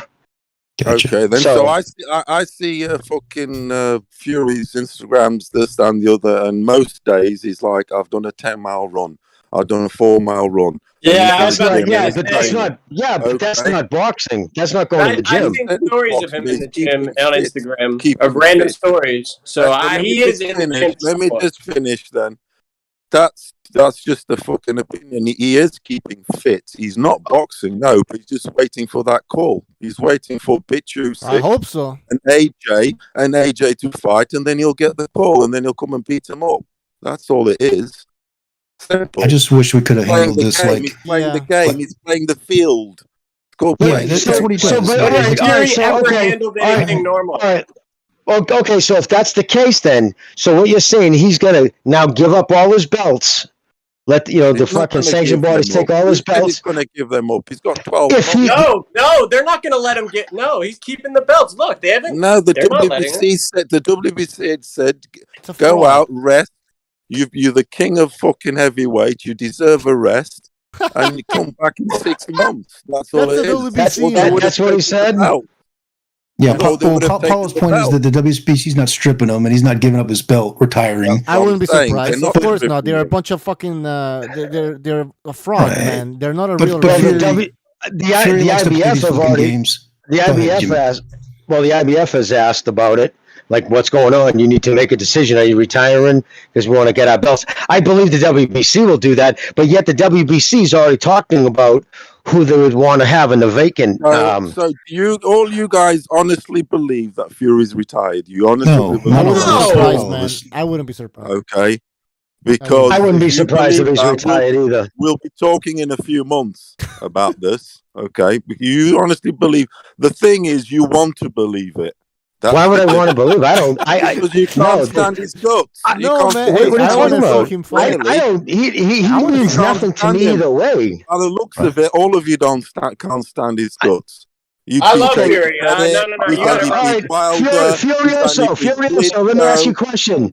All right, stop talking, dude, for 1 fucking second, dude. Don't go rambling, dude. Christ, bro. Like that, all right, but I don't give a fuck. I'll talk as much shit as I want to. What, are you going to come in and fucking put me in my place, dude? Yeah, you're fucking saying you know what he's fucking doing. Okay, well, and I'll tell you this. Listen, because we hate him. Let me ask Furiosa. Tell me your predictions for all 3 fights. What were they? I guarantee you didn't have. Which fight? For Wilder. What was your prediction for Wilder Fury 1? I put money on fucking Fury. What are you on about? Oh, for what was it? A unanimous decision? Okay, the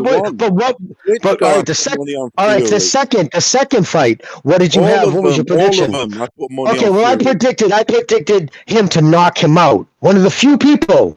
Because he's not been known as a knockout puncher, what's his name is Tom.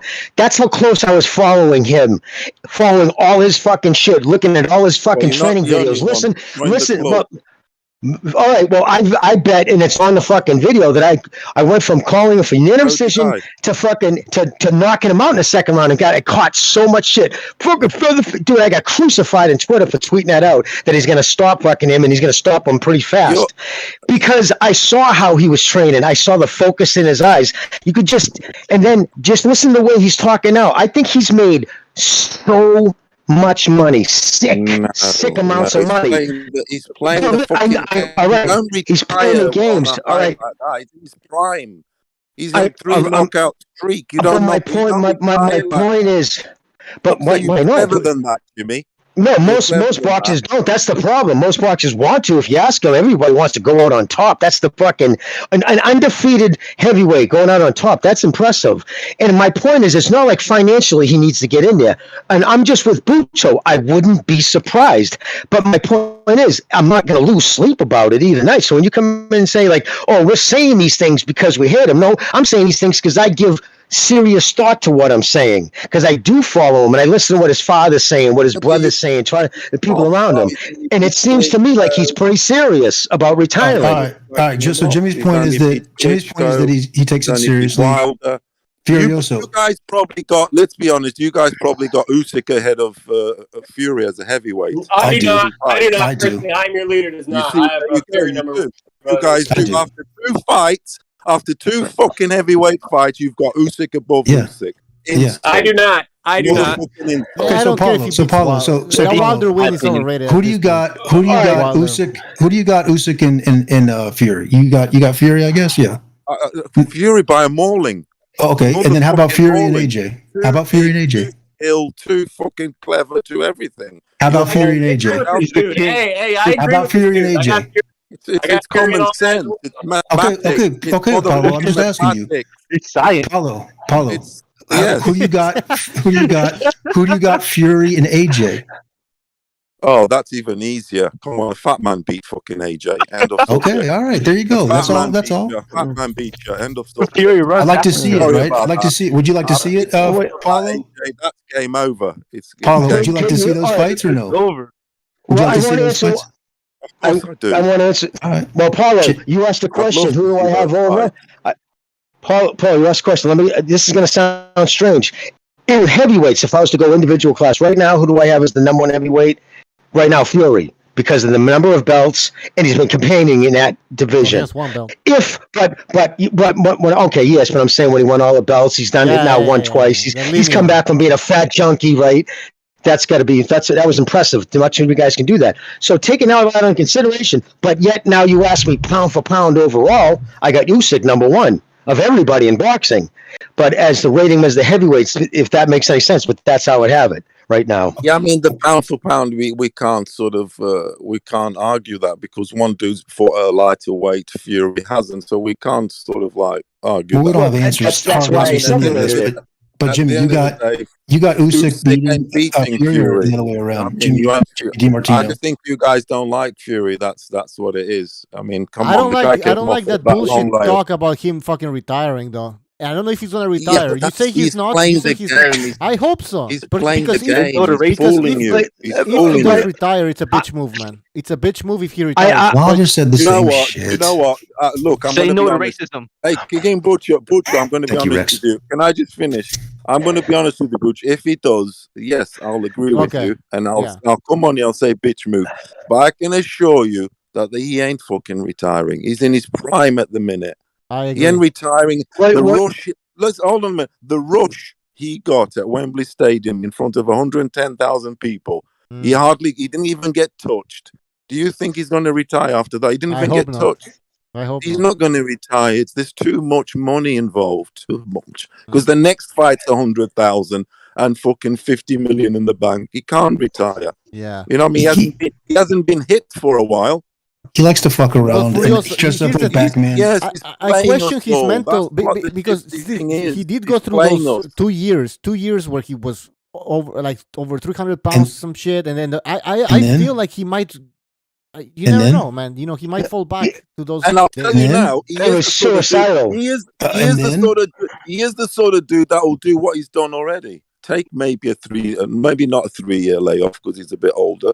But yeah, maybe if he was to relinquish the belt, he's the sort of guy that'll fucking turn around and say, I'm coming back. You'll have a fight or two, you'll get ranked, and you'll get the title shot because it's Tyson Fury. You know what I mean? My problem with him is I don't like a champion who has the belt for. I mean, if you add up the months, he was the heavyweight champion, and even at one time, the Undisputed, not of all belts, and he fought. Who the fuck keeps doing blow every time I'm talking, man? Fucking mute your shit, man. So, fuck you. All right, it's Pete. Never mind. So, but. Like somebody's doing a fucking gagger off the fucking mirror. I'm trying to talk, but yeah, no, I didn't like that when he didn't fucking defend the titles. You know what I mean? Like it's not good for his, like, he's done good things, but his legacy, those 18 months I think combined total, and he had one title defense. That sucks. That just sucks because it holds up the sport. And if he has mental issues or whatever's going on in his life, I feel for him. Do what you got to do, dude. But then now to turn around and say you retire, and now if he comes back, that's bullshit, man. That's just fucking. Don't be playing fucking games. If you're the champion, do the champion shit.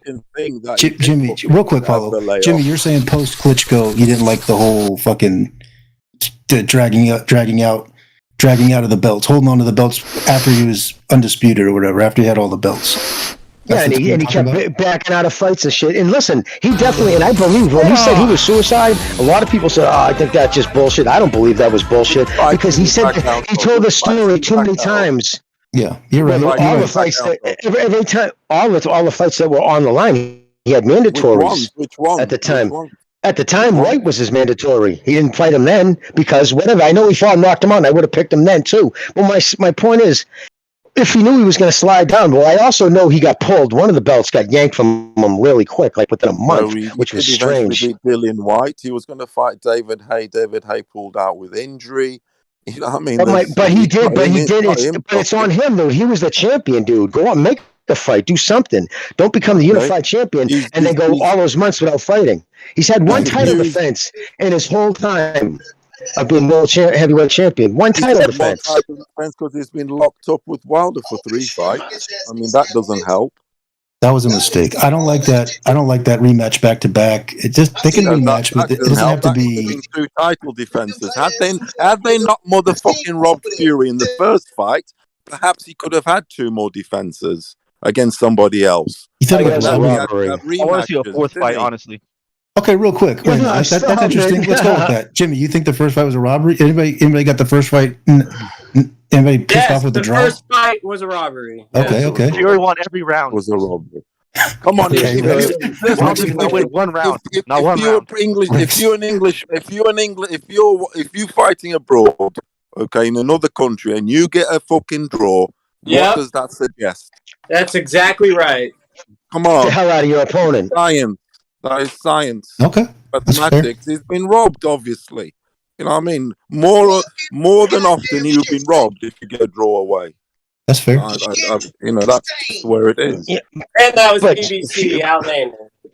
But Furioso, seriously, I never caught more shit and got called my questioning and my knowledge of boxing. Like when I said, this is before I heard anybody else saying that, I said, yes, Fury's not only going to knock him out, but he's going to knock him out quick. I actually had him, I think the 4th or 5th round I predicted. That's how, because like I said, I was watching all his videos and you could hear the way he was talking. You know what I mean? Like some dudes bleed their emotions, and even if what they're trying to hide is lie or play games, you can see through it. I mean, and when he said he was committing suicide, when he said he was going to commit suicide, I believe that story because he said game player. He's always been. But that suicide talk and all the Fury's a trickster, Jimmy. At the end of the day, yes, but he was doing cocaine, but that wasn't doing tricks when he was doing fucking amounts of cocaine in 1 month. So did all the champions in history. They were all. He's definitely self-destructive. He's definitely not comfortable with success. He likes to dig his way. He definitely was a lot more self-destructive when he was young. But I think he's come to maturity. But some people like to do that. Some people like to be the underdog, and when they have success, they make themselves the underdog again. Even when things are... Rex, what do you say? Rex, give it to me. Rex wants to say something. Fury, he's a genius. He's a genius. Fury's all right, I trust Rex. He's always been the underdog. He's always Pablo's really hot on Fury, man. Pablo, do you have a Twitter account? What's your Twitter page? Paulo. Do you have a Twitter account? Twitter page? I What's the name of it? Hard ER at Twitter. Is it 100% boxing? Something Irish boxing? No. It's Glorioso Paulo Thomas. You got that? No, I didn't. The sound was checking. Glorioso Paulo Thomas. That's my Twitter account. Okay. Cool. No, I was just wondering because I go on Twitter, you know what I mean? That's all. So do I. I don't. Yeah, see, most guys on here don't. That's why I asked. Most guys on here don't go on Twitter. Are you? Well, yeah, a lot of you guys are banned. Handle I've ever heard, Paulo. What is it? Sorry? Furioso? No, this Glorioso. Glorious. Glorioso. Stands for glorious. Glorioso. Paulo Thomas, all in one. I'll try. I'll give it a shot. Just go with something like FP. To do with Benfica. So you must have been a big fan of that movie then, huh? Mad Max, Fury Road. Yeah. Of course, I love Mad Max. That fucking movie.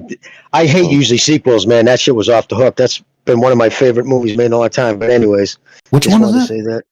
Fury Road with Charlie Theron. Or I don't know, I'm butchering her name. It's a classic. Oh, dude, great with Tom Hardy.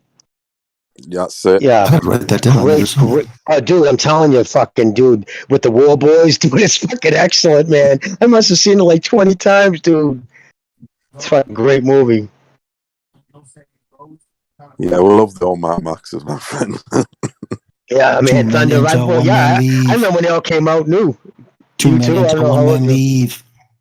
Yeah, That's dude, but seriously, go watch that shit, dude. Fucking, they even bring back the fucking original dude from the first Mad Max, the Psycho. Fucking, he's now what's his name now? What's that dude's name? Mel Gibson? No, the Sicko, the one who controls all the water. What's his name? I don't remember his name, to be honest. Oh my god, he goes, fucking mediocre. That dude, he has women hooked up to fucking. Yeah, Mortal Joe. Yeah, Mortal Joe. He has all these fat chicks. Pete. We're off the air now, right? I assume too. We've been off a while, right? But anyway, so he has the fucking women all hooked up, having their titties milked like cattle, because he controls all the water, all the fucking the desert, like that's the apocalyptic world, and he's got the war boys, and they're all about like the religion is cars, dude. It's the fucking war rig, dude. I'm telling you, if you ain't got nothing going on tonight, dude, watch that movie. Sounds like Orlando, Florida. Dude, it is. But yeah, so, and then he has breeders, his prize stock. He has all the hot chicks who got tumors all over him from nuclear fallout. Yeah, dude. So he has them all behind a vault, and it's his prize breeders. Give me back my baby, like, because they all sneak out under rig, dude. No, it's a fucking great movie, man. I'm telling you. And I don't usually, I haven't liked any movies that's come out in a long time, dude. And I didn't think I was gonna like that, but I gotta go back and watch this Mad Max. I forgot all. That's Mel Gibson, right? Yeah. No. Oh yeah. The first one, he doesn't have his real voice. They dubbed in his voice when they released that movie here in America because he had an Australian accent was so thick. So when I first saw that movie, what's that, brother?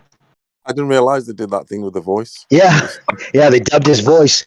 When I first saw him, it was so weird. I was like, it didn't fit his fucking face, and I was like, in this deep American fucking accent. Yeah, he was pissed about that, but they didn't do that. By the time he did Thunderdome, they weren't doing that shit with him anymore because he was like a box office fucking giant by then. Speaking of real voice, how about those voicemails to his ex-wife, that stupid bitch? What are you talking about? I want to go in the jacuzzi. Fuck you! Fuck you! Hey, Jimmy, do you think that the Still Dawn was trying to rip off Mad Max? Remember that Still Dawn film with Patrick Swayze? Yeah, Wicked. That's exactly what it was. It was a knockout. There was so many of those. It was the trend, wasn't it, then? I remember. Yeah, they had Tina Turner was the fucking crazy bitch in that second movie. I remember when that first came out, everybody's like, Tina Turner, what's love got to do with it? That's what everybody was thinking. Yeah, she did the song to it. She did a good job in that, too. The shit farmer, he had the retarded kid with the little dude in charge of him. So that movie was crazy. So fuck Tyson Fury. I'm joking. Anyways. Joe comes in swinging. Hey. Hey, I let me had say one thing, man. to come and put some respect on the Furious one. I had to come and put some respect on the Furious one. Come on. The king of Africa. Furioso, Yeah, how can you disrespect Tyson Fury when he beat up Wilder, bro? We all know. Here's the thing. Furioso. On Black Nigger Day. Come on. Man, come on, Furioso. By the way, free speech. Furioso is a black man. He's making a point. Hey, Wilder's the one who took it there with the nigger talk. So you know what I'm saying. You know, he did.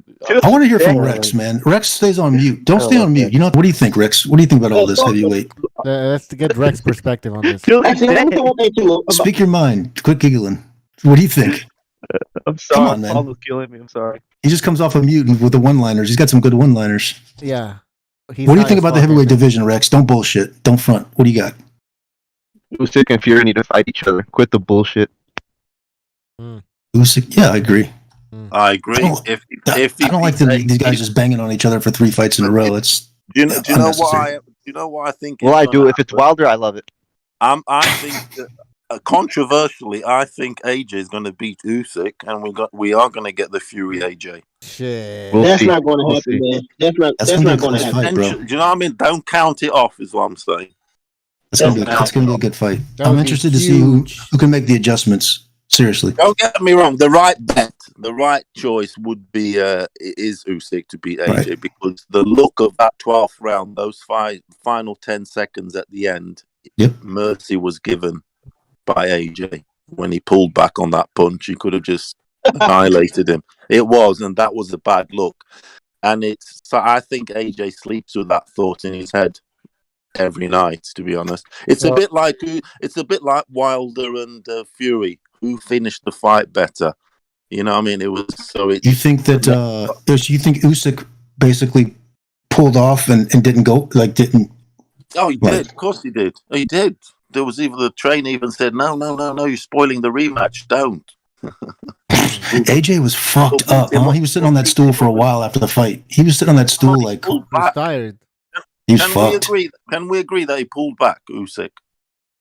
He did pull back. There was 3 seconds to go. Motherfucking pulled back, and AJ looks at him like a baby, saying, "Don't hit me, please." Eddie Hearn rang the bell. He showed mercy. He rang the bell. I don't know, guys. No, I think he showed intelligence, man.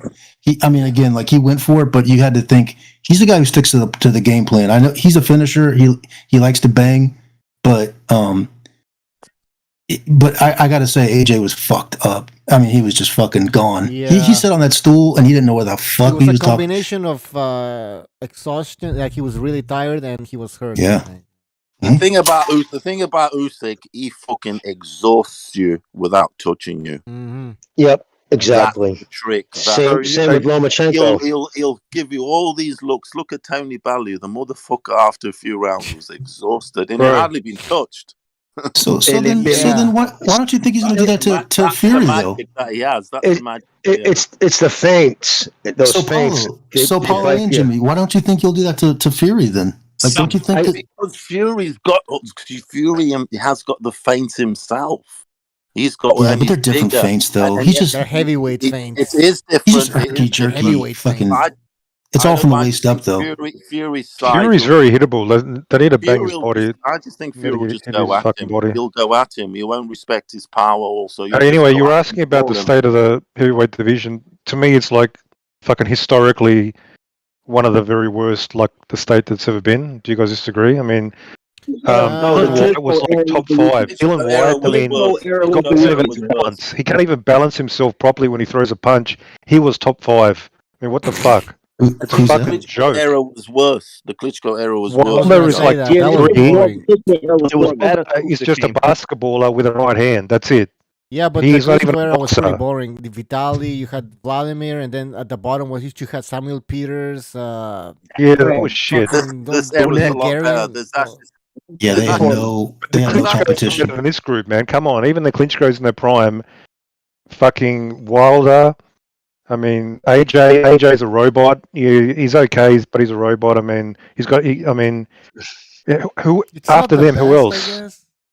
I can't hold it against him. It is what it is. But what I hold against it, I guess, what I'm a little bit like wary of is you got 4 guys who are all could beat each other, right? I mean, Wilder, if he lands the right hand before you get to him, it is going to be fucking problems for any. If I think Usyk's the best, which I do, if it does land on him, it is a fucking problem for Usyk.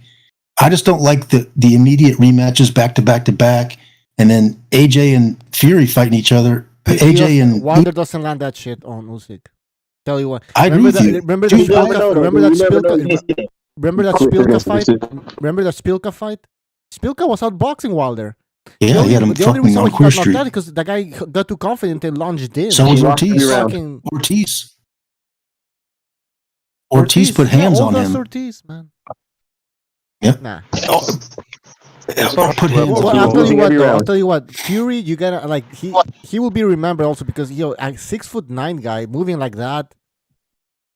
You'll never see that again. The movement though, man. This is waist up. By the way. This is from the waist up, man. He's 6'7". not on his feet like Usyk is. He's just herky jerky from his waist up. That's true. Yeah, Fury's feet are not that bad actually. I don't think they're that bad. He looked pretty 6'9". No, I agree with Bucho, man. He's a static, sloppy. Big 69.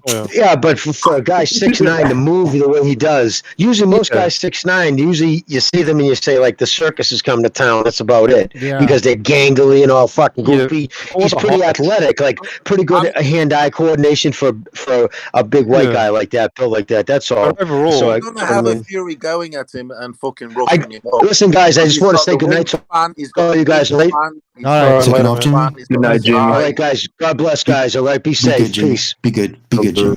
Yeah, sorry for about his that. height, he's good. Sorry but about he's doing still coke. like quite sloppy. He's got the herky jerky, yeah, but he's still sloppy, and he just looks good because I think the limited opposition, to be honest, that he's fighting. I'm not super Dude, impressed. he's winning his fights.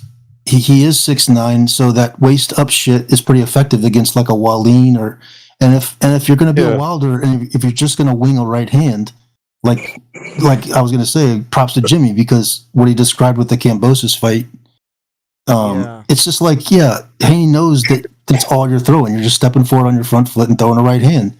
So, if Wilder's gonna keep doing that, then Fury can give some movement. But he is sloppy. Fantasy fight: Lennox Lewis, Tyson Fury. Lennox Lewis stops him. I think it'll be like awkward, maybe sloppy, but eventually he'll catch him. Or he might even Lewis sometimes when he's in the mood, he used to just jump on his opponents. But I think Fury would sort of make it awkward and sloppy, but Lewis, 100% Lewis. I think Lewis under Manuel Stewart, with all Manuel Stewart's trickery, I've got to say Lennox Lewis, to be honest. Yeah, Lewis his body and just good job. That motherfucker under Manny Stewart and all that, he was doing all the tricks.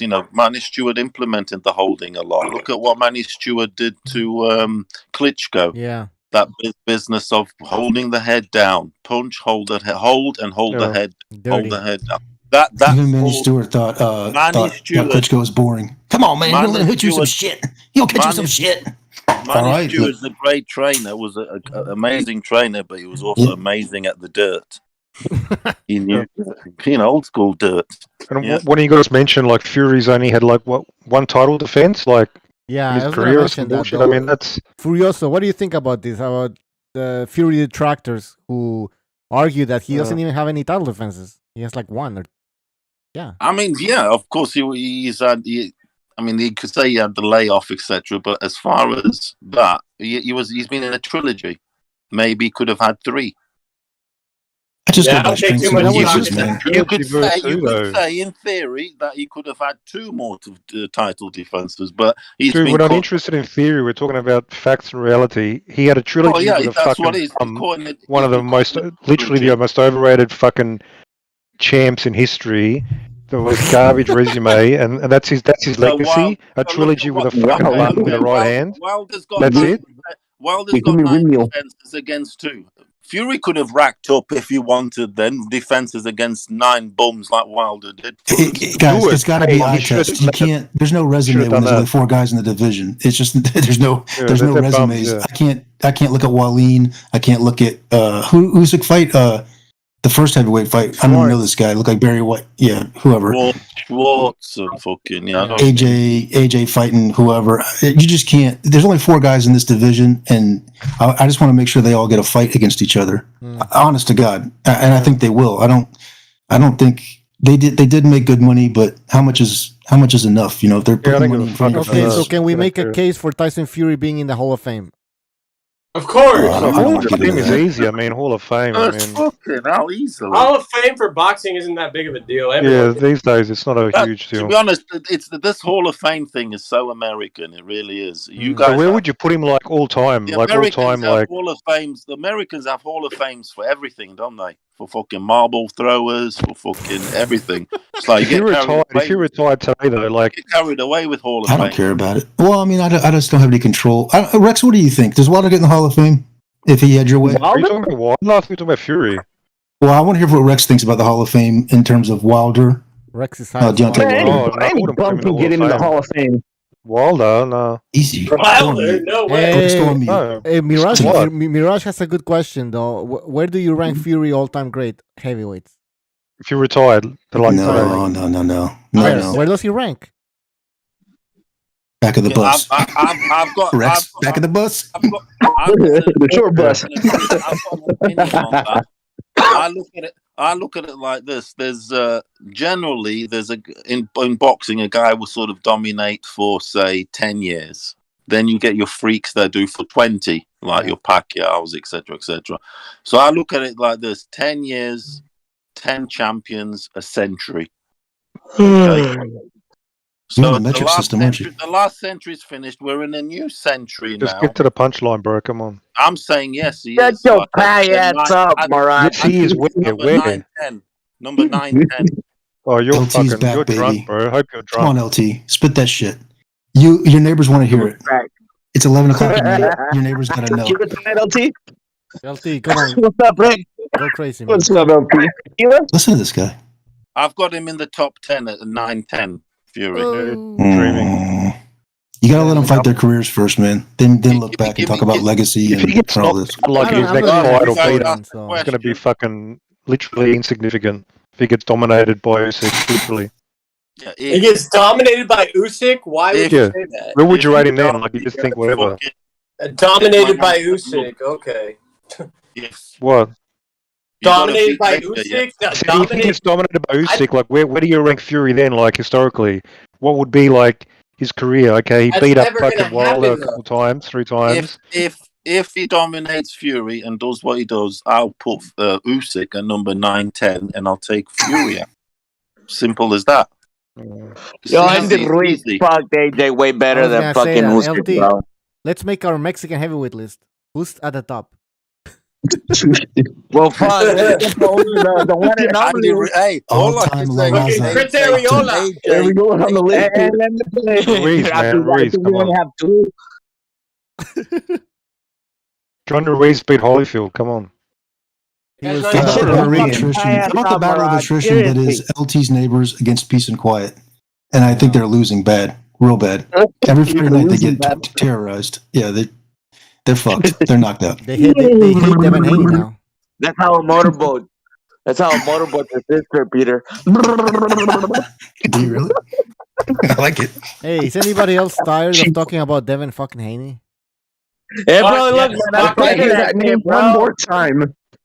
Bro, I'm not gonna lie. Devin Haney needs fucking lynching, that bitch. He needs lynching, and so does his crack dealing dad. Lomachenko. Lynching. They need a fucking good lynching, good old style, bitches. I am sick of Lomachenko. I'm all for freedom of speech. Enough is enough. Man. Yeah. They need a good fucking lynching. The fucking Haneys, him and his dad, fucking paedophile. Crack dealer. Every I'm cracking the fuck up, bro. I made Mirage. I'll tell you even more. The fucking aeroplane should have crashed on the way back to America, to be honest. Hey. Should have crashed over the fucking Grand Canyon or something. Hey, Bill Haney was acting stupid though after the fight. Fuck that guy. Bill Haney doesn't shower. Rex, did you see Kriegel? Did you see Kriegel approach? Bill Haney's got the world record for sniffing ants. Them fucking nostrils, the big fucking nostrils going. Yeah. Hey, did you listen? Speaking of Bill Haney, did you see how startled he was when what's his name? Kriegel went to him in the corner when he tried to interview him in the corner of the fight. Did you see that during the fight when he goes, "Was it worth it? Was it worth it getting over here?" And he put the microphone in his face, and Haney looked at him like he was fucking. Like he got like it was a buy bust, like he was busting them all over again. Did anybody catch that? No, I didn't see it. I'll make a GIF of it. Is that what they call it? GIF? Yeah. Yeah. One thing I do give Haney, bro, that kid has one of the he always gets hot bimbos, hot sluts. You know what I mean? Like who does? G Diddy. Haney. Oh. Yeah, man. Find that P. Diddy picture. I don't know what the hell that's all about. Why has he got ski goggles on? That's all right. Well, I mean, what you don't know what happened to that picture is P. Diddy asked him, "Hey, you want some ass action?" And you know, Devin Haney, the superstar slut that he wants to be, is like, "Fuck yeah, fuck my ass," and you know, let me be on your circle. So that's basically it, man. You know how it is in Hollywood. Around that circle, yeah. That's what the guy was basically. I mean, I just cut you a lot of fucking bullshit. Went straight to the point. I like it. Yep. Yeah, fucking. Talking about heavyweights, this heavyweight that's about to fight in a bit, Jalalov, he's a good prospect. Another white boy. Good. You know him? Jalalov. I don't know. Where's he from? He's from fucking Uzbekistan or Kazakhstan, somewhere around there. I like him already. Yeah, he's good. Tall dude. He's a southpaw, 6'7", not 8, something. Big fucker. He's fighting in a bit on Showtime. Freaky champion. Crickets or excuses. Leave the excuses in the melatonin at home. Crickets. Check him out on Showtime. That guy's going to be a problem. Jalalov. Because he's white? Yes. I've always wanted a white champion. Gonna cause some problems. He's got mental stability. He's got pigment stability. I just think white people just got more rhythm, man. They just got more rhythm. They got more rhythm than the black people. I mean, black people they can twerk, but they ain't got quite that finesse rhythm. You know, that fucking proper white boy finesse rhythm. I mean, they can twerk like fucking Wilder, like a black man's ass. They're cleaner too. Let's be honest. Finesse, the white finesse. Interesting. I never heard that. You know what? Wilder does have no rhythm in the ring, though. He's goofy as hell in the ring. Twerking, his bench press is on point. Mm-hmm. But otherwise, it's a little bit off balance. The human turbine. Salute to the real ones. Salute. Yeah. Let's go back. Hey man, I wanted to ask you guys, man. Hey, what do you guys think of Oscar saying all that shit about selling? All that shit. You know what I mean? About him. Yeah. He should sell the company, man. He's not up to it, man, right now. But I think a Mexican should buy it. I'm not even kidding, man, because come on. I mean, who's gonna put money for it, bro? Do you want another Al Heyman? Seriously? Imagine how what if Dana White buys it? What if Dana White would buy it? What if Dana White would buy it? That'd be crazy. I bet you ultimately Canelo will be the next figurehead for Golden Boy. If them niggers get hold of that Golden Boy, that's the end of boxing. Bro, imagine that scenario, bro. Oh shit. Imagine that. Ultimately, scenario, though, bro. I think that's where we're going to go. It might not be Golden Boy per se, but I think he's got a future after fighting with being a figurehead for a promotion. Don't you think? Yeah. Of course. Of course. Of course. Nah, man. You know what, bro? Like, fuck, man. Yeah, man. I just hope like if he does sell it, it lands on good hands, bro. Because you know what I mean. That's fucked up. They do have Virgil, bro, and Virgil and William Cepeda, bro. Hey, LT, did you hear that De La Hoya wants to run for governor? Something like that? Or mayor? Bro, that guy's been high too much, bro. He just got stuck in a trip, bro. He You know doesn't. when, He LT. He wants that billion, sell it, and he's going to have cokes and bitches for the rest of what he has anyway. It's just mayor of what though? passion isn't there. Boats and hoes. Las Vegas.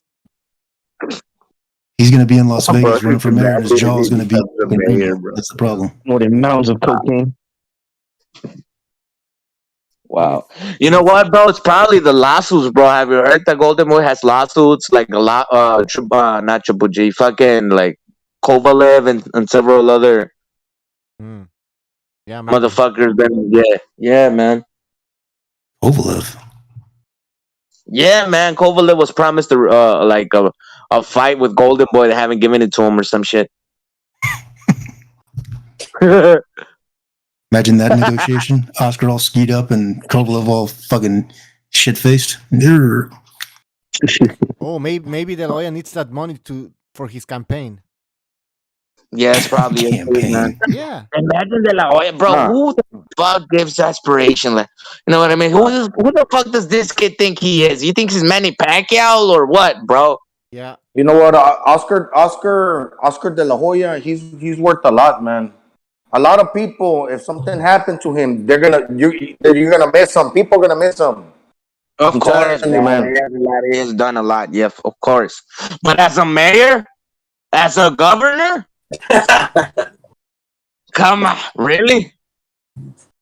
Yeah, no, I don't see it. Right, yeah. Oh, come on, really? What is he gonna do? Well, free like, prostitution for everybody once a week.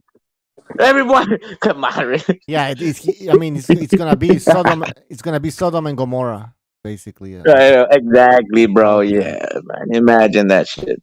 If he's not getting butt fucked, he's gonna order people to get butt fucked. You know what I mean?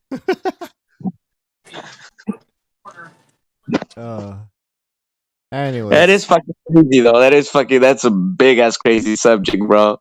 I mean, Arnold Schwarzenegger got the gig. I mean, for governor or whatever it may be. So I mean, why not Oscar? Yeah, bro. Oscar has like pictures of him wearing fishnets and shit like that, man. I tell you what, you do know that Arnold Schwarzenegger sold himself for gay sex on the come up, so he did worse things than Oscar. Yeah, he did worse things, to be honest, than Oscar. A lot worse. He was actually bro. But as Mexicans, like, we don't take that shit lightly. You know what I mean? That is a big no-no in our culture. In our people, you know, that is like, no, you fucked up. Like, get out of here. You know what I mean? Like, on the real. I'm gonna be real. Am I wrong, Bucho? Oh, you're right, man. It's true. It's a sin. A billion reasons to sell that $1 billion fucking fortune. Come on, that's some good shit. So just like Dr. Dre did, he sold the beats for $1 billion. It's just once you get to that billion mark, sell. Bro, like a Golden Boy is not worth $1 billion, bro. Seriously. Who do they have? Oh, with other assets, right? My bad. Ring Magazine. Somebody mentioned that shit. This guy's got a soccer team too. Yeah, Houston Dynamo. The Dynamo. Is that part of Golden Boy? I don't know how it works. Really? He owns Dynamo? Yeah, he's part of. Yeah, he has ownership. And he owns he's got a tequila plantation in Guadalajara. He has a tequila brand. Yeah, but that's his or is it Golden Boys? Oh, that's his or is it under Golden Boys? Exactly, that's what I'm asking. What? Like all his assets? I don't know. I don't think Golden Boy goes in liquor, does he? Does it? Just Golden Boy, Oscar De La Hoya, man. He's set for life in the same. He's set for life. It's like, remember Tyson? He went broke, but he got that name that he decided to do like that. The wheat thing where he's cultivating the weed and that fucking ranch or whatever. He had nothing, and all of a sudden he got it back all of a sudden just because he can. De La Hoya, No, not because just he can, bro. Like that guy sold his soul to the devil, bro. Let's be real. He got De La Hoya could. Gonzalo, go ahead. Yeah, De La Hoya can. De La Hoya, Mike Tyson, those people can. And there's people like Evander Holyfield, whether he was a cruiserweight, 4-time middleweight champion of the world. Them dudes, they can go broke. They cannot get the things that Oscar De La Hoya and Mike Tyson can. Why? There's something about those guys that means a lot. Gonzalo. We can't put it into words, man. Yeah, but De La Hoya was business savvy. You know what I mean? Holyfield wasn't, from what I understand. Yeah. And so, yeah, that's what helped. You know, here's the thing with Tyson, though. He got his shit together. De La Hoya, I don't know, man. Have you seen him lately? What really did? How is I'm not gonna lie, bro. All drugged up at the Bro, I'm McGee not gonna fight. lie, bro. I don't even believe him, though, bro. That company's worth that much, bro. Yeah. I don't. Let's Mike be real, Tyson's, bro. Mike Tyson, for some reason, right? Bro, he has a kid that can't even get him even in the fucking ring, like fucking Ryan Garcia, bro. Mike Tyson still like maybe he drinks. I don't know. Definitely he smokes the weed and he's doing like all these other things. But I think what's keeping him together is the fact that he's got his family. With Oscar De La Hoya, he's dating this girl or whatever, but then he's got many kids and a wife living in another country, and like they're separated. But I think that a lot of problems stems from the fact that he can't have his family with him. Whether he's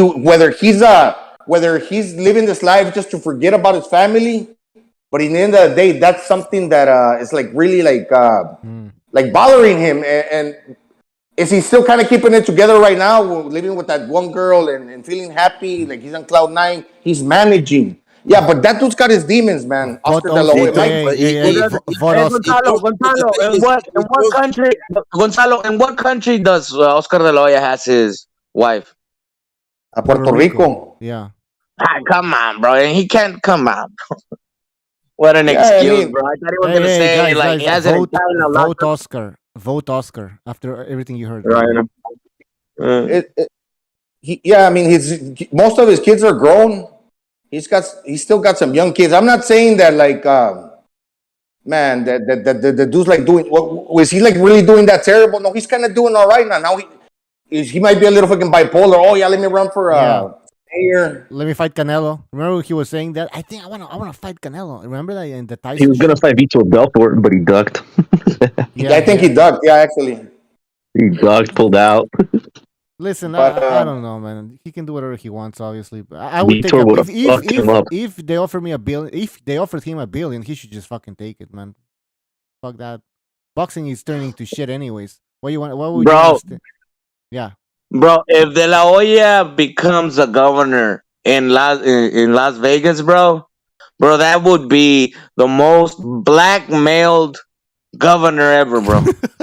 See, let me say this, man. You don't think so, bro? Oscar De La Hoya, Oscar De La Hoya and Golden Boy Promotions is gonna be around for a long time, and it's always look. Mayweather was a great champion. He fought fucking Oscar De La Hoya. He made a lot of money as a boxer, but Mayweather is as big as a personality, and people like to say because he is. He doesn't compare as far as like the promotional company what Oscar De La Hoya has as far as like the fucking name, and he can never have that. Mayweather cannot have the fucking the Golden Boy promotional like the company, not just because what do you have to do different from Oscar De La Hoya that I'm gonna fucking if I'm TNT I'm gonna succeed, I'm gonna be like as good or better than you. It's something about Golden Boy and that company, whether he has a lot of fighters or not right now, that fucking company is gonna live on forever. And that's why it's worth a lot of money. Bro, look, man. I don't think so, bro. I think once they sell it, they're gonna break it apart, bro. That's gonna break it apart or change the names, bro. Let's be real, bro. That's basically what it happens. So, like, if they do sell it, I hope Matchroom buys it. I mean, yeah, not Heyman. So people are saying, "Oh, Heyman's gonna buy it," and then somebody mentioned, like, "No, they're not. They're broke. They don't have any money. It was a hedge fund." Yeah. Well, you're telling me that Matchroom, the dude from England, because he's probably got a busy schedule. He's gonna run like the fucking Friday night fights and all this developmental talent in Los Angeles, San Diego, Tijuana. and like all these things that Oscar De La Hoya doing, or the people that work under Oscar De La Hoya, you think Matchroom's going to be? They don't even know what they're doing in regards to if Eddie Hearn got a fighter and a Mexican dude beat him, he's signing the Mexican. And he's traveling to Tijuana. He understands the passion of like the Mexicans, what they bring to the sport, because that's why Oscar De La Hoya company real successful, because Mexicans are big pay-per-view buyers. But now, listen, do you think Matchroom can come in and fucking run these Friday night fucking shows and do what Oscar De La Hoya is doing, what a lot of people don't they don't understand, man. It's just a lot of little things, man. You can't come from another country and think that you're gonna fucking come over here and do the little things. Hey, you sound like the LDBC, Gonzalo. Remember where they were saying, "Oh, Hearn, he doesn't know he doesn't understand America. He's gonna fail in America." And yeah, because it's funny because I don't 100% actually like know what I'm talking about, but I get a little bit of a sense of like what's fucking going on. See what I'm saying? Yeah. It's only just. I mean, Hearn's got no chance in America because they squeeze him out. They gang up and bully him at the end of the day. I mean, they don't want him going there and getting a piece of the cake too, right? Not. Yeah, but if you're Eddie Hearn, you cannot build a rapport like with these young fighters. That eventually, maybe one of the young fighters is going to become something like along the lines of like a Ryan Garcia, but more so from. Salute to Eddie Hearn, who actually signs Mexican fighters. To be honest. So he does. Hey, Bucho, you know what I actually think. What? Bucho, I think he's selling it already because I think he knows the crash is about to happen. I don't think he's that smart, man. Nah, man, this motherfucker is probably one of the smartest. Behind him, it's the people behind him, the investors. Yeah, man. Could be. They know. Could be. It is. Shit's about to crash like a motherfucker. Oh yeah. There is. Yeah, man. They're all selling shit, bro. I love them, bro. Go to the petrol station. You'll see what I mean. Yeah, look at all this inflation. It's out of control. And they're telling you it's transitory. It has peaked. Now it's just going to go down from now on. It's like, no, it's going to keep going up. We all know we're going into inflation. I mean, it's shit's going down. It's a fucking Chinese motherfuckers. It's still up now. Or fucking... Yeah. And Express. It's fucking Biden and China, bro. They work together. Yo, the Chinese are already here, man. In Canada. Yeah, in your country, I know. we're fucked. Yeah, man, you know, fuck. They're everywhere, bro. I'm not gonna lie, bro. They're everywhere, bro. Except like all of a sudden, they're everywhere, man. You can't move. You can't move a muscle without. You know what's gonna after they take over the whole world, they're gonna have a huge ass fucking Chinese heavyweight champion. Yo, man. I don't think Hearn's doing such a bad job, man. I like Matchroom, the zone. Yeah, man. Matchroom actually does pretty good events, bro. I'm not gonna lie. I don't know why they hate it so much. I mean, it's okay, but. I don't know. I don't live in the UK. I don't know what the fuck. Some people tell me like. I'm just saying, like, I don't for $9 a fucking month or whatever it is for $9. I mean, I don't think of it as America. Like, I just that those fights over in Wales in the UK, I'll watch that shit. I mean, it's all right because I just like the fact that they go around the globe. And to be honest, I like watching boxing from all around the globe. To be honest, I'm not just like America, England. I'm not even English. I'm not on the fucking English drive. So, you know what I mean? I like it. Boxing everywhere. So the zone gives me that. Although I would say some of their cards are a bit, fillers, but it's what it is. They can't be all good. But I like that aspect. They go everywhere. They go to Italy. They'll go to Spain. They'll go to fucking Japan. If they were in Mexico tonight. Shit like that. So I'm getting a world perspective rather than just... You feel it's international. Rather than an American sort of nigger black cast. Oh God! You mean like I like a world rhythm. You know what I mean? The rhythm of the night. It's the rhythm of the night. Yeah. Yeah. I hate these fights at the Barclays Center. It's always there. They're always at the same place. It's always the same crowd. It's always like New York, Vegas. I mean, I like it when they go to say Madrid and this, and you get a fever, you get a feel for different cultures and shit. I mean, I just like that aspect. That's all. Yeah. Yeah. Boxing, because boxing should be international. Of course. And I feel like it's been hijacked. It's been hijacked by America, The WB. What does the WBC stand for? Yeah, World Boxing Council. We cucks. Exactly, world. You know what I mean? World. World. And you look at the belt, and it's got all the world. It's got all the world flags. It doesn't just have. Not all the world flags, but it's got worldly flags on it. It doesn't just got. I'm saying it's World Boxing Council. Yeah. Yeah. Yeah, they need to spice it up a little bit. I feel like even the boxing styles are being hijacked by this clinch. We talked about it earlier with a clinch, move, jab, and even the refs are in it now. The commentators, the judges. So it's very difficult. Racism, man. It's very difficult for a. At the end of the day, the Americans have written the fucking narrative for over a century. We are this, we are that. And, they lapped it up because the communists weren't allowed to fight. Now they are fighting. Mm-hmm. Yeah, now you're getting your Lomachenko's, GG, Usyk, Kovalevs, and it goes on and on and on. And, they don't like it. They don't like it. Boys. Because the world now is a freer world. Well, it's not quite freer, but if you know what I mean, in a political sense. Globalized in a way, yeah. Yeah. Boxing's a bit more globalized now. But don't forget, the whole Iron Curtain was not allowed to box for over a century. That changes history. Right. Changes everything. And it's clear that Russians, for instance, are fighting men. You know what I mean? That's what they were born on, fighting. So it's just, these rules, they handicap foreigners that come in with different boxing styles. Facts. Yeah. Oh, yeah, and that's the thing now. And now they'll fucking try what they can to, will they be ready? Look at fucking Andre Ward.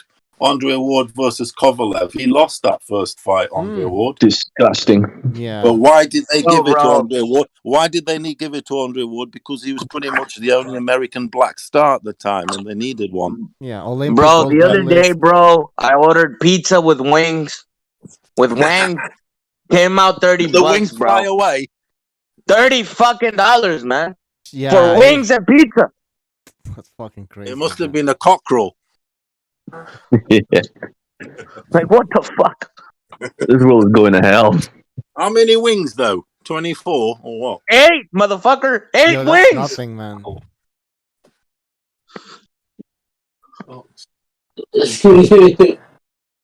Hey, there's a hell of a fight on DAZN right now, actually. Yeah, I'm Who's fighting? Kayaguchi Bermudez. I don't know these fuckers, but they're swinging. Yeah, I'm watching that and the heavyweight fight, Jalalov. Jalalov. Shout out to Japan. Fucked up. Yo, anyways, man. It was a great show, Bucho. Yeah, we wrap it up here.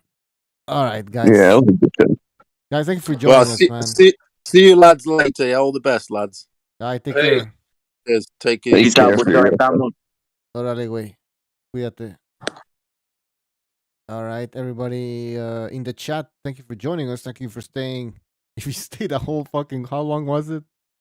4 hours, maybe? Well, you deserve, I don't know, a good night. Anyways, guys, thank you for joining us. We'll see you next time. Take care.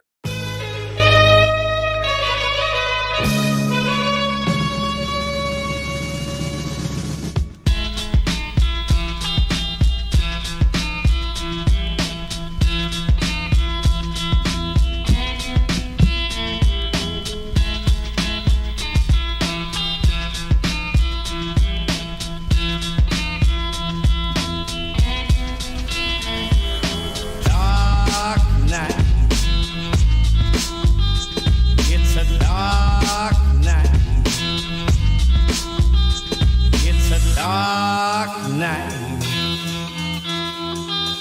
It's a